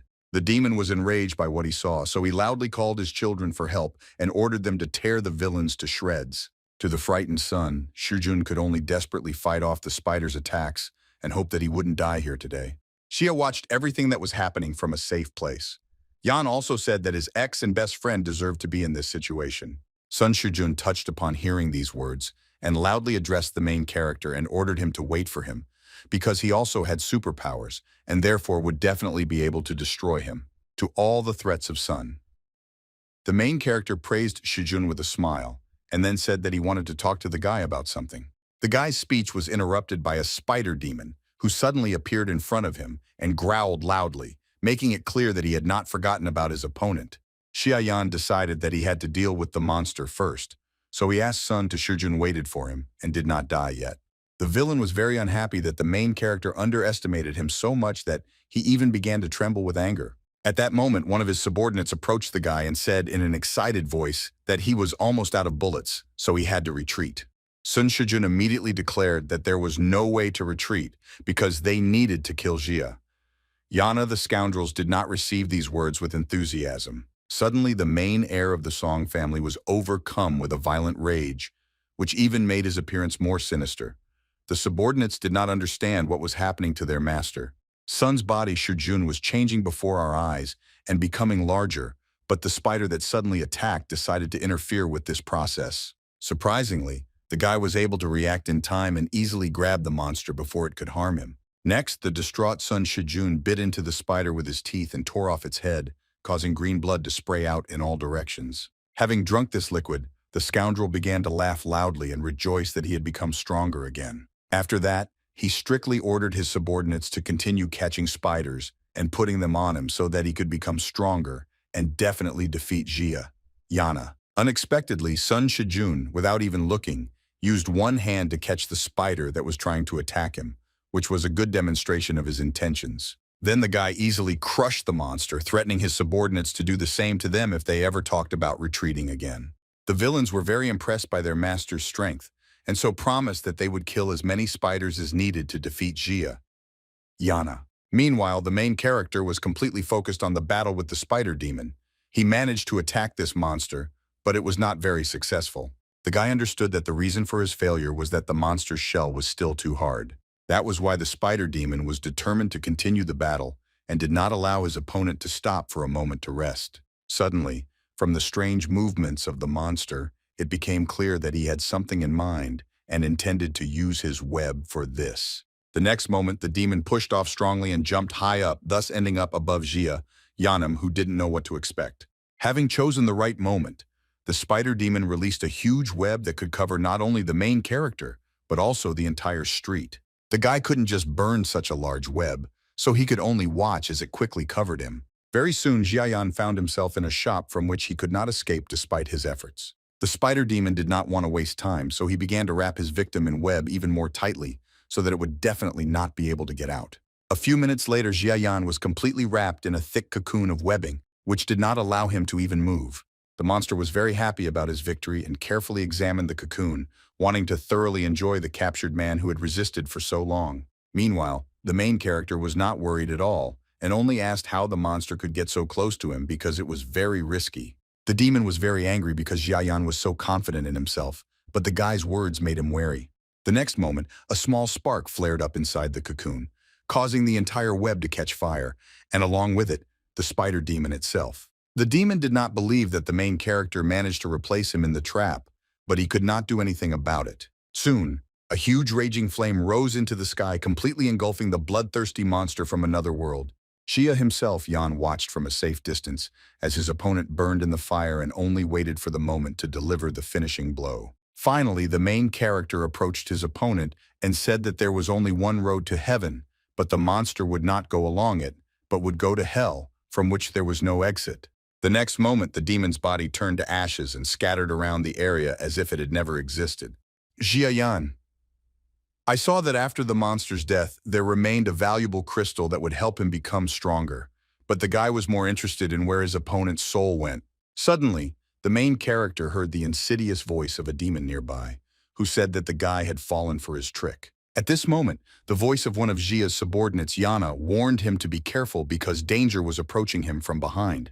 Hearing this, the guy, without looking, suddenly grabbed the soul of the demon, who did not expect this at all, and wondered where the main character got such incredible power from. The soul of the monster desperately tried to escape, but with each passing second it felt that Xia Yan squeezed her tighter and tighter. In the end, the protagonist mercilessly crushed the soul of his opponent, which marked his final victory. Xia Yan immediately crushed the soul of the spider demon and absorbed the energy contained within it. The main character immediately reached the 4th level of his superpowers, which made him very happy. Suddenly, the boy felt a new energy begin to spread in the demon prison. All the prisoners witnessed how Jia's ability Yana moved to a new level and acquired the name Firewatching. The main character himself did not fully understand what was happening, which is why this situation scared him a little. In addition, he felt a strong heat in his eye. Suddenly, the guy saw a city in front of him as if it was looking at him from the sky. His attention was especially drawn to the bright flame, which was even higher than some skyscrapers. The main character quickly realized that this flame in the center of the city was himself. It was as if he was looking at himself from the outside. Besides this, Xiaoyan saw other fires, but they were blue. The guy assumed that these were demons that had already fallen from the sky. The main character also suggested that his new ability allowed him to intuitively see powerful anomalous energy, thanks to which he could determine the location of monsters and strong people. Now the guy understood why his new ability was called Fire Observation, and believed that it was really useful. Suddenly, the main character turned his attention to the girls, who were completely exhausted after meeting the spider demon. Xiaoyan was shocked when he saw Bai Shiyin, because he remembered that she was his younger sister's teacher. The guy didn't understand what she was doing here, but he was surprised that she had awakened the ability of invisibility in herself. The main character did not have time to think everything over properly, because his attention was drawn to loud sounds that were heard nearby. The cause of these sounds was Sun Shijun, who had been continuously absorbing the blood of spiders all this time. The villain felt an incredible surge of strength and was very happy about it. He loudly declared that everyone had to die and that he needed to become even stronger. Soon the boy moved to the 2nd level of his superpower, from which his muscles increased significantly. but his mind was already clouded by the thirst for greater strength. Sun Shijun knew that abilities were divided into 10 levels and considered it a true blessing. The guy anticipated that after reaching the 10th level, he would become a god and claimed that he had already entered this path. Unexpectedly, Sun Shijun saw Jia nearby Yana, who was calmly watching him. Unable to contain his murderous impulse, the villain rushed at the main character with lightning speed. I believe that now he had enough strength to fight him. Said with malice in his voice that Xia Yan has always been worse than him in everything, and this case will be no exception. Sun Shijun proudly declared that he was already at the second level of his superpower and believed that Xia Yan can't do anything against this. That is why the villain confidently ordered the main character to kneel and kiss his feet. In return, he promised to save his life. The next moment, a strong blow to the face caused Sun Shijun suddenly fell silent and tasted his own blood. It turned out that Xia Yan had no intention of enduring insults from the scoundrel, so he decided to teach him a lesson without wasting time. The main character's blow was so strong that Sun Shijun flew far back, turning over several times and hitting the ground. While the scoundrel was trying to catch his breath, he came to his senses after what had happened to Jia. Yan slowly approached his enemy. Sun Shijun didn't understand how this was possible, because he was already at the second level of superpowers, so he asked the main character how he was able to defeat him. To this, Xia Yan asked the villain what level he thought he already had. The main character also thanked his opponent for the fact that his family gave him a lot of money, which helped him a lot. Son. After hearing this, Shijun began to deny reality and say that all of this was impossible. The worried guy reached for the remains of the spiders in order to drink the blood and become even stronger. The villain greedily swallowed the demon blood and continued to talk about how he could still become stronger and kill Jia. Yana. The main character watched all this with a smile, not even trying to stop his enemy. Suddenly the guy said that Sun Shijun had always been a cautious person, but this time he was in a hurry. The scoundrel did not understand what these words meant. The main characters explained that in the past, the guy would have first conducted an experiment and looked at the result instead of recklessly swallowing demon blood without even thinking about the side effects. Sun Shijun thought that his enemy was saying all this only to stop him and prevent him from becoming stronger, so the villain demanded that Xia Yan fell silent. The guy loudly insisted that he was following the path of God because he was the chosen one who wanted to become stronger. Xia Yan smiled at the words about the path of God and asked if the scoundrel would like to take another close look at this path. Suddenly, Sun Shijun seemed to be transported to another world where there was only him. The guy looked at the huge tree and was amazed at its beauty. He once again thought that the main character was simply afraid of his strength, so he tried in every way to distract him and interfere. In the end, the villain declared that he was ready to continue the battle with Jia. Yanem threatened that this time, the guy would not be able to remain unharmed. Don't waste time. Sun Shijun decided to demonstrate his strength to the enemy and therefore, swinging his fist, rushed at the main character. Suddenly, the guy stopped abruptly because he felt danger. Looking at his leg, he saw how an ominous energy grabbed him. The villain saw that he was standing on the edge of an abyss, and below him were demonic creatures who wanted to grab him. Then the guy heard many ominous voices that asked him to come down to them and merge with them. This scared Sun very much. Shijun, which is why he even began to beg for help. Then the scoundrel noticed his hands, which began to turn blue. This alarmed him even more because he did not understand what was happening. Xia Yan, watching this, realized that his opponent was being consumed by a virus that turned people into zombies. The guy was surprised that Sun Shijun didn't notice this before. Sun Shijun was shocked by what was happening and did not understand why this was happening to him since he was the owner of a superpower. Xia Yan. He said that absorbing too much energy from zombies and aliens caused indigestion, but it was still possible to escape. Hearing this, Sun Shijun began asking about how everything could be fixed and begged the protagonist to help him. Xia Yan still replied that the method that was supposed to help the villain was taking the Shandong pill. Sun Shijun was shocked by this answer because he didn't expect at all that the main character would actually help him. Xia Yan continued to say that the guy should take several pills a day because they calmed and cleansed the body. He also shouldn't forget about training and continue to follow the path of God. From everything that Sun heard, Shijun couldn't control his emotions and suddenly burst into tears. Pills with him, and in return he swore to carry out all his orders. Zia's surprise, Yanhee replied that he didn't need anything in return from the guy because they were real friends. Sun Shijun. I was very happy to hear this and was now confident that I could survive. The next moment, A powerful kick from the main character caught up with the gullible scoundrel. Along with this, Xia Yan wanted his opponent to die early, without waiting for the disease to completely take over his body. Then the main character, with a rather satisfied smile on his face, reminded that Sun Shijun wanted to harm not only him but also his sister. But even despite this, he once already let him go. Xia Yan I thought that the scoundrel didn't know what gratitude was, and on top of everything else, he was driving himself into the grave. Finally, the guy said that with this approach, even the gods won't be able to save Sun Shijun. After that, he was about to leave. Shangqin pills. To this, Xia Yan showed a small box of medicine and asked if these were the pills the guy was talking about. Sun Shijun immediately confirmed this and began to reach for the medicine, but Xia Yan, with a sly smile on his face, declared that one box would not be enough to save himself. Sun Shijun was shocked by this answer and sincerely wanted to know how many pills were needed. The protagonist stated that at least a ton of this medicine was needed, and if the Song family managed to get these pills, they would be able to painlessly improve their gifted subordinates. The guy also said that if he and Sun, if Shijun were still close friends, he would have given him the necessary medicine without hesitation. But now that was impossible. After this, the main character again began to leave, saying for the last time that the scoundrel deserved to die from illness. Sun very angry.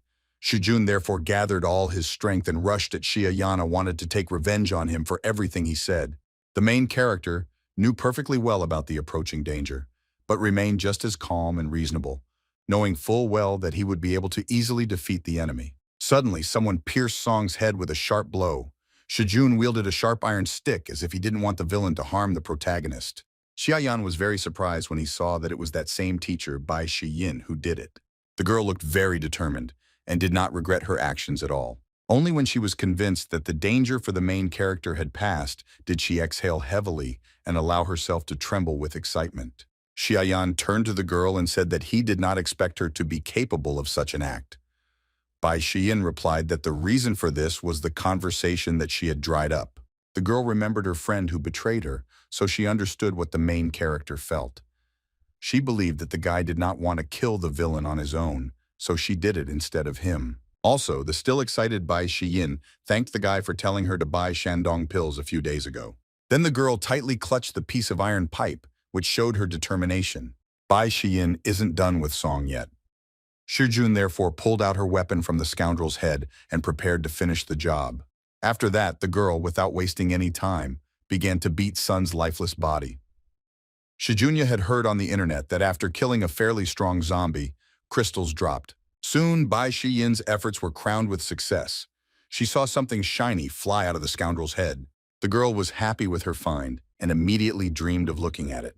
Xia Yan was very surprised that the man with superpowers who turned into a zombie actually had a crystal core. Next, Bai Shiyin handed the crystal to the protagonist, but he confidently refused and stated that this thing belonged to the girl. Bai Shiyin did not refuse and thanked the guy once again for everything he had done for her. Then she tightly squeezed the crystal in her hand, still not understanding how it should be used. The girl immediately felt how her expended energy was restored and even increased significantly. But she understood that she should not overdo it so as not to turn into a monster. Along with this, Xia Yan, he said that the girl's ability was quite interesting and believed that it would help Bai Shiyin survive if she studied it well. Suddenly, the girl turned to the main character, and although she didn't know him well, she wanted to make a deal with him.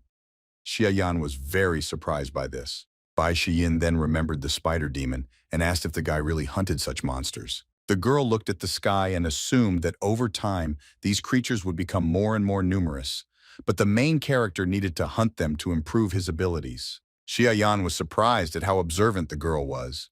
Bai Shiyin continued to say that the guy would not be able to kill all the monsters on his own. That is why the girl believed that in this matter, she could perhaps help the main character. Xia Yan was shocked when he realized that Bai Shiyin wanted to offer him her help in killing demons.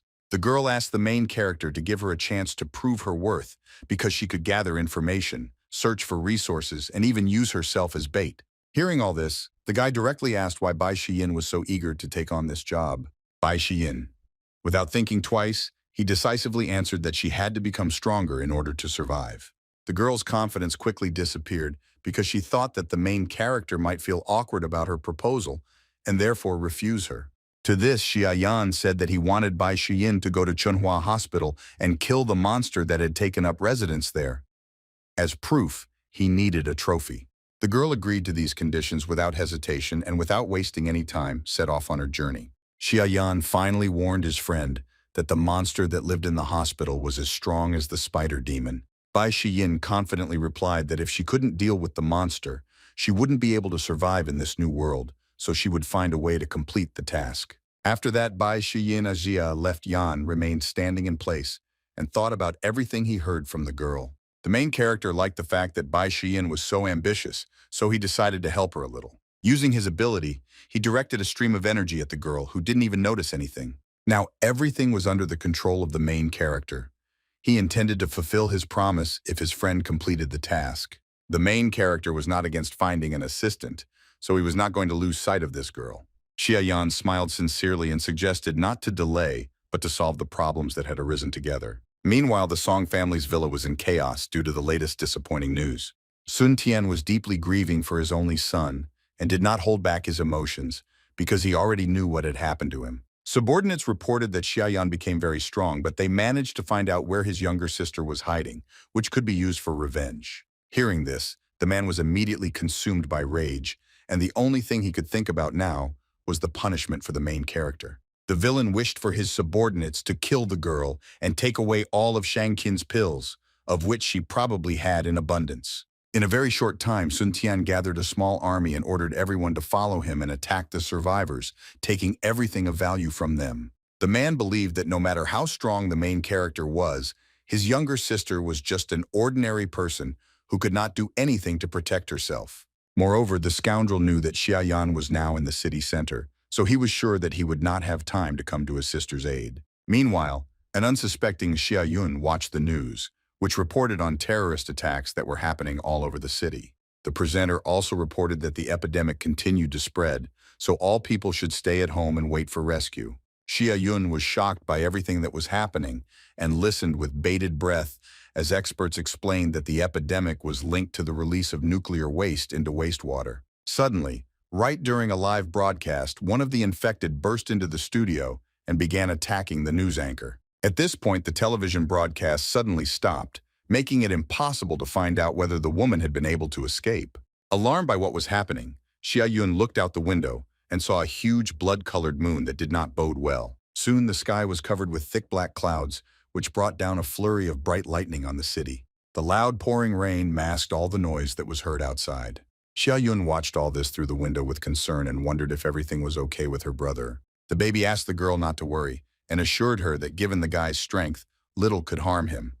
Then he asked if Jia had already thought about it. Yun about what ability she wanted to learn. The girl replied that she had 3 amulets that could transmit her anomalous ability, but she did not know which one to choose. Xiaoyun thought about this choice for a long time, because she took into account not only her own interests. Still, she was determined to make a choice and was ready to take responsibility for it, so she stretched out her hand forward. The girl believed that it was this ability that would help her brother the most. At that very moment, streams of energy began to swirl in the room, on which mysterious inscriptions were visible. The little one praised the girl for her choice and said that she was a truly kind person. Then the turtle suggested not to waste time and begin the learning process, from which streams of energy rushed towards Xiaoyun. The girl immediately began to receive a colossal amount of information, which shocked her, so Kroha asked her not to rush and concentrate. The turtle also said that all this knowledge would be revealed to the girl gradually as her abilities grew, so there was no point in memorizing everything at once. Xiaoyun immediately took advantage of Kroha's advice, which made it much easier for her to absorb all this information. The turtle continued to tell that the talismans with abilities were given to her by the great master, who, before his departure, ordered them to be kept for a fateful person. That's why Kroha had never studied these techniques and now didn't know how much information Jia could absorb, Yun from the first time. Suddenly the turtle interrupted her speech because she sensed the approach of danger coming from the street. At this moment, the administrative task of the zoo in which Xia was hiding several cars with armed men drove up to Yun. Sun Tian turned to his 3 subordinates who possessed superpowers and ordered them to stand at the forefront. After this, the man loudly addressed the rest of his armed subordinates and said that they had to attack the building right now. Everyone immediately began to carry out the order. They were sure that catching one girl would be very easy. Sun Tian smiled slyly as he addressed Jia. Yana said that he wanted to tear the guy to pieces in order to sacrifice him to his dead son. Meanwhile, armed men had already rushed to the front door in order to break it down and get inside the building. One of the men was sure that this door would not withstand his blow, so he rushed at it without hesitation. To his surprise, the man was thrown back with a crash, causing him to feel severe pain in his shoulder. Another soldier mocked his colleague and prepared to demonstrate how to properly kick down doors. This time, two soldiers rushed at the doors at once, in order to be sure to open them with one blow. The next moment, the situation repeated itself. The Song family's subordinates were thrown far back, causing them to fall helplessly to the ground. The men felt severe pain and did not understand why they were unable to break down the doors, because before that, they could break even an iron door weighing 500 kilograms. Sun Tian was very dissatisfied with the result and demanded that his subordinates hurry up. One of the commanders immediately ordered the soldiers to break the windows since they could not open the door. The men immediately began to carry out the order, but to everyone's surprise, even the windows remained intact and undamaged despite the strong blows. The soldiers did not understand what was happening and why they could not break these windows. One of the men began to suggest that the glass in the windows was tempered. The second man insisted that it was just a house in a zoo and not a presidential palace, so there could not have been tempered glass there. In order not to anger their master even more, the soldiers decided to use explosive material that could blow up even a bank underground safe. The men quickly began to cover the door with explosives, not at all worried that the building could simply collapse from such a quantity. A few seconds later, the soldier began the countdown and then pressed the red button. At that very moment, a loud explosion sounded, which was supposed to open the passage into the building. Surprisingly, the door remained undamaged and the soldier finally became aware of the mysterious barrier that protected the zoo's administrative building from all sides. The soldiers were very surprised and did not understand how it was possible that the building was not damaged at all by such a powerful explosion. They also did not understand what this mysterious barrier was and how it could be overcome. Suddenly, one of the gifted people approached the commander of the soldiers and, asking him to step aside, explained that this was a superpower. Now people understood why the soldiers couldn't open the door for so long and decided that only they could handle this job. Superpowered villains quickly organized themselves and simultaneously attacked the barrier that protected the building. The result was another loud explosion, which this time easily destroyed the barrier. After the protective barrier was destroyed, one of the villains approached the building and looked around suspiciously. He was very interested to know what was so carefully guarded here, so he immediately kicked down the door and went inside. Then the guy used his superpowers, being absolutely sure that his lightning would be able to detect what was hidden in this building. The other two scoundrels stood to the side. They didn't care how much Xiaoyan tried to protect his sister, because after them, there would be no living place left here. The next moment, a bright flash of lightning flashed inside the building, which took everyone by surprise with its suddenness. The villains immediately assumed that their comrade had already sorted everything out and were therefore very pleased. For a while, there was silence in the zoo's administrative building. It seemed that the guy who owned lightning was about to come out and then everyone would go home. No matter how much the scoundrels hoped, their comrade never showed up, which made them assume that something had gone wrong. Without wasting any time, one of them ordered the soldiers to stay put and protect the head of the Song family. Now the guys with superpowers intended to follow their friend into the building and check everything out. Soon they had already crossed the threshold and entered into absolute darkness, not even guessing what awaited them there. In order to see at least something, the archer used his ability, which helped him find the target. Thanks to this, he quickly found Xia Yun, who was currently on the second floor. Scoundrel immediately reported this to his comrade. After this, the archer loaded the arrow and prepared to shoot, being confident that the girl would not be able to escape from his attack. It seemed like the guy was about to shoot, but suddenly a smaller tiny leaned on his nose, which instantly attracted the attention of the villain. Song family was very surprised by this and did not understand where the little turtle could have come from. The guy quickly threw the little one aside, simultaneously becoming indignant that the turtle had prevented him from accomplishing what he had planned. Soon found himself in Xia Yun had already disappeared somewhere. Besides this, Kroha turned to the scoundrels and asked them not to beat him, because he was just a turtle. The guys were shocked that this turtle could talk. She even asked that the young people no longer use physical force here. The baby claimed that otherwise he would have to defend himself. Along the way, he decided to demonstrate that his warning was not just words. The next moment, a huge stream of water burst out of the zoo's administrative building and literally knocked off their feet all the scoundrels who were standing on the street. The guys with superpowers were able to stay on their feet, but they were shocked and did not understand at all what was happening here. Soon the villain saw something that shocked and swelled them, even more than the little turtle with incredible abilities. The guy was seen as their friend, who was now unconscious, was floating out of the building on the waves. Kroha was sitting on top of him, which indicated that it was he who had neutralized the guy. Despite this, the turtle claimed that her old nature was calm and peaceful, so she did not wish harm to anyone. Of course, the villains didn't even think to listen to the words of the little one. One of them immediately ordered all his comrades to open fire on the turtle and kill it. At that very moment, the armed men pulled the trigger and began shooting at their unusual adversary. The bullets flew at great speed towards Kroha, but he didn't even think about running away. Suddenly, the bullets began to hit an invisible barrier, which easily stopped them. Feeling safe, the turtle warned that she could harm all those who did not listen to her words. The next moment, the bullets began to bounce off the barrier and ricochet into the armed villains, causing them serious wounds and even killing some of them. Of course, this did not apply to the villain with superpowers. Although not without difficulty, he still managed to outrun the bullets thanks to his inhuman reaction. Soon the boy intended to rush at the turtle so that it would stop attacking his comrades. As expected, the villain failed to break through the strong barrier of the crumb, so it seemed that the turtle was not in any danger. Unexpectedly, the archer decided to come to the aid of his comrade, and making a powerful shot, put all his strength into the arrow. As soon as the arrow touched the barrier, a loud explosion sounded and tongues of flame engulfed the baby. As a result, the protective barrier was destroyed, which the turtle did not expect at all. Meanwhile, the villains rejoiced at their success and were determined to finally deal with their enemy. The baby needed to do something as soon as possible in order to stay alive. Suddenly, the villains' enthusiasm disappeared somewhere. A serious threat appeared before them, which frightened them very much. It turned out that in just a few seconds, Tiny had managed to get very angry and take his maximum form. Now the turtle was not going to just negotiate with the villains. As a result of the villains' last attack, the barrier that protected Tiny was destroyed, so he had to act more decisively. The angry turtle assumed its maximum form and was now determined to get rid of the annoying young men once and for all. The villains were shocked by the impressive size of their enemy, as if they could not believe that the turtles could be so huge. The baby, with just the power of thought, collected all the fragments of the destroyed barrier in order to use them for an attack.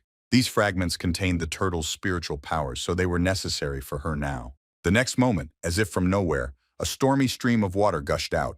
Under the terrifying roar of the crumb, she headed towards the villains. In addition to its abilities, the turtle also intended to use its paws to literally dilute its enemies. The villains, seeing all this, became even more frightened and began to run away as quickly as possible. At that moment, the turtle delivered a crushing blow, but unfortunately missed. Just for this occasion, Kroha kept water ready, which he could control with the help of his abilities. The water immediately swallowed up all the scoundrels.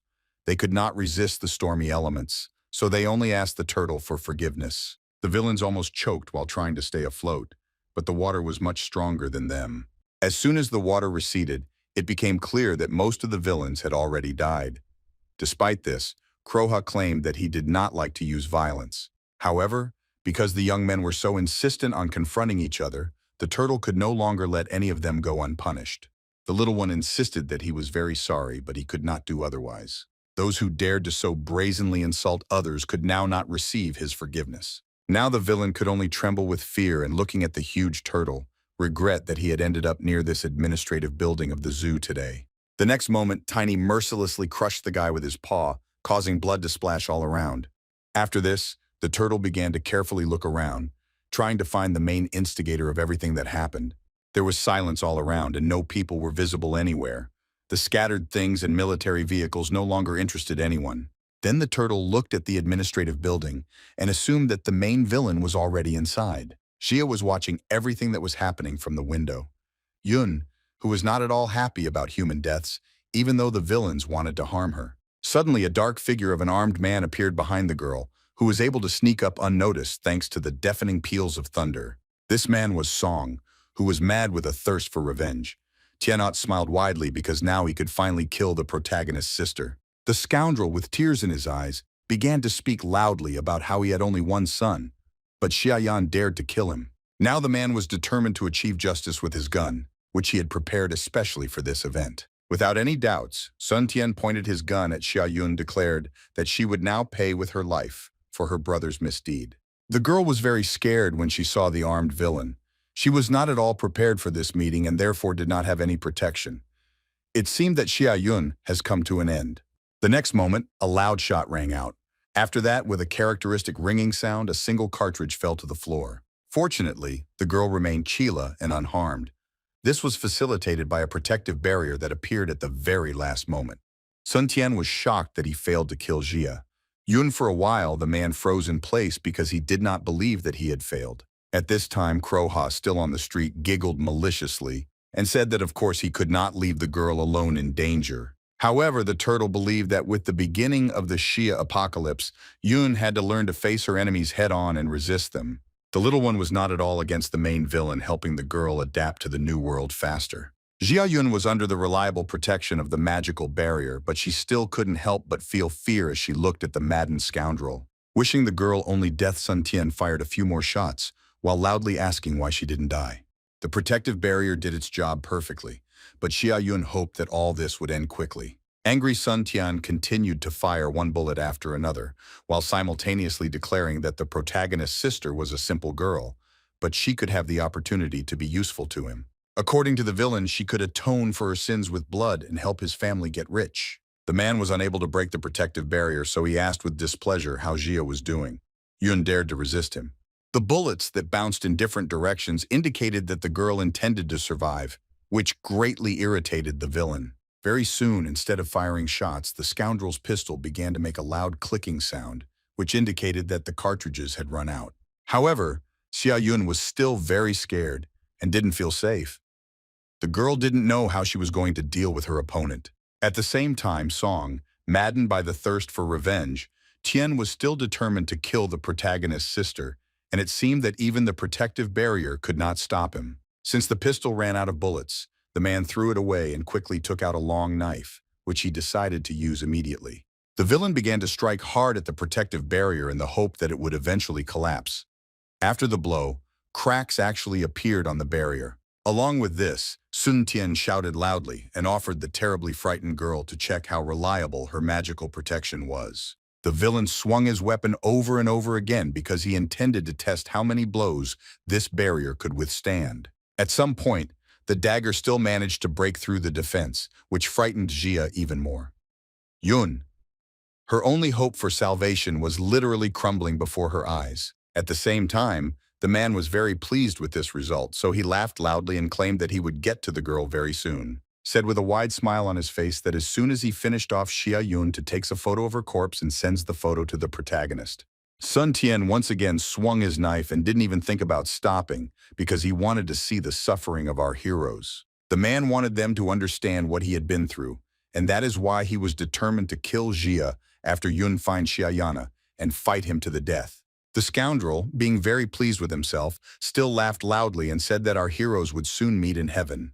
It seemed to Xia Yun was so shocked by what was happening that she no longer responded to threats. The villain immediately noticed this and assumed that the girl froze because of fear of him. Sun Tianyu liked this, so he continued to attack the barrier. Suddenly, the protagonist's sister began to rise to her feet and say something in a quiet but serious voice. The girl briefly said that she could not just die, but the villain, of course, did not take her words seriously and believed that victory was already his. Despite this, the girl continued to say that if she died, her brother would be upset. That's why Xia is now Yun needed to kill the villain. She told Sun about this without concealment. "I'm pulling." This statement made the scoundrel laugh a lot, causing his mouth to drop. He believed that the girl was not capable of killing even a bug, let alone a person. After that, the man, swinging his dagger again, began to taunt Xia Yun so that she could try to kill him right here. Unexpectedly, during another blow, the protective barrier was destroyed, leaving the main character's sister completely defenseless. Luckily, the girl managed to dodge Song Tian's attack in time, so his knife hit the window glass. At this time, Kroha was still on the street and did not even think of interfering in what was happening. He was completely captivated by the sight of a huge, bloody moon that hung over the city. Of course, the turtle immediately noticed the scale of the battle in the building, but for some reason, she did not dare to go help Xia Yun. The protagonist's sister was also surprisingly frighteningly calm, despite the situation she found herself in. She calmly accepted the villain's challenge and wished him rest in peace. The next moment, Xia Yun stated that the Qigong technique, thanks to which the protective barrier was created, could not only save lives, The girl really didn't like the fact that the villain wanted to hurt her brother. So right now, she was determined to stop him. Xia Yun, thanks to that very technique, formed a clot of energy on her fingertips that resembled a sharp needle. The girl could not forgive the villain, so she put it off until extreme measures. With just a slight wave of her hand, the protagonist's sister used her abilities to launch a needle, which flew at Song Tian at great speed. The man was immediately taken aback and experienced a strange feeling that made him think that he was about to die. At that moment, the villain was very sorry that he had not been able to avenge his son because of his death, and the Song family was on the verge of extinction. Also Sun Tian. He believed that it was he who was to blame for the fact that his family ended up in such a state. He contributed to the death of all family members and disgraced his ancestors. The next moment, unable to withstand the emotional pressure, the scoundrel plunged a knife into his neck, shouting loudly at the same time that he hated Jia. Yana, maddened Sun Tian, already on the verge of death, cursed the protagonist with his blood and the luck of the Song family. Now the man was ready to accept his death, so he pulled the dagger out of his wound. At that moment, a violent stream of blood gushed out from the scoundrel's neck, shocking Xia Yun. Before Song's death, Tian decided to look out the window one last time and saw a huge bloody moon there, as if it was watching him. The man was amazed by this frightening phenomenon. It seemed to hypnotize the scoundrel, from which his anxiety instantly disappeared. Now, son, I'm pulling. It seemed that he was being watched by huge, frightening monsters, the main one of which was clearly interested in the man. Seeing the sun monsters, Tian immediately fell to his knees, believing that a real deity had appeared to him before his death. The villain began to bow respectfully to the monster in the hope that he would not unleash his wrath on him. Suddenly, the monster turned to the man with a smile and asked him to give him his pure soul and at the same time offer him everything he had left. The monster claimed that in return, he might want to help the scoundrel for fun. These words made Song Tian think and tighten his grip on the dagger in his hands. The man was very scared, and because of this, he could not contain his emotions, but he still decided to accept the monster's offer. The next moment, the man again plunged the sharp knife into his neck, thereby sacrificing himself entirely to an unknown something else, which he considered a deity. The insidious monster, seeing this, immediately began to laugh and call the man a stupid insect, but he was pleased with his sacrifice. At the same time, Sun Tian finally went off the rails. His mind was completely clouded, so the scoundrel began to laugh loudly, not even realizing what situation he found himself in. All this happened in a split second in Sun's own head. Tian, therefore Xia Yun, was unaware of the monster and the deal with it. Now the girl only watched as the sinister energy, along with the blood, came out of the villain's wounded neck and quickly flew away to Jia Street. Yun didn't understand at all what was happening. The ominous energy, having come out into the street, immediately rushed into the sky, which of course attracted the attention of the little one and alerted him. Of course, this energy rushed to the blood moon, so that all the conditions of the deal with the monster were fulfilled. Suddenly, a rift appeared right in the sky above the city, from which a huge hand with sharp claws stuck out. The monster's hand firmly grabbed Song Tian's soul and began to pull it towards itself. Then the monster began to absorb the villain's soul with great pleasure, praising its wonderful taste along the way. Watching everything that was happening from the ground, Kroha immediately assumed that this monster in the sky was a real demigod. The turtle was well aware of the danger this monster could pose, so without wasting time, she began to erect a magical barrier. This barrier was supposed to protect not only Kroha himself but also Xia Yun, who was still in the zoo's administration building. Suddenly, the turtle saw a huge snake's tail rapidly descend from the sky. Soon, the unknown monster fell with a crash right in front of Tiny, but due to the rising clouds of dust, the turtle did not yet know what kind of enemy she would have to face. As soon as everything settled down, the silhouette of the monster began to appear, which at first glance seemed to be just a large snake. The demigod turned his attention to our heroes. He was very pleased that he was able to find them, so he smiled slyly and moved his long tongue. Upon seeing Tiny, the monster immediately decided that this turtle looked very nutritious. Also, the monster couldn't pass by the frightened Xia Yun, whom he called a charming little girl. While doing a little warm-up, the demigod claimed that he had been very hungry for thousands of years, so now he was determined to eat his fill. Then the monster introduced himself, saying that he was the great Yamada no Orochi. He was very happy that he would finally be able to have dinner. At this time, events were taking place in another part of the city that were also important to this story, Xia. By this time, Yan had just finished dealing with another monster that had gotten in his way. The hideous monster was easily defeated thanks to the boy's skills, which had improved significantly since the apocalypse began. Xia Yan, he believed that every time he became stronger, it became easier for him to kill these freaks. However, simply killing such monsters was not enough to save the dying world. The protagonist quickly noticed what happened when the monster's blood ended up on the ground or in the water.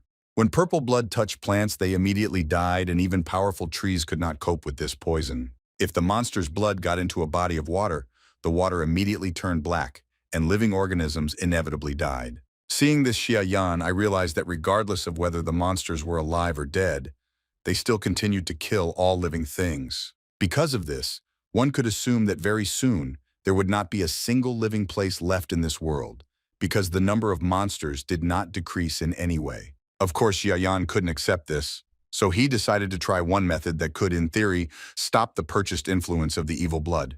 The next moment, the main character, using his incredible abilities, created a stormy stream of flame and directed it at the poison-infected territory.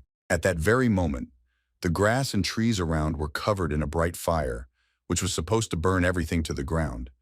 Meanwhile, the guy was already intending to go to the next monster. Thanks to a very convenient map, the main character quickly understood in which direction he should move, and therefore, without wasting time, set off on his journey. The main character quickly made his way through the city engulfed in chaos, trying to find his new target as quickly as possible. Xia Yan had to move across the roofs of multi-story buildings so that nothing would slow him down. Fortunately, his significantly increased skills allowed the guy to quickly run forward, passing all obstacles. Soon Xia Yan stopped and looked down.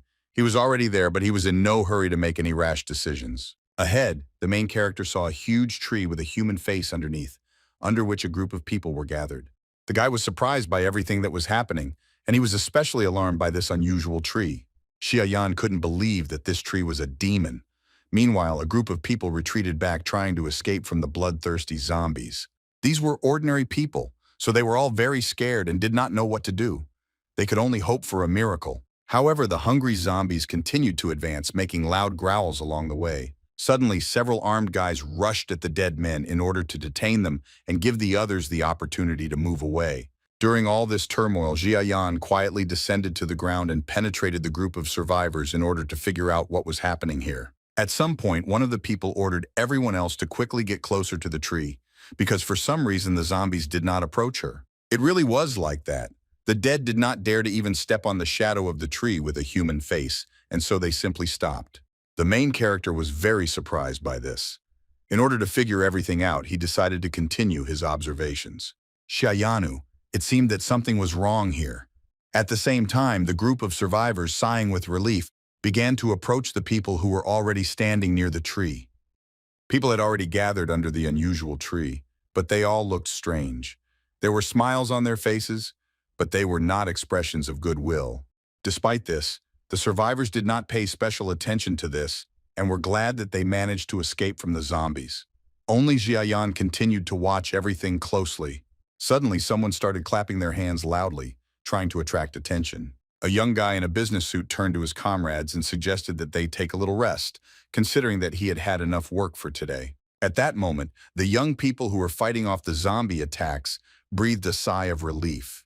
They were very tired, but they were glad that they had saved many people. After this, the guy in glasses turned to the new arrivals and said that if they wanted to survive, they should listen to him carefully. Xia Yan remembered this guy. It turned out that it was that Chen with whom they used to work at the same job. That Chen began to loudly declare that the end of the world had come, and they all saw what was happening on the streets. For the guy, and now there were only zombies, monsters, and death around.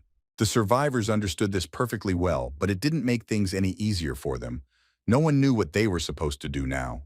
That Chen asked people not to worry and insisted that the main thing now was to stay close to the tree because it guaranteed safety. These words noticeably encouraged the people. They were sure that the zombies would not get here, which meant that they would be able to survive. However, that Chen insisted that, of course, everything was not that simple. According to the suspicious guy, life had its price.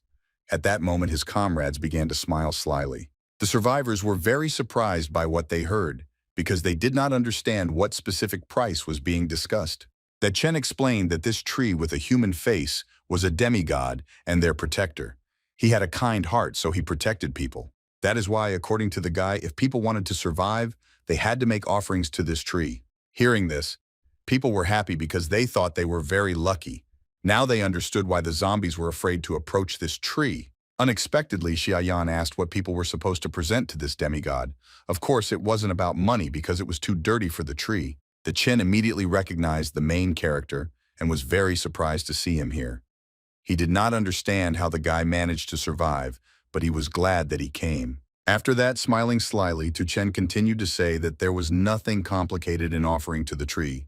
The next moment he declared that all they had to do was give the demigod one human life every 2 hours, thanks to which everyone else would live. Upon hearing this, the survivors were immediately overcome with panic. They were very frightened by such a condition and could not believe that this tree was a man-eater. Then Tuchen, in order to convince people, began to say that he did not know for sure whether the gods ate people. However, the guy reminded the people that right now there were bloodthirsty zombies waiting behind them who definitely wouldn't mind a bite to eat. The Chen asked the frightened people to listen to him until the end and confidently asserted that their god was merciful and only brought blessings. People were confused by what they heard and did not understand what it all meant. Then the guy asked if they ever thought about the future of the world. Now monsters were roaming everywhere, people were dying, and all city organs were no longer functioning. This was just the beginning of the apocalypse. According to the guy, chaos had just been born, and the survivors had not even known hunger yet. Next is that Chen asked what people will do in just a few days when food and water run out and faith in the future dries up. The guy continued to emotionally say that in that case the survivors would only be able to meet their death. That is why the great god decided to grant people salvation. In exchange, they only had to make offerings occasionally. Tuchen assured them that as a reward, the god would give them everything they asked for. After this, the guy with great pleasure demonstrated to his listeners an unusual fruit, which was called ginseng. The people were very inspired by these words, and so they humbly listened to what else Tuchen had to say. The guy's stories first scared the survivors and then gave them hope, so no one doubted them. That Chen continued to say that for each sacrifice, the god was ready to give them 3 fruits. Moreover, 1 fruit was enough for a person for a week. In addition, according to the guy, all those who ate these fruits will be gifted with abilities. For example, Tuchen himself, after eating them, was able to assemble a team and become a representative of God. The guy insisted that in this cruel, dying world, there would be no one more generous than this tree, because in exchange for 1 person, it saved the lives of 3 others. The subordinates immediately supported Tuchen's words and unanimously declared that this was a great happiness. Suddenly, one of the survivors fell to his knees and began to beg the guy to give him 1 fruit. The old man assured that he would do anything for this. Immediately after this, another survivor began to ask for the same thing. All this inevitably led to conflict between people. Very soon, absolutely all the survivors were on their knees begging for Tuchen to give them this fruit. Of course, each of them was thinking only about themselves. Then people had a question about which of them would be the first to be sacrificed to the new god. Without thinking, that Chen replied that those who fought against zombies would definitely not become victims. Thus, the villain secured the support of strong-armed people. It was soon decided that they should start with the newcomers who had not yet proven themselves. Not everyone agreed with this, so a proposal was made to start with the old ones. As a result, this discussion very quickly escalated into a heated argument. Each side tried to prove their case to their opponents. That Chen asked the people to calm down and claimed that their new god gave blessings only to the best. Therefore, the guy believed that it would be fair to start with the worst representatives of the human race. He called such people sinners. It was clear that the survivors were not at all enthusiastic about these words. At the same time, Xiaoyan continued to humbly observe what was happening without interfering in the discussion. That Chen carefully looked at both his subordinates, who were happy with everything, and the survivors who had escaped. The villain's attention was especially drawn to the young girls. They became very wary when they felt his gaze on them. Next is that Chen. He said that among those who were guilty, he would personally choose a victim, approaching this slowly and with a mind. One of the survivors immediately supported the guy and with great enthusiasm suggested killing the sinners to save everyone else. Surprisingly, after this, another woman agreed with this and was ready to accept the fact that anyone that Chen pointed out would be a sinner. Suddenly, one of the survivors approached Ta Chen to ask him a question. Xiaoyan was interested in how the guy was going to divide the fruit between all of them after they made a sacrifice to the tree. Chen's subordinates were also interested in this matter because they knew that there would only be 3 pieces of fruit. The other survivors began to ask themselves the same question, because everyone here was afraid of hunger and thirst. They did not know whether they could be sure that they would receive food. This question clearly caught Tuchen off guard. Taken by surprise, but after thinking for a bit, he nevertheless answered that the strongest of them would be the main priority. At that very moment, the main character asked how the guy was going to choose the strongest. He assumed that the villain was going to make a list in which he would count points. Also, Xiaoyan believed that those who obey the guy will receive points, and otherwise they will be sacrificed as sinners. These words greatly outraged Tuchen. The villain began to shout and loudly declare that every word he said was the word of their new god. Spraying saliva in all directions from anger, he asked how the main character dared to contradict him. Tuchen's subordinates were also dissatisfied with what they heard, so they asked Xiaoyan showed more respect to the messenger of God. To this the guy replied that he could not treat differently a man who, even before the apocalypse, treated his workers like animals and now served a monster, sacrificing other people's lives. Chen, with a smile on his face and not at all afraid of the consequences, asked if he still had a conscience. That Chen was very angry with the protagonist and blamed him for causing a lot of trouble when he refused to work 18 hours more. The scoundrel then ordered his subordinates to seize Jia. Yana, considering that he would be perfect as the first sacrifice to the new god. Of course, the main character was not at all afraid of this. He continued to watch with a smile the hysteria of the scoundrel, who did not even suspect how strong his former subordinate had become. At the same time, the survivors agreed that Xiaoyan was a sinner who had to be sacrificed for his insults to God. The guy decided to try to convince people, so he told them that in fact, after the sacrifice, they would only receive demonic fruits created from the flesh, blood, and souls of the victims. According to the main character, those who eat these fruits will become slaves of the tree and not blessed. These people will become half monsters just like zombies. The survivors were outraged by what they heard and of course did not believe the main character, but asked to add that Chen commented on these words. Then the confident Jia Yan turned to the scoundrel and asked what was happening to his hand. He demanded that the guy show it to everyone. After these words, the attention of all the survivors focused on the villain's hand. People asked him to show his hand and asked if they would really become slaves if they ate the fruit. That Chen was clearly taken aback by the fact that his secret had been revealed. But he was not going to deny anything and was confidently declaring that the most important thing now was to survive. Then the scoundrel began to slowly raise his first hand up in order to demonstrate it to the people. Soon everyone saw a disfigured limb that resembled the branches of a tree. At the same time, the maddened Tuchen claimed that in the world of the apocalypse, life still had meaning. Then he demanded that people protect the tree, and to do this they had to kill the main character. No matter how much the scoundrel asked, no one dared to do it. Then the villain reminded them that now they were all surrounded by zombies, so no one would be able to escape, and if the survivors did not obey, they would die at the hands of God. Also that Chen promised that whoever kills Jiayana will receive the divine fruit. This made people quickly change their position. After hearing this, the survivors became determined to carry out the villain's order, despite their recent doubts. The next moment, the angry people, armed with everything they could, rushed at the main character, believing that if he died, they would be able to survive. That Chen was very pleased with this and loudly declared that people like Xia Yanyu will die under his feet. Surprisingly, the main character remained absolutely calm and claimed that his former boss had already come to an end. Suddenly, as if out of nowhere, several streams of bright flame appeared and quickly headed towards the villain. That Chen did not expect such an attack at all, so he did not have time to avoid it. The fire hit its target. The protagonist then quickly moved closer to his opponent and delivered another searing blow. Just one punch was enough to knock the guy off his feet. At the same time, Xia himself, Yan, didn't have to strain himself at all for this, because his opponent was very weak. That Chen already felt his insane end, but even on his deathbed, he could not believe that his life would end like this. The next moment, a bright flame burst from the mouth and eyes of the villain, indicating that the fire had passed through his entire body. Xia Yan was not at all happy about his victory, because he did not even perceive Tuchen as a serious opponent. After this, the burnt villain flew far back, unable to resist the blow of the main character. That Chen crashed into the tree with a loud bang, causing a small explosion.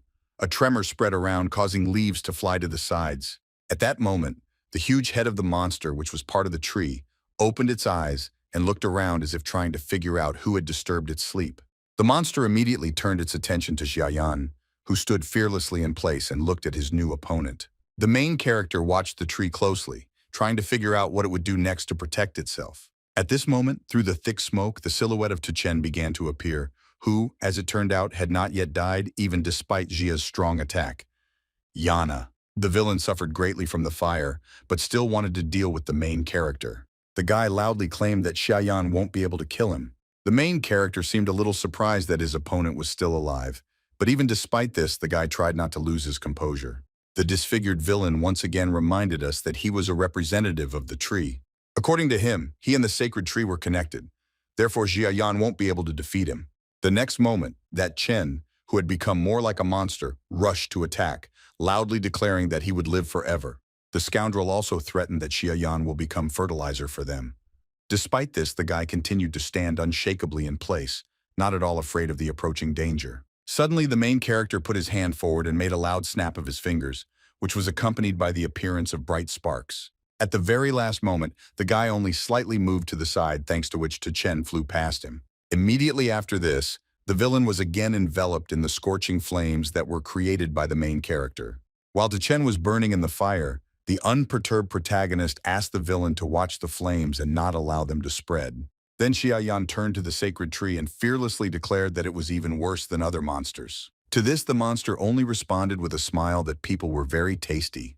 The next moment, the tree branches pierced the survivors, thereby taking control of their bodies. People began to blame Jia. Yana is that he provoked God. They thought they could survive if they made one sacrifice, but now it was impossible. The protagonist didn't seem to regret what happened at all. Suddenly, the monster began to bring one of the survivors to his mouth. The wounded guy already understood what would happen next, so he cursed Jia at the end. Yana. After that, the monster ate the guy with great appetite, praising his excellent taste along the way. Among all the survivors, only the young girls remained unharmed. They did not understand why everyone insulted the main character because this tree was definitely a monster. One of the women, with tears in her eyes, replied that even if the tree was a monster, they still couldn't escape because of the zombies that surrounded them. The zombies still couldn't get close to the tree, but they meekly waited for the opportunity to attack people, so the survivors couldn't escape. Soon the tree decided that it was time to eat those same girls, so it directed its branches towards them. Seeing this, Xiaoyan immediately decided to intervene and began to use fire and sword to cut down the branches of the monster tree in order to save the girls. The main character managed to resist the monster without any difficulty. He had the strength to stop him, so he asked people to run away from here quickly. Along the way, the monster tried to attack other survivors. Seeing this, people were very scared and asked for help. Xiaoyan, of course, responded to this call and began to chop down the tree branches with his fire sword. People were amazed by the guy's unusual abilities and watched with bated breath as he confronted the monster. When it became relatively safe around, the survivors began to run away from the tree, while Xiaoyan covered their retreat. Seeing this, the people who were enslaved by the monster tree began to beg for help and ask the main characters to cut the branches that were stuck in their chests. Meanwhile, the people who were running away from the tree ran into a wall of bloodthirsty zombies that blocked their path. It seemed that now there was nowhere to run. Seeing this, the people enslaved by the monster began to laugh loudly and claim that no one would be able to escape. Not only their new god would save them. These people also claimed that the other survivors would not be able to escape, and they would all die along with them. The aggressive zombies had indeed almost reached the people, but just at that moment the main character got down to work. Xiaoyan quickly flew into the crowd of monsters and began to mercilessly use his abilities against them. The survivors were amazed by the guy's strength and were filled with hope, but the people enslaved by the tree could not believe that Xiaoyan will actually be able to resist the zombies. At this time, the main character was not distracted and, focusing all his attention, waved his fiery weapon. The guy only needed one sweeping movement to neutralize several dozen bloodthirsty monsters at once. Once the job was done, the protagonist put his weapon on his shoulder and looked around. Xiaoyan quickly realized that the danger to people had passed, so he breathed a sigh of relief. As soon as all the enemies were defeated, the guy turned to the astonished people and asked them to quickly run away from here. Having accepted all the thanks from the saved people of Xiaoyan, slowly walked towards his main opponent. The people enslaved by the tree could not believe that the guy really managed to deal with all the zombies. They already regretted that at the time they did not support him but trusted the scoundrel. Before they found themselves in the jaws of the monster, people desperately begged Xiaoyan to save them by insisting that he was very strong. Eating one person after another, The monster regretted that so much delicious food had escaped from him because of the main character. The tree was determined to take revenge on the guy for this, so it quickly attacked him with its branches. Despite the approaching danger, Xiaoyan stood his ground unwaveringly and looked his enemy in the eye fearlessly. Suddenly, the main character began to smile slyly and say that first he would deal with the tree monster. The self-confident monster, of course, did not take the guy's threats seriously and therefore was not afraid to engage in direct confrontation with him. At the same time, the sky began to be torn apart by bright lightning, and pouring rain fell on the empty streets of the city, which by this time were already strewn with corpses. The monster tree wrapped its branches around the main character, but of course this couldn't stop him. Xia Yan continued to deliver powerful blows in order to cut the tree, but all to no avail. The guy also didn't forget to use his fire element in the hope that the tree wouldn't be able to resist it. Surprisingly, any damage that appeared on the tree quickly healed, which did not please the main character at all. Xia Yan even began to get angry because this tree was so hard. It seemed that now he would not be able to get out of here. At some point, the monster turned to the guy and admitted that he could not defeat him in battle, but he could use him. The monster was sure that a man without food and water would sooner or later give in and submit to him. Suddenly, the main character took out a bottle of cool water from his hiding place. The guy began to demonstratively drink this water, asking along the way what the monster was talking about.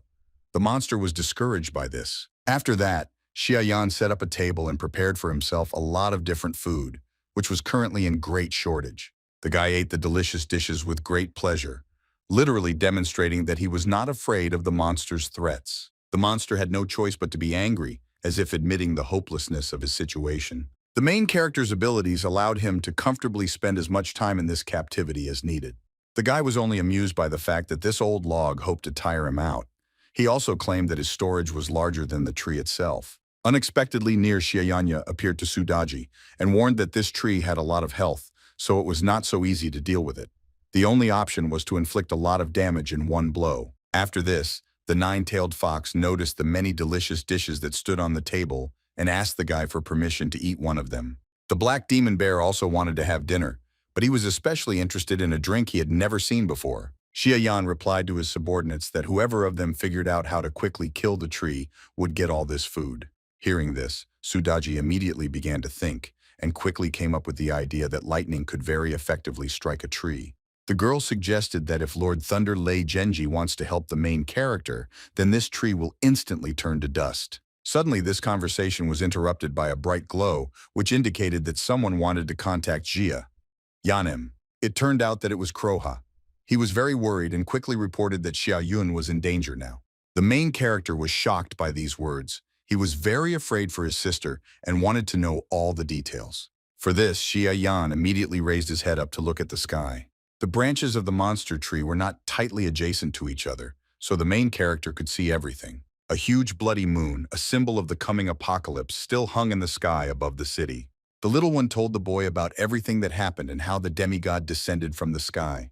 Yamada no Orochi quickly began to fall to the ground, right where the shelter in which Xia was hiding was located, Yun. The little one claimed that, unfortunately, he would not be able to cope with this demigod alone. That's why the turtle begged the protagonist to come to the rescue and protect Xia Yun. Suddenly, Kroha screamed loudly in pain, after which the connection with him was broken. Sudaji was completely shocked by you and thought that all this was very serious. The girl was sure because they had no choice but to resort to radical methods. Xiaoyan himself realized this, so he suddenly disappeared. A moment later, the guy was already standing near Lei's cell. Genji. However, the Thunder God claimed that he didn't care what the protagonist said because he would never obey him anyway. Xia didn't say a word. Yan suddenly opened the cage as if trying to free Lei. Genjinya. Then the guy calmly stated that now he did not have time to argue with the god of thunder. Next, Xia Yan. He recalled that as the ruler of the great prison, he had the right to manage it and had the ability to call on prisoners. In addition, the main character was the master of all the prisoners and could not announce their immediate execution. At this moment, the guy looked very determined, so Lei Genji had no choice but to fix it for him. The Thunder God didn't answer Xiaoyu, but he clearly had no intention of arguing with him anymore. Finally, Lei Genji knelt down, thus showing his favor to the protagonist. The God of Thunder looked closely at the guy and understood that he was now very serious in his statements. Lei Genji was afraid that he might die today, so he decided to submit to the prison warden. The prisoner turned to the main character and asked him to give him his order. Thus, Xiaoyan finally managed to subdue the rebellious Lei Genji, thanks to which he had the opportunity to save his sister. Meanwhile, the bloody moon illuminated the empty streets with its light and added horror to everything that was happening. The tree monster, having overheard the conversation of our heroes, was surprised that the great Yamata no Orochi descended to Earth so early and considered that now Xiaoyan will definitely get his punishment. Suddenly, the monster fell silent when he saw a small but bright lightning that came from where the main character was placed.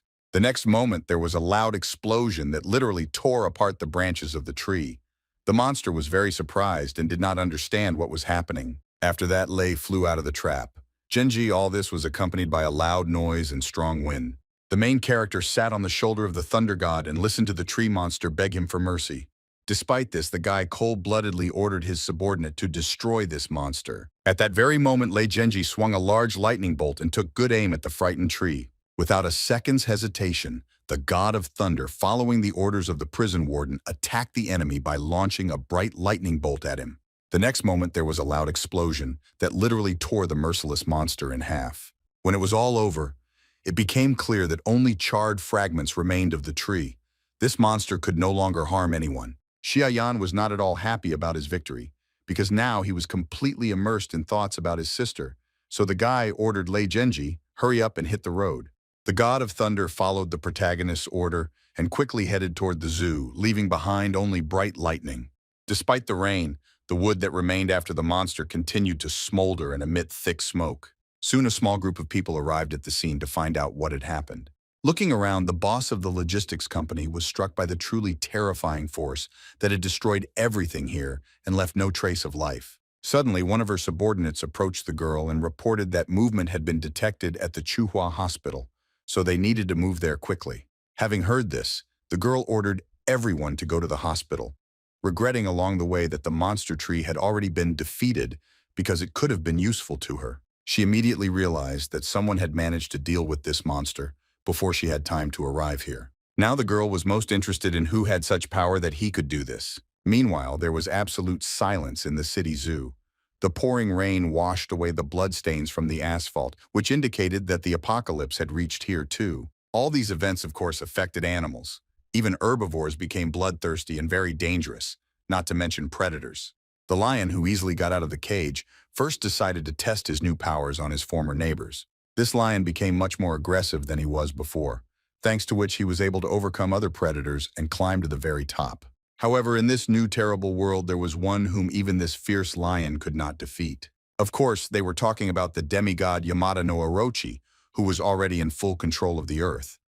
Lev did not know who this creature was and what power it possessed, so it seemed he intended to challenge him. Despite this, the monster continued to stare at the predator as if trying to understand his essence. Suddenly, the lion began to feel a strange feeling, which was clearly caused by the appearance of the demigod. The next moment, the ferocious predator, who had previously been able to easily give up all of his opponents, began to cough up blood, and his eyes seemed about to pop out of their sockets. Soon the lion was literally torn apart from the inside. The predator never managed to enjoy the taste of his prey and left behind only clots of mucus. Splashes of thick mucus flew around, almost hitting Yamata no Orochi himself. Immediately after this, several large snakes appeared out of nowhere and began looking for a new target to attack. Along with this, the demigod emitted an ominous aura around him, which had a detrimental effect on living beings and even killed some of them. There were many snakes everywhere that appeared here because of Yamata no Orochi. Soon the entire zoo was teeming with snakes, so no one could get in unnoticed. Meanwhile, Yamata no Orochi stared at his opponent, trying to figure out how exactly he should fight against him. The baby assumed his maximum form and surrounded the area around the administrative building with a protective barrier so that the demigod could not harm Jia Yun. Suddenly, one of the snakes received an order from Yamata no Orochi to attack the barrier. At that very moment, she fearlessly rushed forward, not yet knowing what kind of resistance awaited her. As soon as the snake touched the barrier, it was immediately thrown back, being torn into pieces along the way. The demigod realized that he wouldn't be able to resist the tiny so easily, so he threw all of his subordinates into the attack at once. Despite the fact that the protective barrier remained indestructible, numerous attacks could not help but affect the turtle itself. At some point, Kroha received a serious injury, causing blood to gush from his neck. Yamata no Orochi was very surprised that the turtle could resist him and could not believe that there were still worthy opponents left in the upper world. The demigod then suggested that since the turtle possessed the power of water and clouds, it could easily escape from here and prolong its life. To this, Kroha replied that he was already too old for this, and besides, he did not want to receive punishment from his master in case of failure. Yamada no Orochi knew that the gods and higher monsters had been destroyed long ago, so he was very interested in who the turtle's owner was if it was so afraid of him. To this, Kroha laughed and replied that he had heard that Yamada no Orochi was a servant of the god Susano. The demigod was very unhappy when he heard this name, and therefore immediately began to ask why the turtle was telling him all this. The baby explained that compared to his master, the god Susano was so worthless that he only had the right to lick his boots. At that moment, an incredibly powerful blow fell on the protective barrier, which Tiny did not expect at all. Because of this, the barrier began to quickly collapse, leaving our heroes without protection. The turtle made great efforts to resist this sudden attack, but unfortunately the forces were not equal. The baby suffered serious damage to his health and began to cough up blood, but continued to stand firm in place, defending the building. Xia Yun heard loud sounds outside and felt the ground shaking violently, which made her feel very scared now. Meanwhile, Kroha finally understood who exactly had dealt him that blow.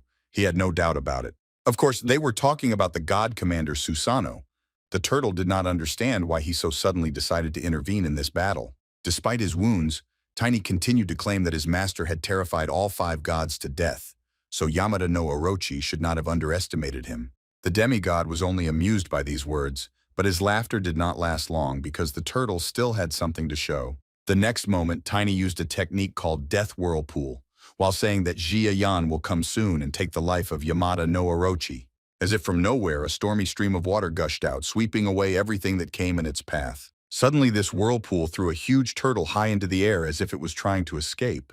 This was a misleading opinion because in fact, Kroha was going to attack Yamada no Orochi in such an unusual way. While still in the air, the turtle used the Taishan technique to strengthen its body. The energy instantly filled the baby and gave her the opportunity to carry out a devastating attack. Yamada no Orochi watched what was happening with surprise. The demigod understood what consequences this attack would have for him, but he no longer had time to do anything. The next moment, the turtle fell to the ground with a loud crash from a great height, causing a huge explosion. The blast wave quickly moved in all directions, destroying everything in its path.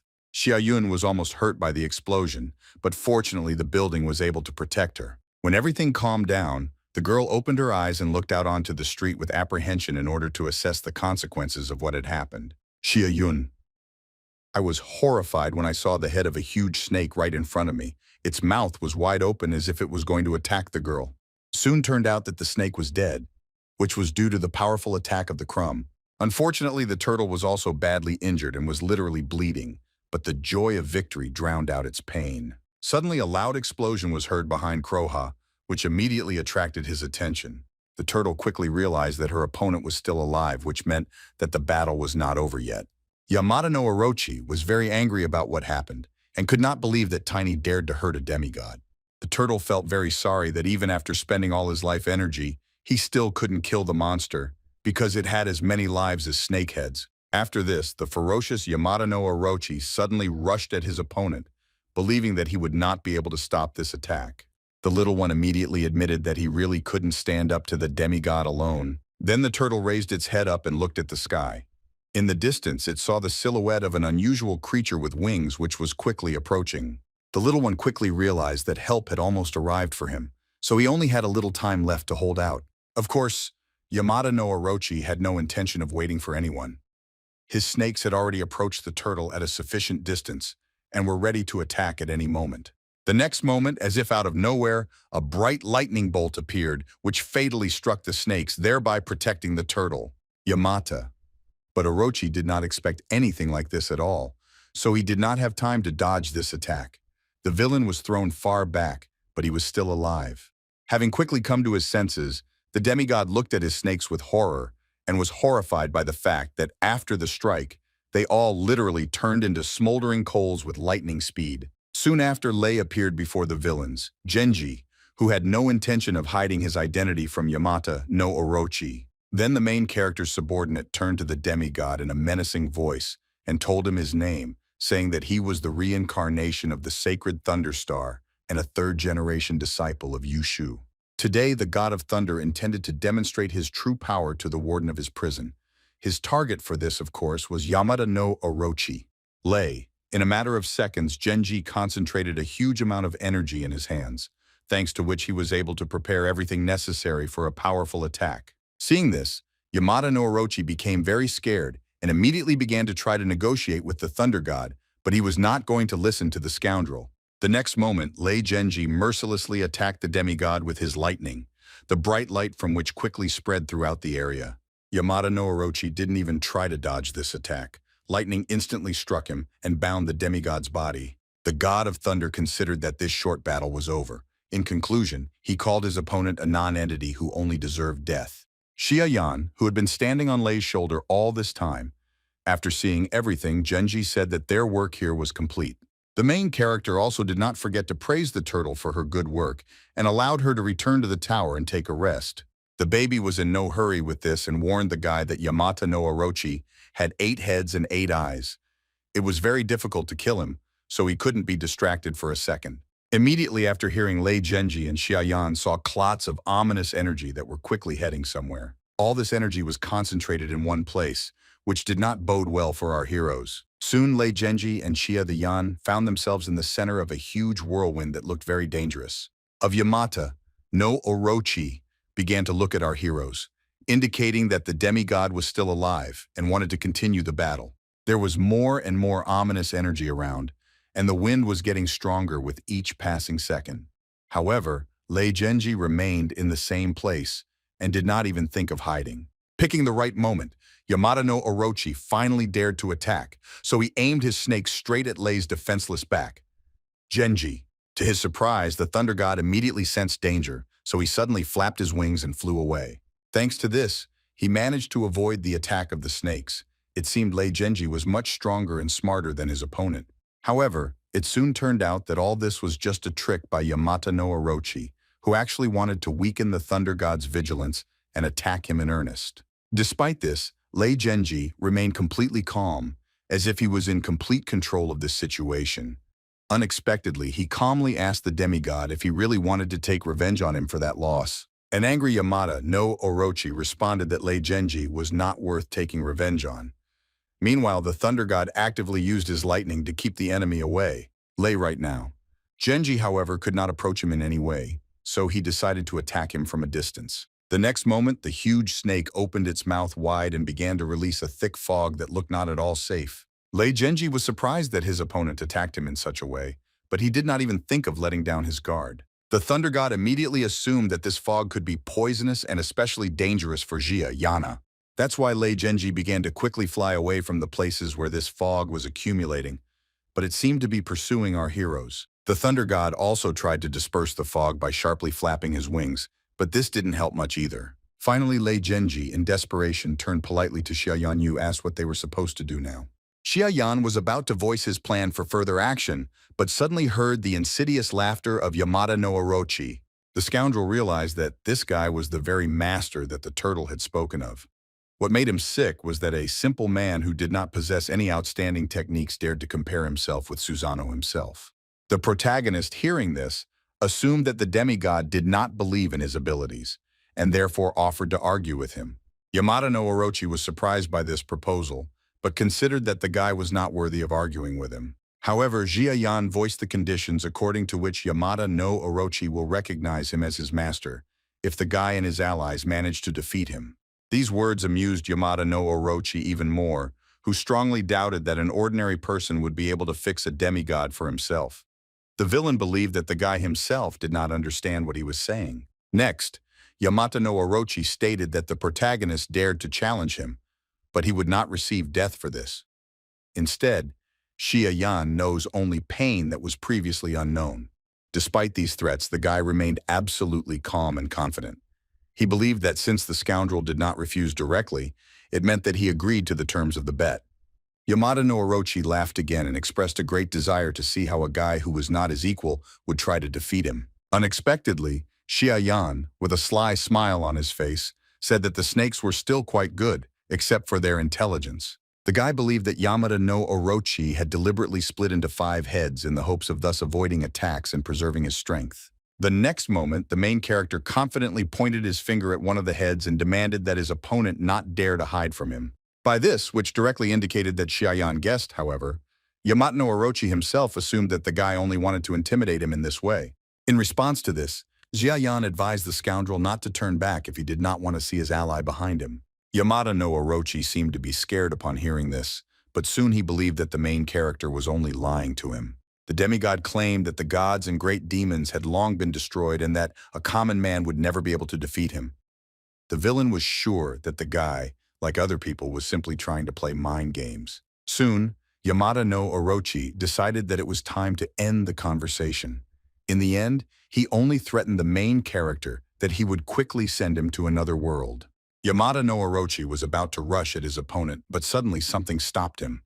A voice behind him greeted the villain. The bear demon began to say that his old bear body was not in the best shape, but according to the prison warden, snake venom could help him, so he wanted to borrow it from Yamato no Orochi. At this very time, people in another part of the city quickly ran forward in order to break away from the zombies pursuing them. The monsters did not know fatigue and were not afraid of getting wet in the rain, so the survivors had to hurry. Suddenly, the little girl who was sitting in her mother's arms noticed that something strange was happening to her hand. After quickly examining her daughter's hand, the woman assumed that it had become like that because of the poisoned rain. However, in order not to frighten the child, she assured that everything was fine. Unfortunately, due to severe stress, the woman quickly lost control of herself and began to loudly appeal to the gods and spirits of her ancestors, begging them for help. Despite the tears, no one answered the woman, and the other survivors were only concerned about their own salvation. At this time, the black demon bear had already rushed at his opponent in order to prove to him that Xiaoyan was a great master and an excellent supervisor. The bear attacked Yamato no Orochi without any difficulty and did not feel any resistance from him at all because he was much stronger than this snake, assumed with horror that this bear also had the rank of a general. It was hard to believe because this was already the second entity with such power, which was also connected with Jia. Yanem. Finally, unable to contain his curiosity any longer, the villain turned to the protagonist and asked who he really was. Xiaoyan wasn't going to answer his opponent's question so easily, so with a smile on his face, he asked him to guess it himself. From this answer, Yamato no Orochi realized that the protagonist was hiding some great secret that the villain needed to report to someone as soon as possible.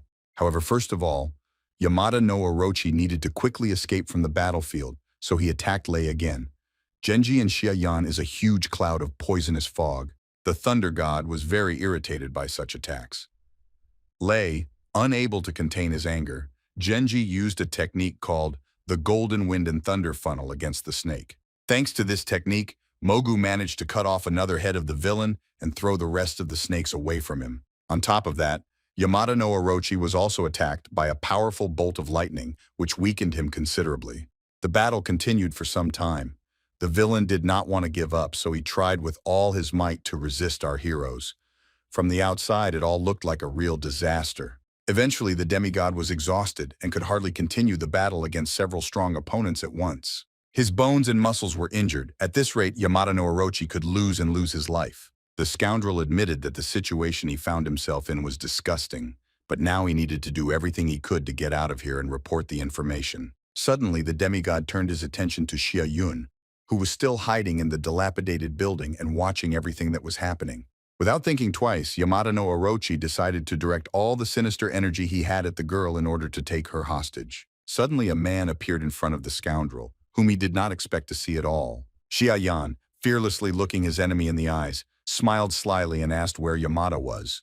But Orochi was about to leave. Yamato no Orochi was very surprised by the sudden appearance of the protagonist in front of him, and therefore asked if he really knew in advance that he would come there. Xiaoyan briefly confirmed this. The guy then explained that when the villain attacked Lei Genji, noticed that one of the snakes took advantage of this moment to slip out and head towards the ground.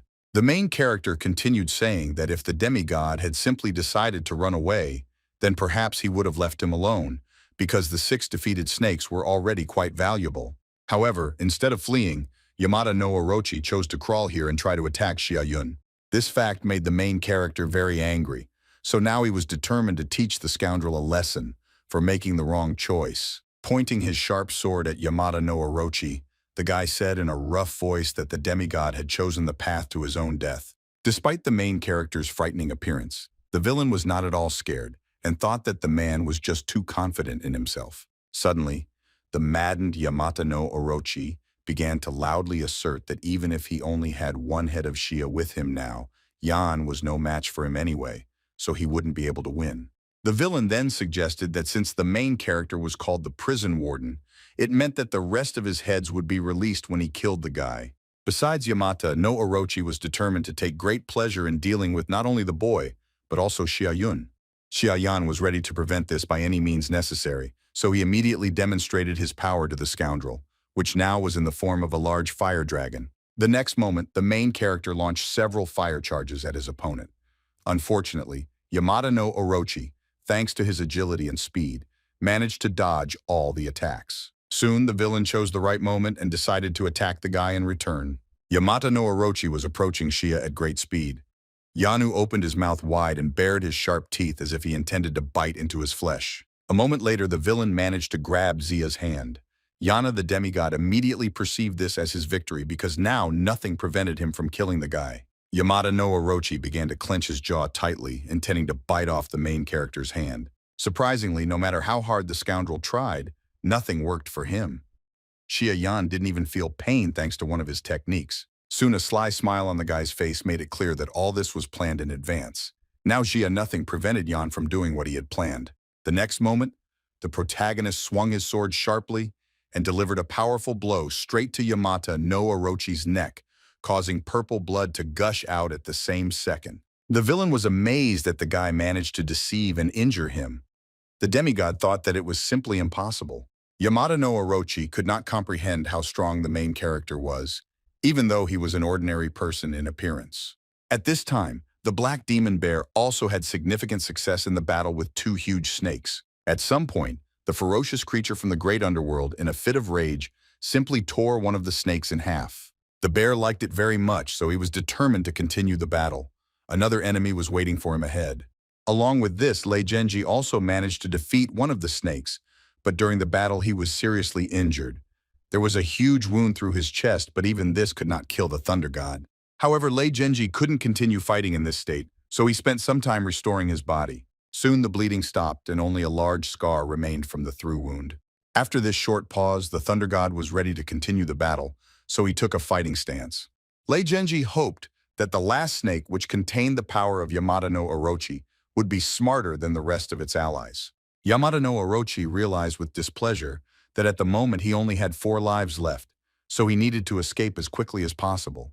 The villain also understood that the main character still had a lot of energy and a body of amazing strength, so he could not allow this battle to continue. In order to defeat Xiayana did not engage in direct confrontation with him, Yamata no Orochi began to think about what the weakness of people was. Very quickly, the villain realized that the key to his meal was a human soul. Having assumed the spectral form of Yamata no Orochi, he quickly headed towards the main character. Xia Yan seemed not to understand what was happening to his opponent.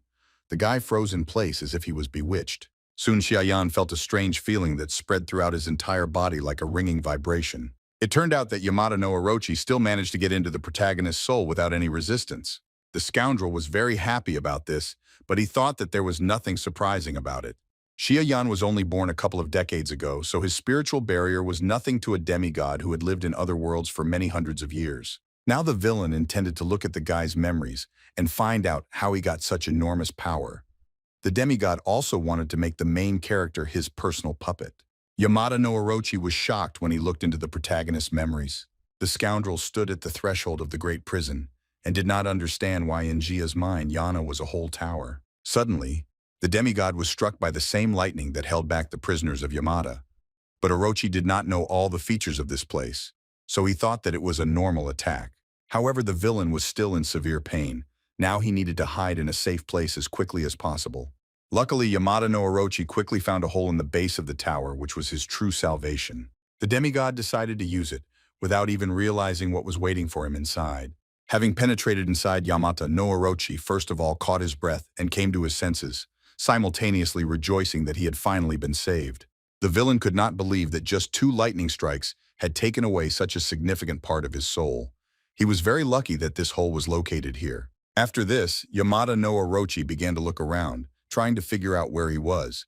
He didn't understand why it was so dark here. Suddenly, the villain began to feel the oppressive feeling that someone was watching him. It was not just one creature. There were many eyes looking at him now. The atmosphere in the tower was very frightening for the demigod. He didn't understand why this was happening to him, because even Susano didn't allow him to go through such horror. Yamada no Orochi was afraid that perhaps those who were now observed by him were superior in strength even to Susano. The villain also assumed that gods could be imprisoned in this tower. To comprehend all this, but an even greater shock was already awaiting him ahead. Suddenly, Yamada no Orochi began to scream loudly and clutch his head. His entire body was pierced by incredible pain. Xiaoyan watched silently as his opponent swayed on the ground, unable to cope with the aftermath of this confrontation. At the same time, the snake that was fighting with the black demon bear also began to behave strangely. It was writhing in pain and its eyes were bleeding. The same situation happened with the snake that confronted Lei, Genji. Our heroes did not understand what was happening to their enemy. Eventually, both snakes forgot about the battle and returned to Yamada no Orochi, who had been screaming in terror the entire time. The villain did not understand what was happening to him and what he had just seen. He forgot what had happened to him in the tower. It seemed that after what he saw there, it would have been much better for the demigod to simply forget everything. Xiaoyan was taken aback by his opponent's behavior, since just a moment ago he had been fine. The protagonist assumed that Yamada no Orochi tried to do something to defeat him, but in the end he only collided with the tower and quickly calmed down. The bear felt sorry for the demigod because it was even scary to imagine what he had gone through. At the same time, Lei Genji believed that the scoundrel could have rested peacefully in heaven, but he preferred the road to hell. Sudaji was already scared by the mere thought that the scoundrel had climbed to the 4th floor of the tower. Even she had never been there before, because she was afraid to see what was happening to the imprisoned gods on that floor. As a result, Yamada no Orochi simply went crazy after seeing it, and didn't even remember everything that happened there. At this moment, the main character experienced a strange feeling as if someone was watching him. In addition, an atmosphere of approaching danger arose around. Xiaoyan, of course, remained calm, but still turned back and looked at him. There was still a bloody moon in the sky, illuminating this destroyed world with its light. Suddenly, instead of the moon, a huge eye appeared in the sky, which, due to its enormous size, opened very slowly. Judging by the reaction, the creature that was watching humanity was very surprised when it saw the main character. Of course, it was not only our heroes who were now observing this frightening phenomenon. The little girl who did not understand what was happening turned her mother's attention to the sky. From the outside, it seemed as if the moon was gradually disappearing, leaving behind only emptiness in space. At some point, the Earth's satellite completely disappeared, and in its place there was an absolute void. The survivors who saw this were shocked. They had seen a lot in the last few days, but they were definitely not prepared for this. Soon a huge eye began to look at humanity from the void, from which the aura of things literally wafted. The mysterious creature immediately turned its attention to our heroes, who were very noticeable against the backdrop of the apocalypse that reigned around. Unexpectedly, Kroha assumed with horror that the creature that was now in the sky was that very god Susano. Meanwhile, the distraught Yamada no Orochi continued to repeat without stopping that he had one secret that needed to be told. Suddenly the villain headed towards the huge eye, which meant that he knew exactly who it belonged to, Lei. Genji tried to stop the demigod. At that very moment, an unprecedented force helped the god of thunder, knocking him off his feet and pressing him to the ground. The creature in the sky, with its emptiness, had a huge influence on our heroes and made them experience incredible horror. However, the demon bear believed that they couldn't just continue to stand there and do nothing, because at this rate Susano could resurrect and come down to them. Xiaoyan felt that he needed to intervene urgently, so he had already prepared his fire sword. The next moment, the protagonist quickly rushed at Yamada no Orochi and cut off his head with one swing. After that, the guy grabbed the soul of the demigod because it could still tell Susano about his secret. To prevent this from happening, Xiaoyan placed the soul of his opponent in a tower and imprisoned it there. Yamada no Orochi was placed in a cage and thus became another prisoner of the 6 great hells. The villain was of course very surprised by this, but now he could do nothing about it. At the same time, Xiaoyan was pleased with the work done and believed that the problem had already been solved. His subordinates were very happy about this and, breathing a sigh of relief, claimed that with the powers of their prison master, nothing was too much for them. However, the joy did not last long. Suddenly our heroes felt a strong tremor of the earth, which indicated the approach of a danger of incredible proportions. Susano was closely watching everything that was happening on Earth, and he was clearly not happy with what he saw. Due to the influence of Jia's terrifying aura, Jan felt an uncontrollable tremor that quickly spread throughout his entire body. Suddenly, Susano turned to our heroes in a rough voice and asked how they dared to resist his will. Even in the world where the prison was located, Susano's anger could be felt. Now the lightning around the tower flashed even more often and strongly. Along the way, God has already descended on Earth to teach our heroes a lesson for disobedience. As a result, Jia Yan had to move into the world of his prison in order to think everything over in a safe place. Soon the guy warned his subordinates that his energy had almost completely disappeared, so they all had to quickly run away first while he covered their retreat.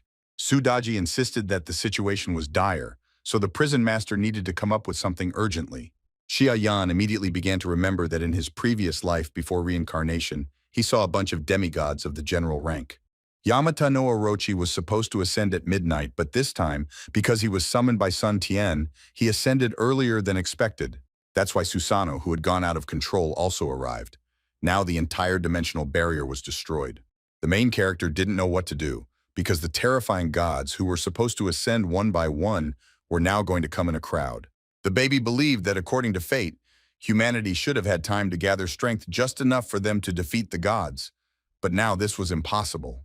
The turtle was afraid that if the barrier was destroyed and the generals broke through here, humanity would fall. Xiaoyan watched what was happening with great concern, but he could not even imagine what would happen next. The next moment, Susano decided to attack Xiaoyan and released a charge of destructive energy at him. Barrier around himself as quickly as possible, but it seemed that he would not have time to do this due to a lack of strength. At that very moment, a huge explosion occurred at the very epicenter where the main character found himself. Xia Yun, who was still in the zoo's administrative building, was also unable to escape the effects of this attack.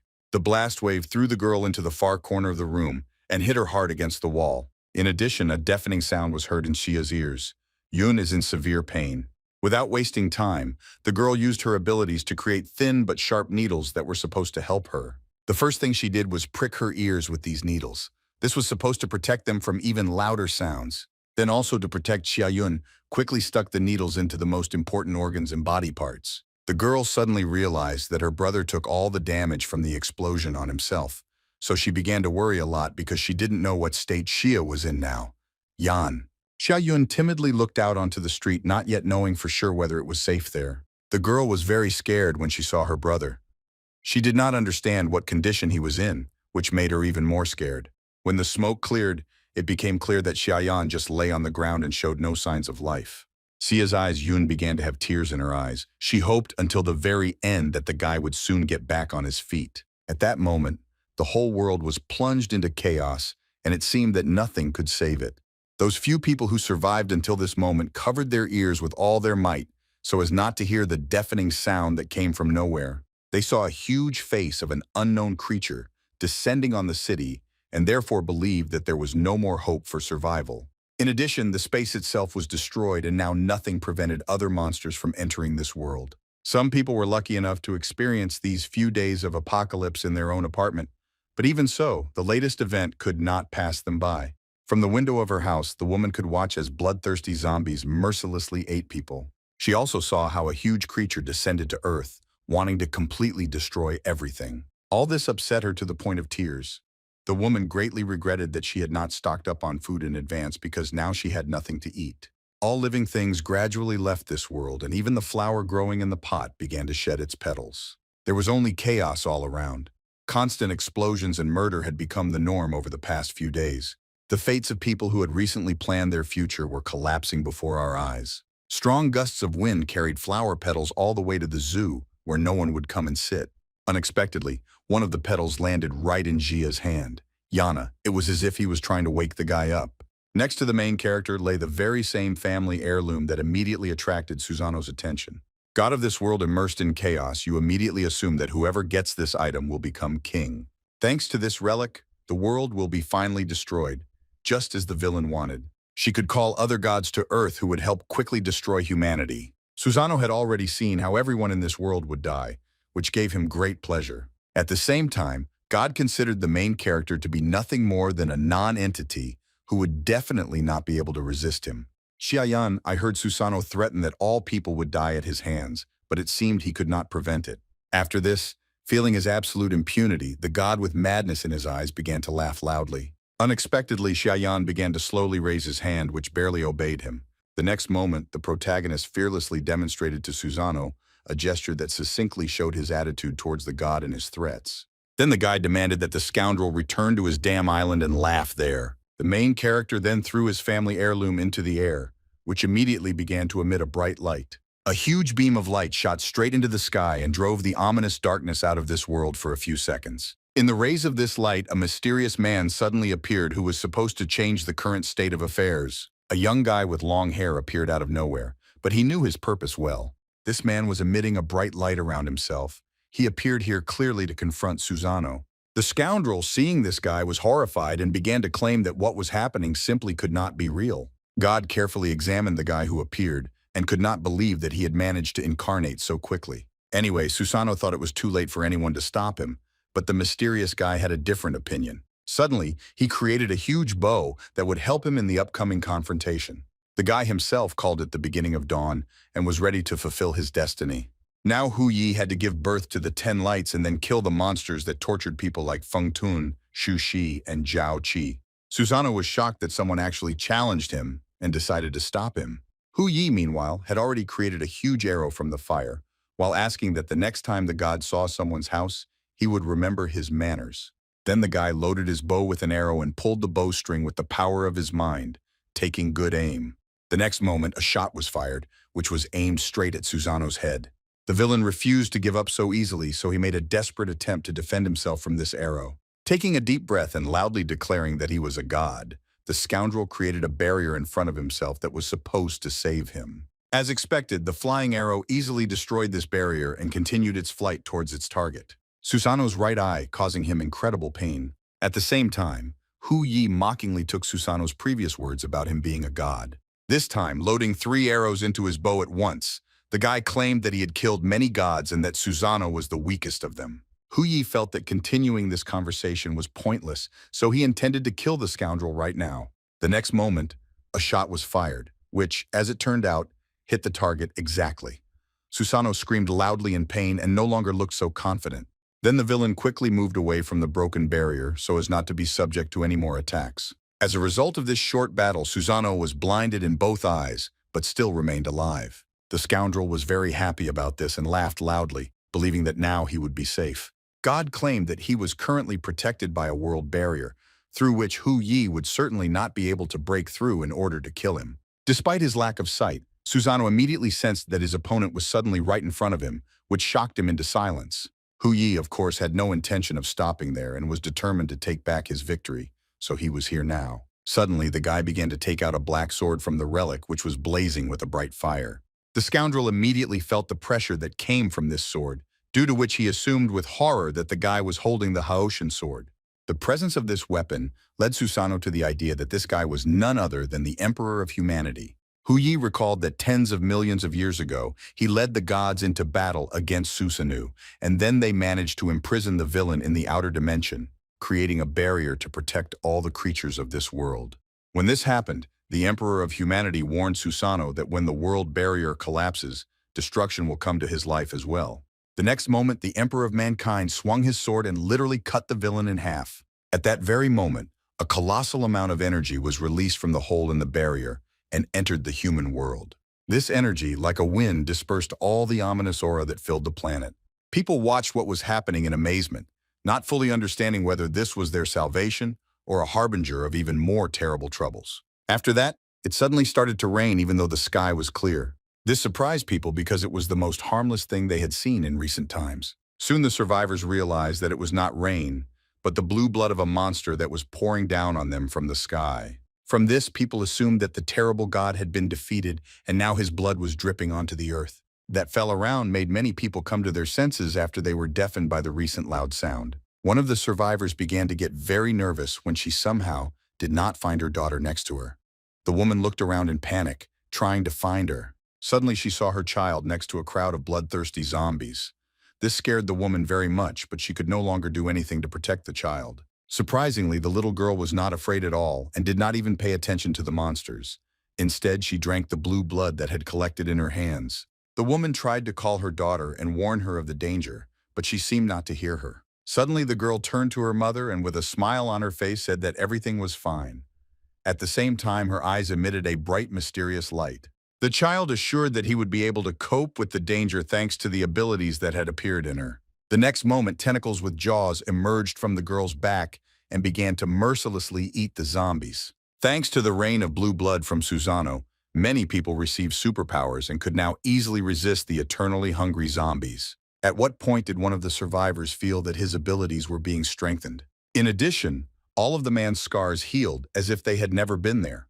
All of this was inexplicable, but it played into the hands of humanity. The man joyfully exclaimed that the heavens were favorable to his fate. Now Hauge was ready to confront the dead and fight for the future of humanity.